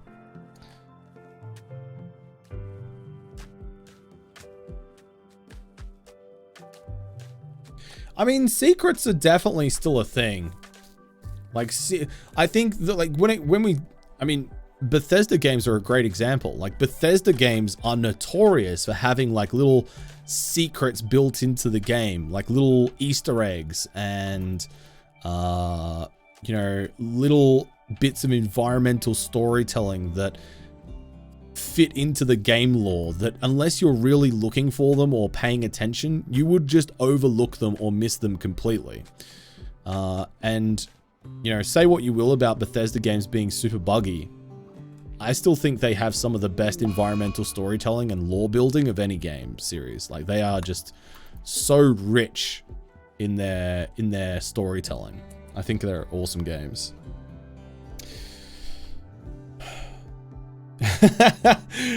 Fair, Lottie. I'm notorious for putting down a game and then like playing it for a few weeks, putting down a game and then picking it back up. It could be a couple of weeks later, it could be a year later, it could be a couple of years later. Picking it up and then being like, I have no idea what I was doing, and then starting the game again and then getting to a similar point and then just never finishing the game. And rinse and repeat like 50 million times. One game that comes to mind that is absolutely a great example of that is, what's it called? Dragon Age Inquisition. I've finished Dragon Age Origins and the associate expansions multiple times over, but I have not once finished Dragon Age Inquisition, despite having started playthroughs in that game about at least 6 or 7 different times. And I've got a few other games like that too. Raptor, thanks for hanging out tonight. Take care, dude. Look after yourself, all right?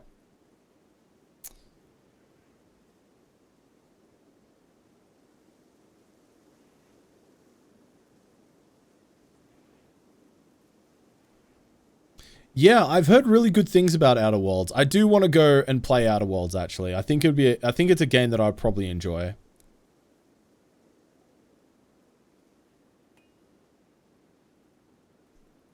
Oh, nice, Lottie. Yeah, see, I think that probably would have been lost on me, but that's cool that you noticed that Easter egg.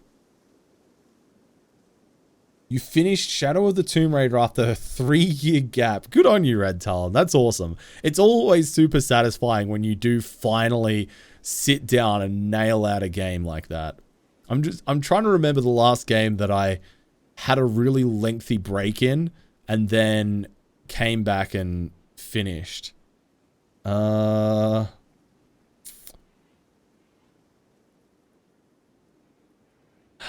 I'm sure there's a couple. Let me have a look at my Steam library here. What's a game that I started and then put down and then finished a later date?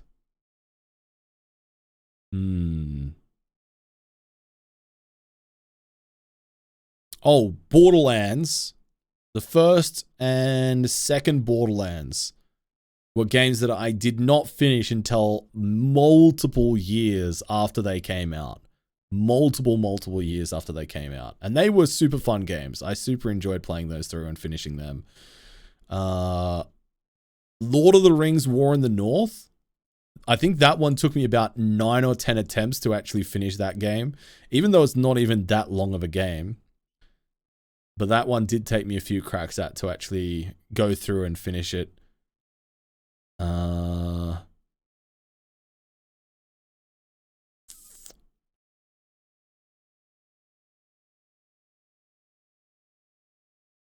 I don't know. I think that's all the ones that kind of jump out to me. You know what I should go back and finish is bloody This War of Mine. I've started playing that multiple times. Oh, XCOM. The XCOM games. XCOM 2 and like all the other games like War Within and stuff like that. I played them and then put them down, and I finished those years after I first played them as well, and I love those games. I adore them. XCOM is an awesome series. The last game you finished. The last game I finished, Baku, was Total War Warhammer 3. In fact, I was for a while there really trying to 100% it, and I've kind of stopped, but I should go back to get it. I'm getting close to getting all the achievements for it. But it requires you finishing the game multiple times with different factions, which is kind of a drag, to be honest with you. Oh, you've got Molotovs, not a bloody... Okay. Can we kill a Boomerlope with Molotovs? I don't know. Let's find out. Oh, this is a terrible idea. You're a vampire. What am I thinking, dude? Quackamungus is a vampire and I'm out here tossing around Molotovs. Let's go grab the carbine. For goodness sake. Fallout 2 many times. Oh, yeah. Fallout 3. Fallout 3 I finished, I think, nearly 6 or 7 years after it came out. Oh, Trav. No, Trav. Oh, actually, Trav. Have you considered using a fireball? Okay, well, that didn't work. Oh no, now there's a Boomerlope in my base. What have I done? Trav, speed boost, run.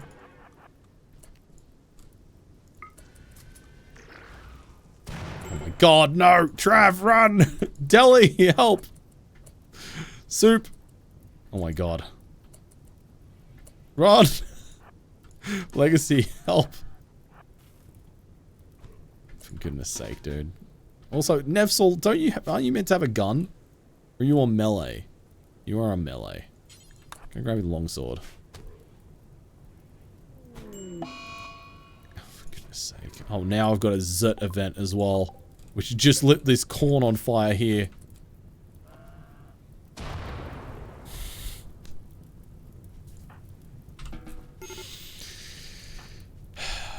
Now there is a... Just fire everywhere, chat. Just fire everywhere. Dear oh dear. Dear oh dear. This is bad. Oh no, Tay! How did this happen? Oh, for God's sake. Oh no. Why did Tay go down? Are you a wimp? Oh, you are a wimp. You are a wimp. That's why you went down. I was gonna say I didn't think you took that much damage. Dear oh dear, chat. Dear oh dear. Oh, is there anybody in chat who's gonna get the new Pokemon game when it comes out? It's like 2 days. 2 days until new Pokemons. And I think this is going to be the first Pokemon game that I get in like probably a decade. I'm looking forward to it. So now I have a Switch, and we're gonna play some Pokemons. And I'd love some friendos to play Pokemons with as well. If you're gonna be playing, let me know. You will, but not on release. Fair enough. Fair enough. Hopefully as well, I'll be able to get a capture card so I can stream some Switch games later this month. Manhunting pack of guinea pigs. Holy shit.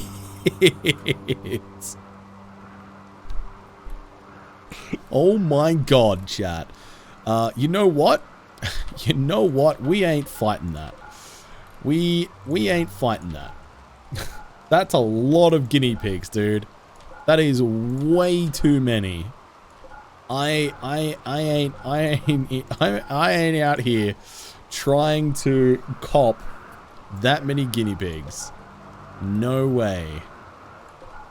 Nuh-uh. Nuh-uh.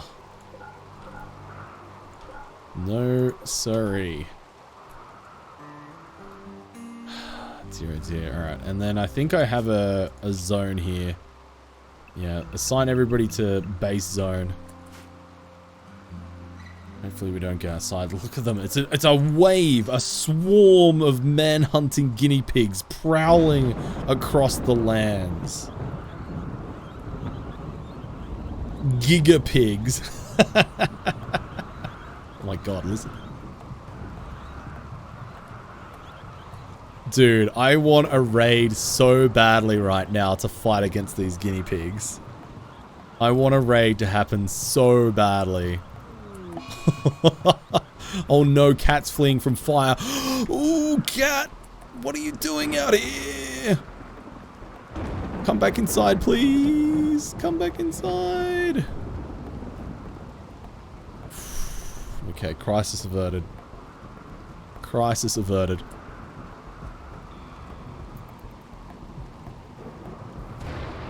Oh, Jesus. You see that lightning strike nearly hit Malta Kibri.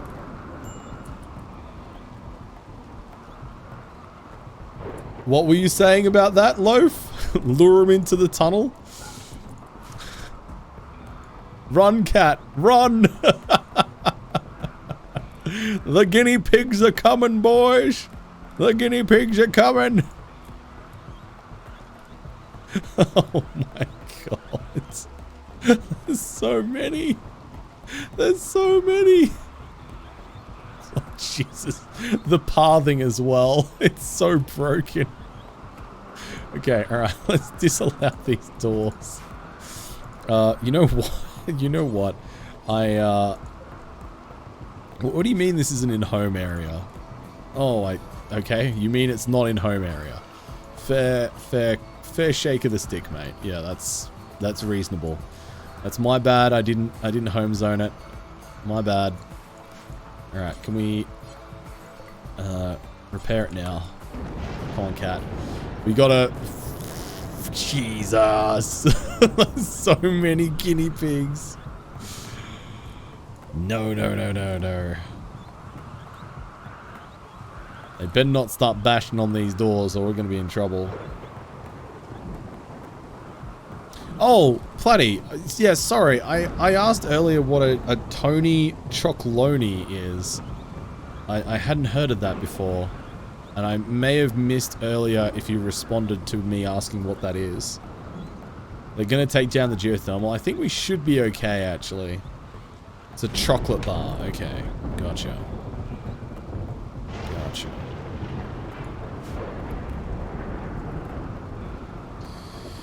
Mario Kart co-op stream when?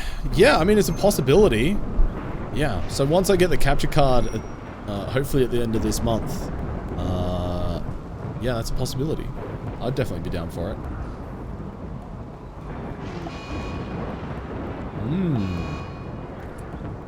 Wait, what? Where is Blue Mary that you're fleeing from fire? Oh god, there's a little fire down here. Just don't run outside of our base, please.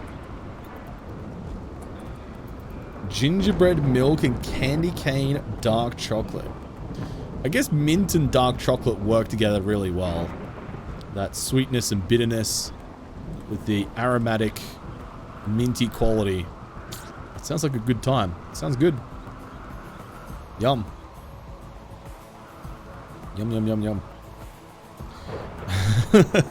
Fire scary. If this rainy thunderstorm could just stop, that would be nice. Quackamongus is pretty sad apparently. Oh god. Yeah, wow, alright. Alright. Boil him, mash him, stick him in a shoe. Yeah, we're pretty unhappy. Thanks for the follow. Welcome in. I appreciate that. And you know what? I forgot to check the art earlier on this traveler shape that we made. This sculpture bears a representation of Cat Blood Moon covering Blue Mary Love, while Blue Mary Love insults him. Blue Mary Love is visibly wounded. The image contrasts attachment with suffering. Oh my god. This depiction refers to Cat assaulting Blue Mary Love on the 6th of April, May 5508. Cat, can we talk? Can we talk? Jeez. Okay. Alright. Alright. I hear ya. I hear ya. Bloody hell. Alright, Deli Monkey. I want 4 more large sculptures, please. 4 more large sculptures. Wait, did I not get the... Oh, that's not meant to be carpet. Oh, I planned carpet over the top of the gold floor. Okay, perfect. That's fine.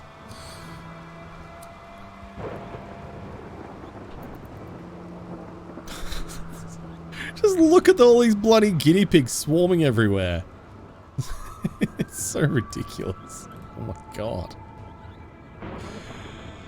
Oh my goodness. What a time to be alive, huh, chat? What a time to be alive. You love to see it. I have heard that as well, Duke. I have heard that too. Muglishan is pregante. Yet again, that will be their 4th child. Congratulations. We're gonna have a new babby. A new babby very soon, actually. And speaking of, Trav isn't too far away from turning 7, which will be our next growth moment. And Dalka, not too far away from turning 13 either. So that's exciting. Hey Trunks, how you doing? Welcome in. A new wee babby. A new student for the academy, importantly. And finally the deep scanner. The deep scanner is coming in clutch. We're getting lots of steel now in areas where we can drill it. Oh, some silver there too. Yeah, I'm doing well, Trunks. I'm doing really well, thank you. I didn't sleep amazingly last night, so I'm a little bit tired today, but besides that, I am doing excellent. No complaints whatsoever.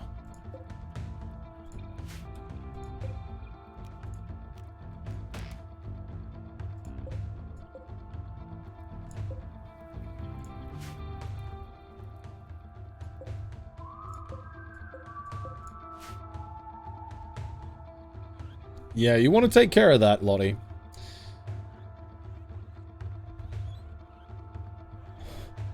Hey, boss. How you doing? Welcome in. Hey, Bryce. How you doing, buddy?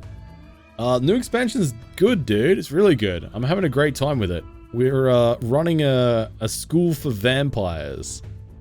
Or a school run by vampires for children. I guess. And it's going pretty well. We've had 4 successful graduates. Oh god. Oh god, the guinea pigs are running into the fire. Oh no. Oh no, they're burning themselves in the flames. They're so caught up in their hatred, they're just throwing themselves in it, chat.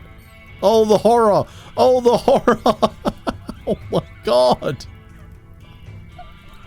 Oh no. Oh no. The guinea pigs heard you, Duke of DuPont. And they're like, oh, are we tasty? Are we delicious? What if we just cooked ourselves? Ooh woo. Oh my god. I like how they're all clustered around the fire as if this is some kind of recreation for them. This is like this is a literal trial by fire for the guinea pigs. For the Emperor! For the Shui! Thanks for the follow. Welcome in. No, I did not. My bingo card, my Rimworld bingo card did not have guinea pigs throwing themselves amongst the fire and the flames. It did not have that on the card. Believe it or not. Oh, amazing, Valestion. That's so good. Thank you so much for recommending the podcast. That means a lot. That means a lot. This is ridiculous.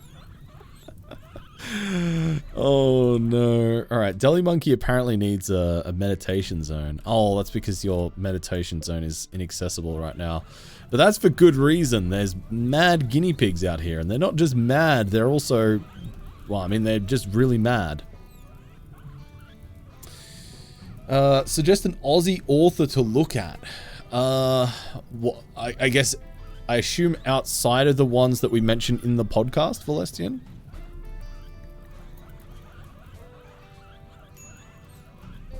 And it might have to have a think.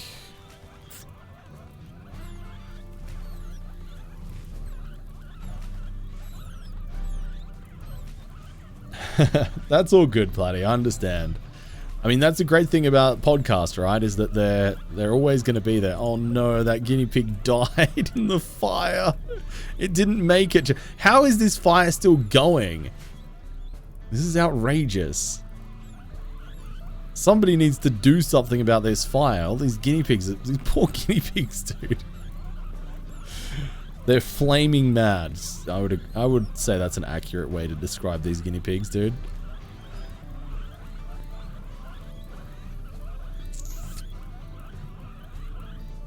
A bit of a mixture, Bryce. A bit of a mixture. Oh, the rains are here. Oi, Marge, the rains are here. Okay, alright. Crisis averted, I think, for the moment. Bloody hell. I wish these guinea pigs would just up and leave. They are stressing me out. Yeah, right. I have heard the name Valestian, but I don't think I've read anything by them. But, yeah, good to know. Thank you for the rec. I appreciate it.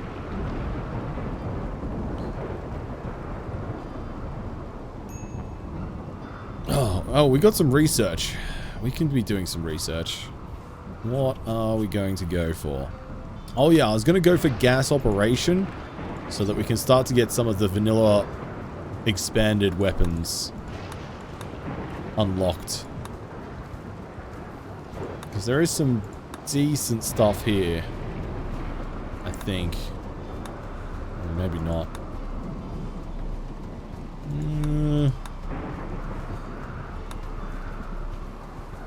Nothing super awesome. Yeah, we'll take it. Whatever. That's the path we're going down on the tech tree right now, for better or worse.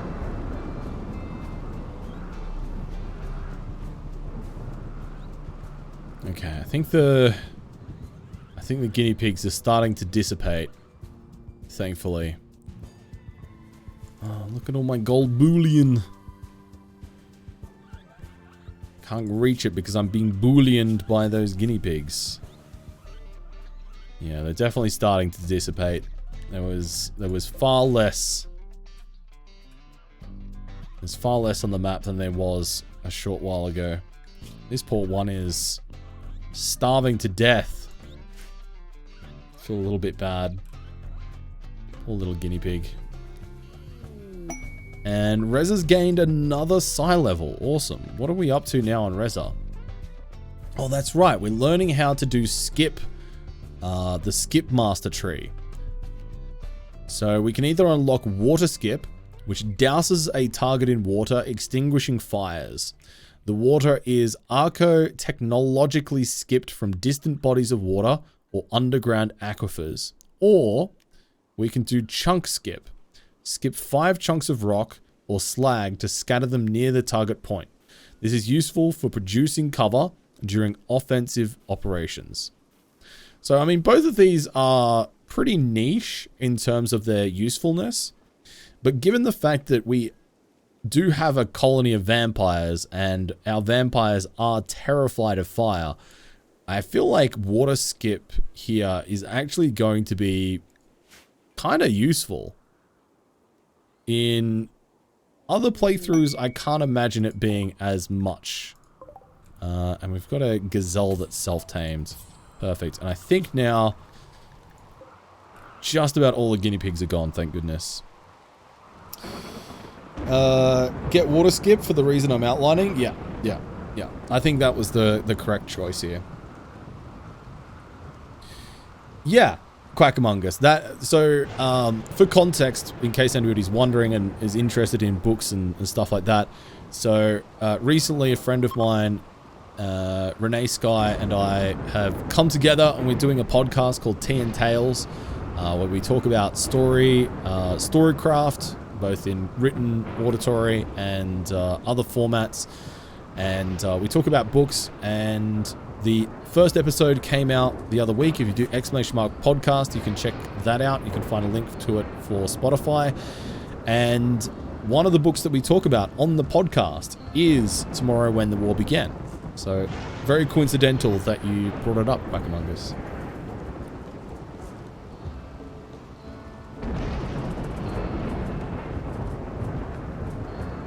I do very much enjoy those books. Man, there's still just one man hunting guinea pig, and now it's leaving. Okay, perfect. All right, we can unlock our doors again now. Freedom, sweet, sweet freedom. There we go. All right, now we can put everybody back on unrestricted, and we are good to go for gold. I don't think I've read those, Platy, no. I've not read them, Quack Among Us. Ren has, and she does mention it briefly on the podcast, and said that she thought there was bits in them that were a bit weird, and that she wasn't a fan of. But yeah, I've not read them myself, so I don't really know too much about them. Alright, let's call up this exotic goods trader and see what they have available for us. Another death rest capacity serum. That could be good. Can sell my thrombo horns. Get a little bit of cash money in the bank. Yeah, you know what? Oh, Psychic Soothe Pulsar. Instant buy. And death rest capacity serum. Instant buy. $1,000. We're getting a little bit low on silver now, but I think those are well worth purchases. I think they're well worth it. And if we look here, I think Cat Blood Moon takes 1. So Cat, can you utilize where is the death rest capacity? I'm sure that I had one in stockpile, didn't I? Just can't see it right now. I mean, the new shelves having multiple items on them is kind of nice, but when you're looking for very specific things and you've got a mixture of stuff like this, it does make it kind of problematic. Because it's like, what am I looking at here? I could have sworn it was literally just here. I'm sure I looked at it not too long ago. Wait, I didn't just sell it, did I? I didn't sell it. Surely not. Did I hit the wrong button?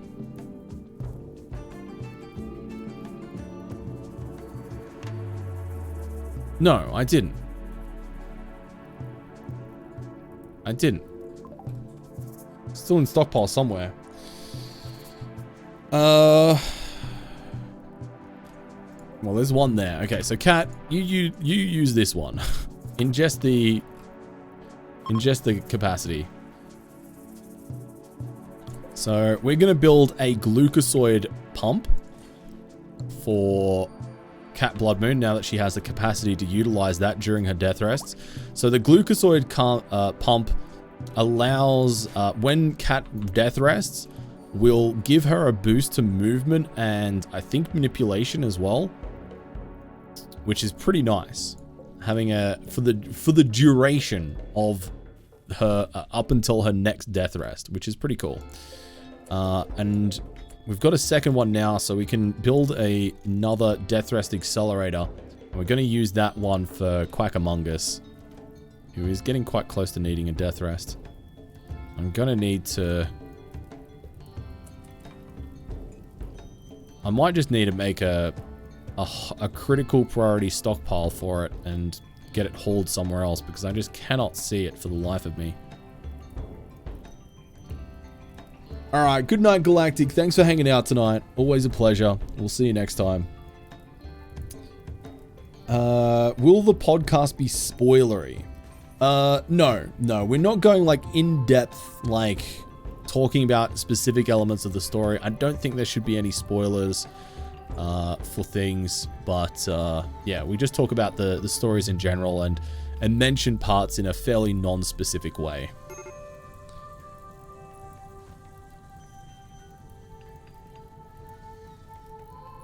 Yeah, that's what I'm thinking, Naxstar.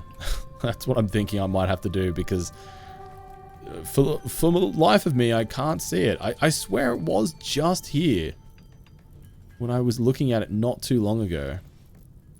Unless I accidentally made a stockpile for it elsewhere. I just don't know. Oh, there it is. There it is. All the way hidden down here at the bottom. Partially covered up by some pants. Got there in the end. 3 books a week. Wow. Yeah. Books are super expensive. Yeah, I agree. Yeah, it's a shame.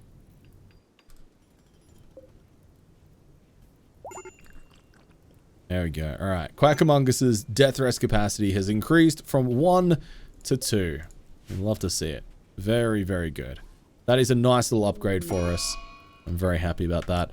And Quackamungus has had a break and is doing some corpse obsession. Sir, that is not on.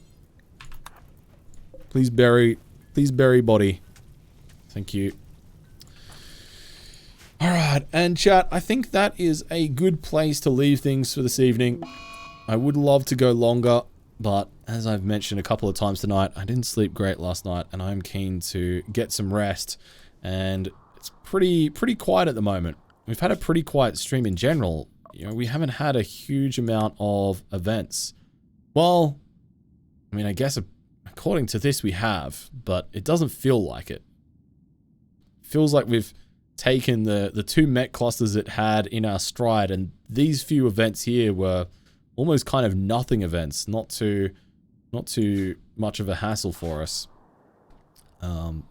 Just ignore the fact that the whole map's on fire, of course, but for generalization's sake, we're doing okay. We've made some good progress, so I'm happy. But yeah, thank you so much for hanging out with me tonight, chat. If you are new here, and you would like to see more from me, then we'd love to see you over in the community Discord. There is a chat, a link in chat there for you. If you want to jump in, talk about RimWorld or life of the universe and everything, that's the place to do it. If you're on Twitter as well, make sure you follow me on Twitter. Actually, that's a good thing to actually mention before we finish up, chat. I've put out a post. The hype train is getting a revamp.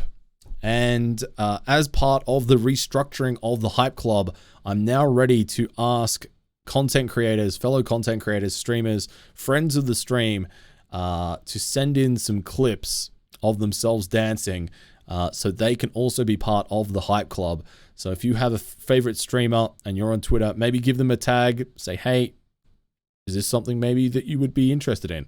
And hopefully we get some more hype around it. And yeah, if you can do me one favor, maybe go and throw the post a like, give it a little bit of extra engagement, a little bit of extra interactivity, so more people see it. I would appreciate that. Forevs. Then there's also Instagram, YouTube. My second art channel will be live over there tomorrow during the day. I don't know exactly when, but there'll be a ping going out in the Discord. Link to my Patreon as well. I am a full-time content creator, which means that I do rely on a combination of ad revenue, commissions, and sub revenue and Patreon to pay bills and keep a roof over my head, which I'm endlessly grateful for the support that people allow me to do that. And if you want to be one of those people, then you can sign up on Patreon for $1 a month, and it gives you access to behind the scenes weekly vlogs, some digital art time lapses, stuff like that. And you also get a personalized thank you from me. Yeah. Chat, I think that's everything. We're going to finish up as usual with a raid. So grab one of these raid messages in chat. We'll go help spread a little bit of hype somewhere else on Twitch. And I'll take a look and see who is live at the moment. Bree, thank you so much for hanging out tonight. Mel, thank you for being here. Sassamafras, thank you. Platty, thanks for being here. And thank you for the compliment, Bree. I'm glad you like the new trim beard. Thanks, Red Talon. It's great to see you as always. Tay, I'm glad you enjoyed the deranged guinea pigs. That's always it's always a big compliment. Oh, Kiri's playing some RimWorld. Let's go raid Kiri. I feel like that just makes some good old-fashioned sense. If we raid 2D Kiri. 2D Kiri is one of our good friends. Most of you will know her already because we do raid her pretty often, and she does play a lot of very similar games to us. But she's a wonderful streamer from Austria, in case you don't know her, and a fellow member of the Halcyon Frequency stream team, which I'm a part of. And yeah, she's just a very, very entertaining person. So I'd love it if you would join me in sharing the love and sharing the hype over there on her channel. Skip, thanks for being here. Thanks, Meg. Great to see you. Rest well, Loaf, when you get there. Celestian, take care. Pyro, thanks for being here. Bye, Quack Among Us. Let's get this raid started. Boom. There we go. I'll be back live again, chat, on Friday on this channel. Like I said, we'll be doing an art stream tomorrow during the day, but same time, same place for more gaming content. We'll probably be playing something different from RimWorld on Friday. I'm thinking either Core Keeper or Planet Zoo. Those are the two games at the top of my list at the moment. So if you have any requests, feel free to chuck them in the Discord. And then we'll probably be coming back to RimWorld on Sunday for some more of the Merciless Academy. Thank you to everybody who rated tonight. Thank you to everybody who followed, cheered bits, subs to the channel, all of that good stuff. I really appreciate it. Thanks to the mods and the lurkers out there. I'll see you next time. Take care, everybody. Bye-bye. Bye, Mitch. Bye, Lottie. Bye, SP. Take care, everybody.